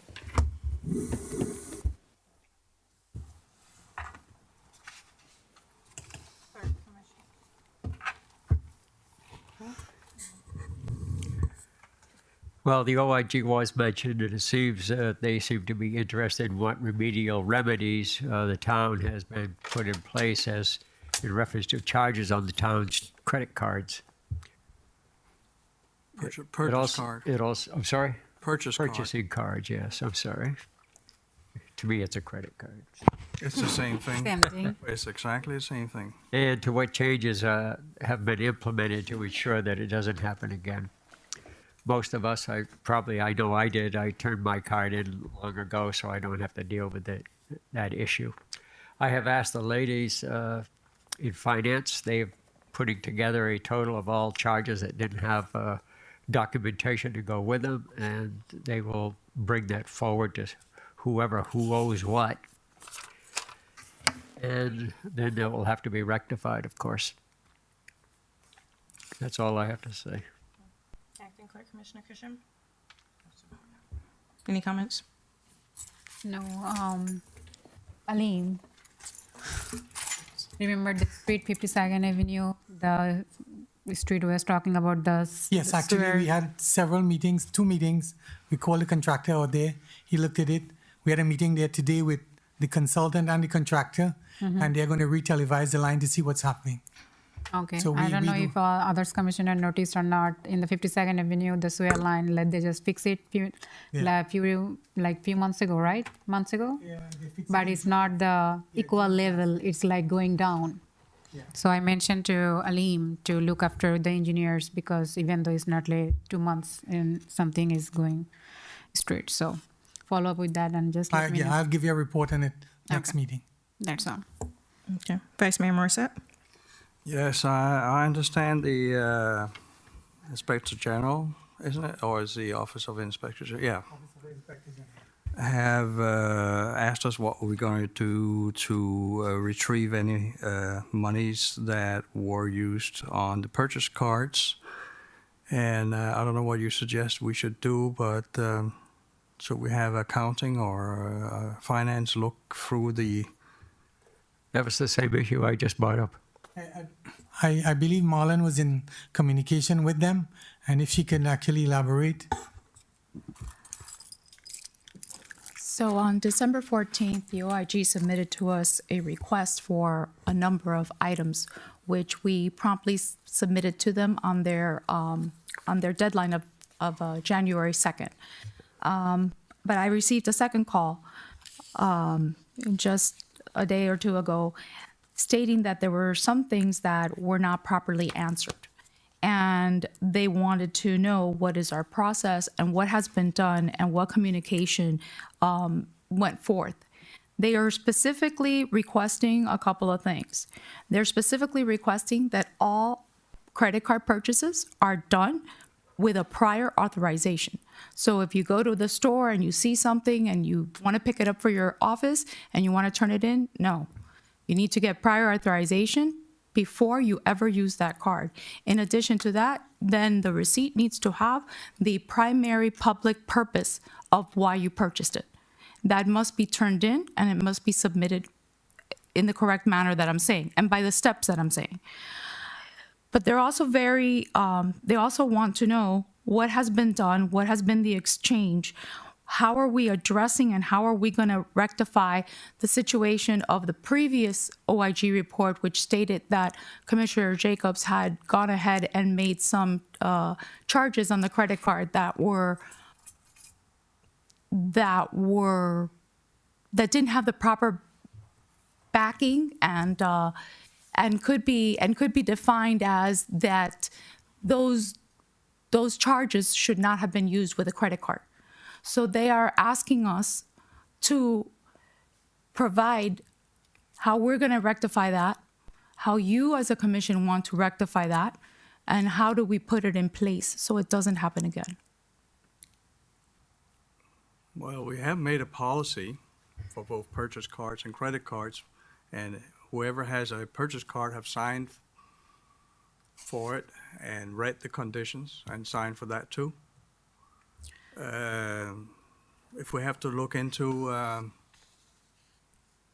past purchases that are doubted, we'll have to have some staff do that. Or if we need to have an independent, I don't know. They're asking for specifically all records pertaining to the rejection of questionable P card or travel expenditures. That's what they want to know. Well, we have to provide them. I believe this needs addressed by the town attorney. I spoke to the town clerk yesterday following her conversation with the OIG. The clerk, the manager, and I have a call scheduled for tomorrow afternoon to dig deeper into this issue. I'd like the opportunity to review the matter further with the clerk. We've not had a time to fully digest the follow-up request from the OIG to the extent that they are looking for further remedial action. We'd like the opportunity to review that, particularly at our discussion tomorrow, and come back with a recommendation to the commission in 2 weeks. Sounds like a good idea. Okay, thank you. I have a couple things that I want to address. The first one was that we missed putting the gala on the Broward League of Cities gala on the agenda for sponsorship. And also we received a request from ICNA for sponsorship for their annual gala, which is going to be taking place on February 3rd. We do have money set aside in the budget for them for how do you say it? You know, for the donations that they've given us to be sponsors, not really sponsors, but, you know, to contribute to their organization because of the fact that they give to our organization. But they would like for all of us to come to their banquet, which is going to be held this February 3rd at 6:00 p.m. at the Sheridan Suites, Fort Lauderdale, Cypress Creek. So the problem is that it's kind of in the middle of the voting budget, but I do know that we did allocate money for them like we do for other organizations. So I'm going to kind of, I guess, ask you which would be the proper direction since it's February 3rd and we had allocated money to donate. Mm-hmm. Should we use that as the sponsorship money? Yeah, or should we just buy, seats for the... I think like, what would you suggest? I think either option is appropriate. You're talking about a finite amount of money to a particular organization. How that money is allocated is within the discretion of the commission. Okay. So I think you could use it to purchase a sponsorship to the extent that's what they're looking for. Or if you like individual tickets, that's certainly appropriate as well. Okay. The key from a timing perspective, I might add, or just offer, they're looking for this payment prior to your next commission meeting. Yes. Right. Yeah, the meeting is on the 4th, I believe, is the 12th or 14th? 14th. 14th. Right. And this event is on February 3rd. Mm-hmm. Is that the event that they sent? I think I got a copy of it today as well. Yeah. If there is consensus this evening from the commission to approve that expenditure, Mm-hmm. the manager and the clerk could take that as direction to make that payment. And I would just ask that a line item be added to the next agenda or even an item on consent just to ratify that payment. So there's a record from the commission approving that by motion. Okay. Sounds good. All right, so then you have direction to put that on for the next meeting. What is the amount?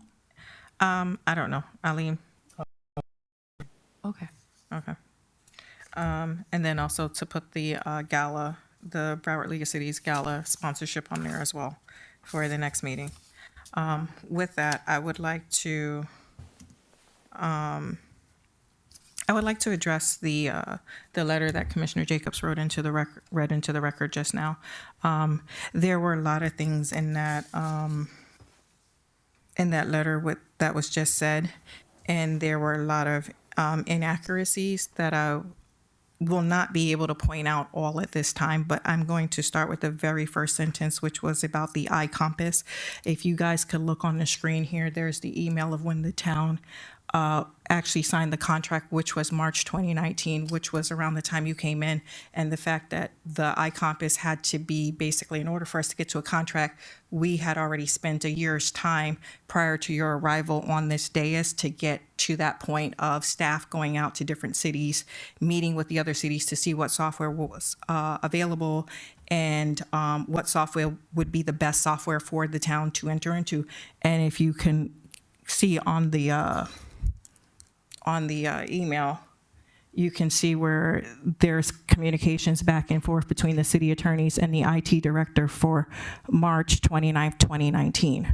So that was definitely an inaccuracy on the fact that iCompass had already been in the works prior to you becoming a commissioner. And so therefore, you can't take credit for something that happened prior to you being there. So there's a fatal flaw in the timeline of things. As you can see, all those emails are going back and forth in March for that to have taken place. The second thing, the town, wow, there's so many things. I'm like, I have notes everywhere. Okay. Job descriptions, yes, I will give you credit for getting those job descriptions done because OL Wingo, the consultant that we brought in, said that she would not do those job descriptions until a permanent city manager came into place. The strategic planning was done by OL Wingo, and we spent approximately $25,000 getting plans in place on how to move the town forward. There was issues with the town, and there was issues under your administration as well, which is why we're in this situation where we have so many vacancies as well. The vodka bottle, this is a very, there was no vodka bottle. We've addressed this conversation repeatedly, and it's a very slanderous statement to state that the town clerk had an empty vodka bottle in her office when she does not drink, and she is a devout Seventh-day Adventist, and it goes against her religion. It's like saying that a Muslim person is eating pork. So it's a little upsetting to constantly hear this statement that there were vodka bottles when there was no vodka bottles in the office, and the only thing that you stated in the past was that you thought she because of the fact that she kept Listerine in her office, but she had braces, and anyone who wears braces knows that food gets stuck in between your teeth and it decays and it makes your breath stink, which is why people do use Listerine. As far as the things that were removed from the office, they were books. They were not actually moved by myself. They had my name on it, and staff did move them and put them in my room, and the secretary at the time did put them on the bookshelf, and those books actually remained here even after I left because I could not get them out of the building because my car was full when I left, and I did not get a chance to come back up here. So the fact that there's this constant statement about things being removed by me, it's frivolous, it's baseless, and it's false. And I mean, I don't know who wants my textbooks from law school, but they were here in the building, and I'm not exactly sure where they are at this point, several years later. The sexual harassment training, I can actually go back and show you the emails because that was something that I did, and during the time after I left, there haven't been no sexual harassment training classes since that time. Fire fees. This commission voted against having a fire fee. I think that you said that the fire fee was basically dismissed by my mother and Roach, but my mother was not on this dais and voted against the fire fee. There were commissioners here that are here right now who did vote against the fire fee because of the fact that we would like to be fiscally responsible and we would not like to put additional burdens on our residents. So a fire fee would have been an additional burden on our residents, and the fact that we have a 8.5% millage rate, we should be fiscally responsible in utilizing that 8.5 millage rate to cover all costs that our town, incurs, and not to add additional fees and additional taxes on residents. Not every city has a fire fee, and I'm from New York, and we don't have a fire fee. Your taxes are all inclusive. And that's why I was opposed to having a fire fee in addition to having the high millage rate. I think it would have been too much of a burden on our residents. Next thing you discussed was the city manager's background check. You saw the emails, you spoke to the person who was handling the background check, which was somebody from the finance department. You saw that it was taking long. I have no idea who that company is, nor do I have any influence on that company's background check. In addition to that, I was not actually here when you guys chose not to move forward with that city manager. If you can recall, my son's father had surgery and I was at the hospital with him. So to put that on me, I did not do whatever, I did not have any influence on that city manager being hired, being not hired, or anything else for that matter. When we vote, if we choose to vote against something and we are on the minority side, we don't have the ability to bring that issue back up. So when I initially voted against him being hired, I did not have any authority or ability to bring that up. And that was all on you. Okay, so for me to take credit for it, it would be unfair to people who have, their own free will and free opinions on this dais. I mean, I would love to have the ability to, influence people, but I don't think I have that ability. Do I, commissioners? Do I have the ability to influence you guys? Who are you? Exactly. See, I didn't think I was that special, but okay, I appreciate you thinking that I am. I am not aware of a cease and desist letter from the former city manager or whoever that is. So if you could possibly provide it to the city manager or city attorney so that somebody can give a copy of it to me, because I'm not really familiar with that. Then to address the decorum policy. So you chose to go over the 3 minutes, and basically I had no choice but to sit here and deal with it as well as the other commissioners. I've yet to see where you actually do follow the order and decorum on this dais, no matter how many times I've tried, and then you say basically that I'm being a tyrant and that I'm trying to silence you when I try to actually enforce order and decorum. So at this point, if you haven't noticed, I don't try to enforce order and decorum anymore because you talk over me anyway. And as far as me being an actor or whatever, if you read, the titles on these items kind of are self-explanatory. So if she's feeling or, putting something out there and I read it and I can understand what the question is, I'm going to answer it. And I do that for everybody, I think. I pretty much interject on everyone's issues, don't I? But it's basically just, reading comprehension and understanding. And I think they taught that in elementary school. So I just wanted to kind of clarify some of those things. I mean, what you wrote, it was very long, and I could not encompass everything that you said. The community garden, that was started, we started that in 2014? No, 2014-ish. Wait, when was I pregnant? Yeah, 2014. We started that community garden in 2014. It flourished under Vice Mayor Howard Clark's leadership. When I go back through the history of it, you did a grand relaunching in January, and you basically killed the garden in November-ish, but it was a staple to this community for years prior to your involvement with it. And as we gear up to relaunch it. It will be a staple in this community moving forward. With that, I'm gonna just end it there because there was a lot of things that you said, and I can't go into all of it because I didn't take enough notes to go into each and every detail, but if you would like, you know, some more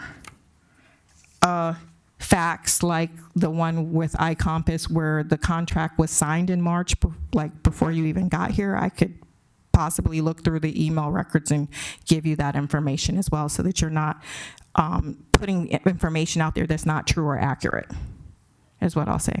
And with that, I thank you. Okay, item 18.2, Lake Forest Elementary Parent Family Engagement Plan. Do you want to talk about that? I know that's with our school. It's just we put it up on the agenda. They needed to make sure, one of the requirements that they have is to make sure that we provide it to the residents. So they asked us to put it on our website, which I did, and the other thing was to put it on the agendas, and so it's proof that it was done. So that's all it really was. It's just I guess a legal proof that the information was disseminated. Okay, thank you. 18.2, regular commission meeting Wednesday, February 14th. Are you guys are good with coming in on Valentine's Day? I'm just letting you know right now, I will not be here. I'll be having surgery. February 14th, Valentine's Day. You want to postpone the meeting or what? If you, huh? Yeah. Postpone this meeting because I don't know. Find another date. Yeah. When are you back? I'll be jacked up for about 2 weeks.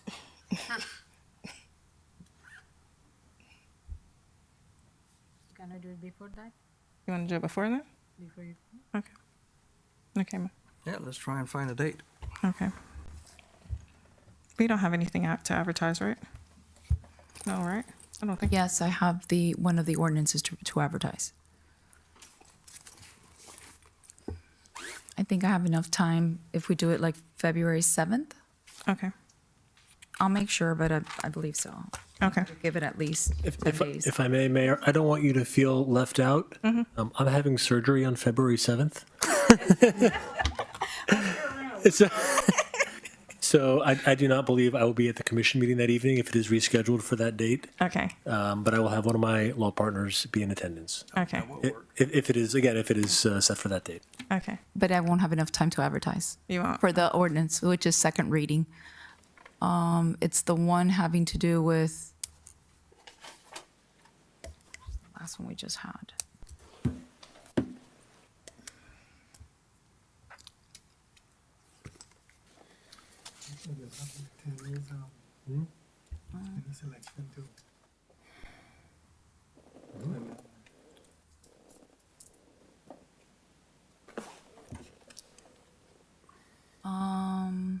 That's the noise ordinance.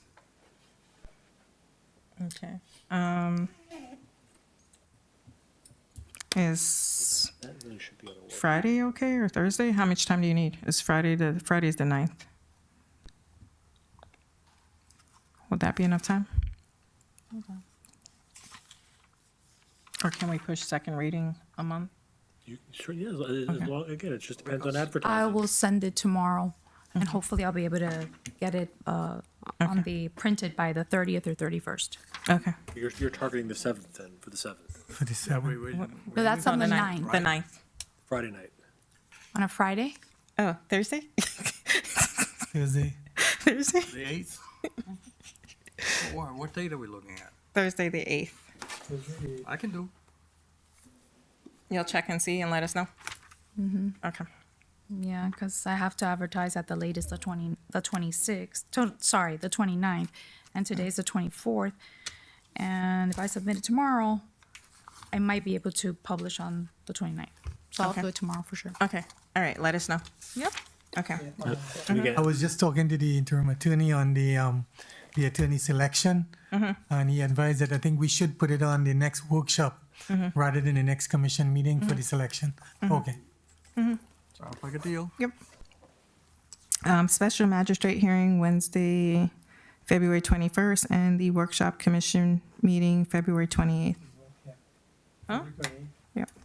Okay. And with that, I'll entertain a motion to adjourn. I would like Commissioner Jacobs to submit the the letter that he read or the document that he was able to read out of to put it into the record, please? Okay. Okay. Yes? No? You got audio recording and video recording of it. Okay. With that, I'll entertain a motion to adjourn. I'll make a motion to adjourn. All in favor? Aye. Aye. Meeting adjourned at 10:49 PM. Good luck on your surgery. I have a torn labrum on my right shoulder. Too much tennis? Yeah, it's not tennis. I don't know what it is, but it's something I just got to deal with. Yeah, welcome to the H Club. I'll talk to you tomorrow. Yeah, Can you send a copy of that for the request?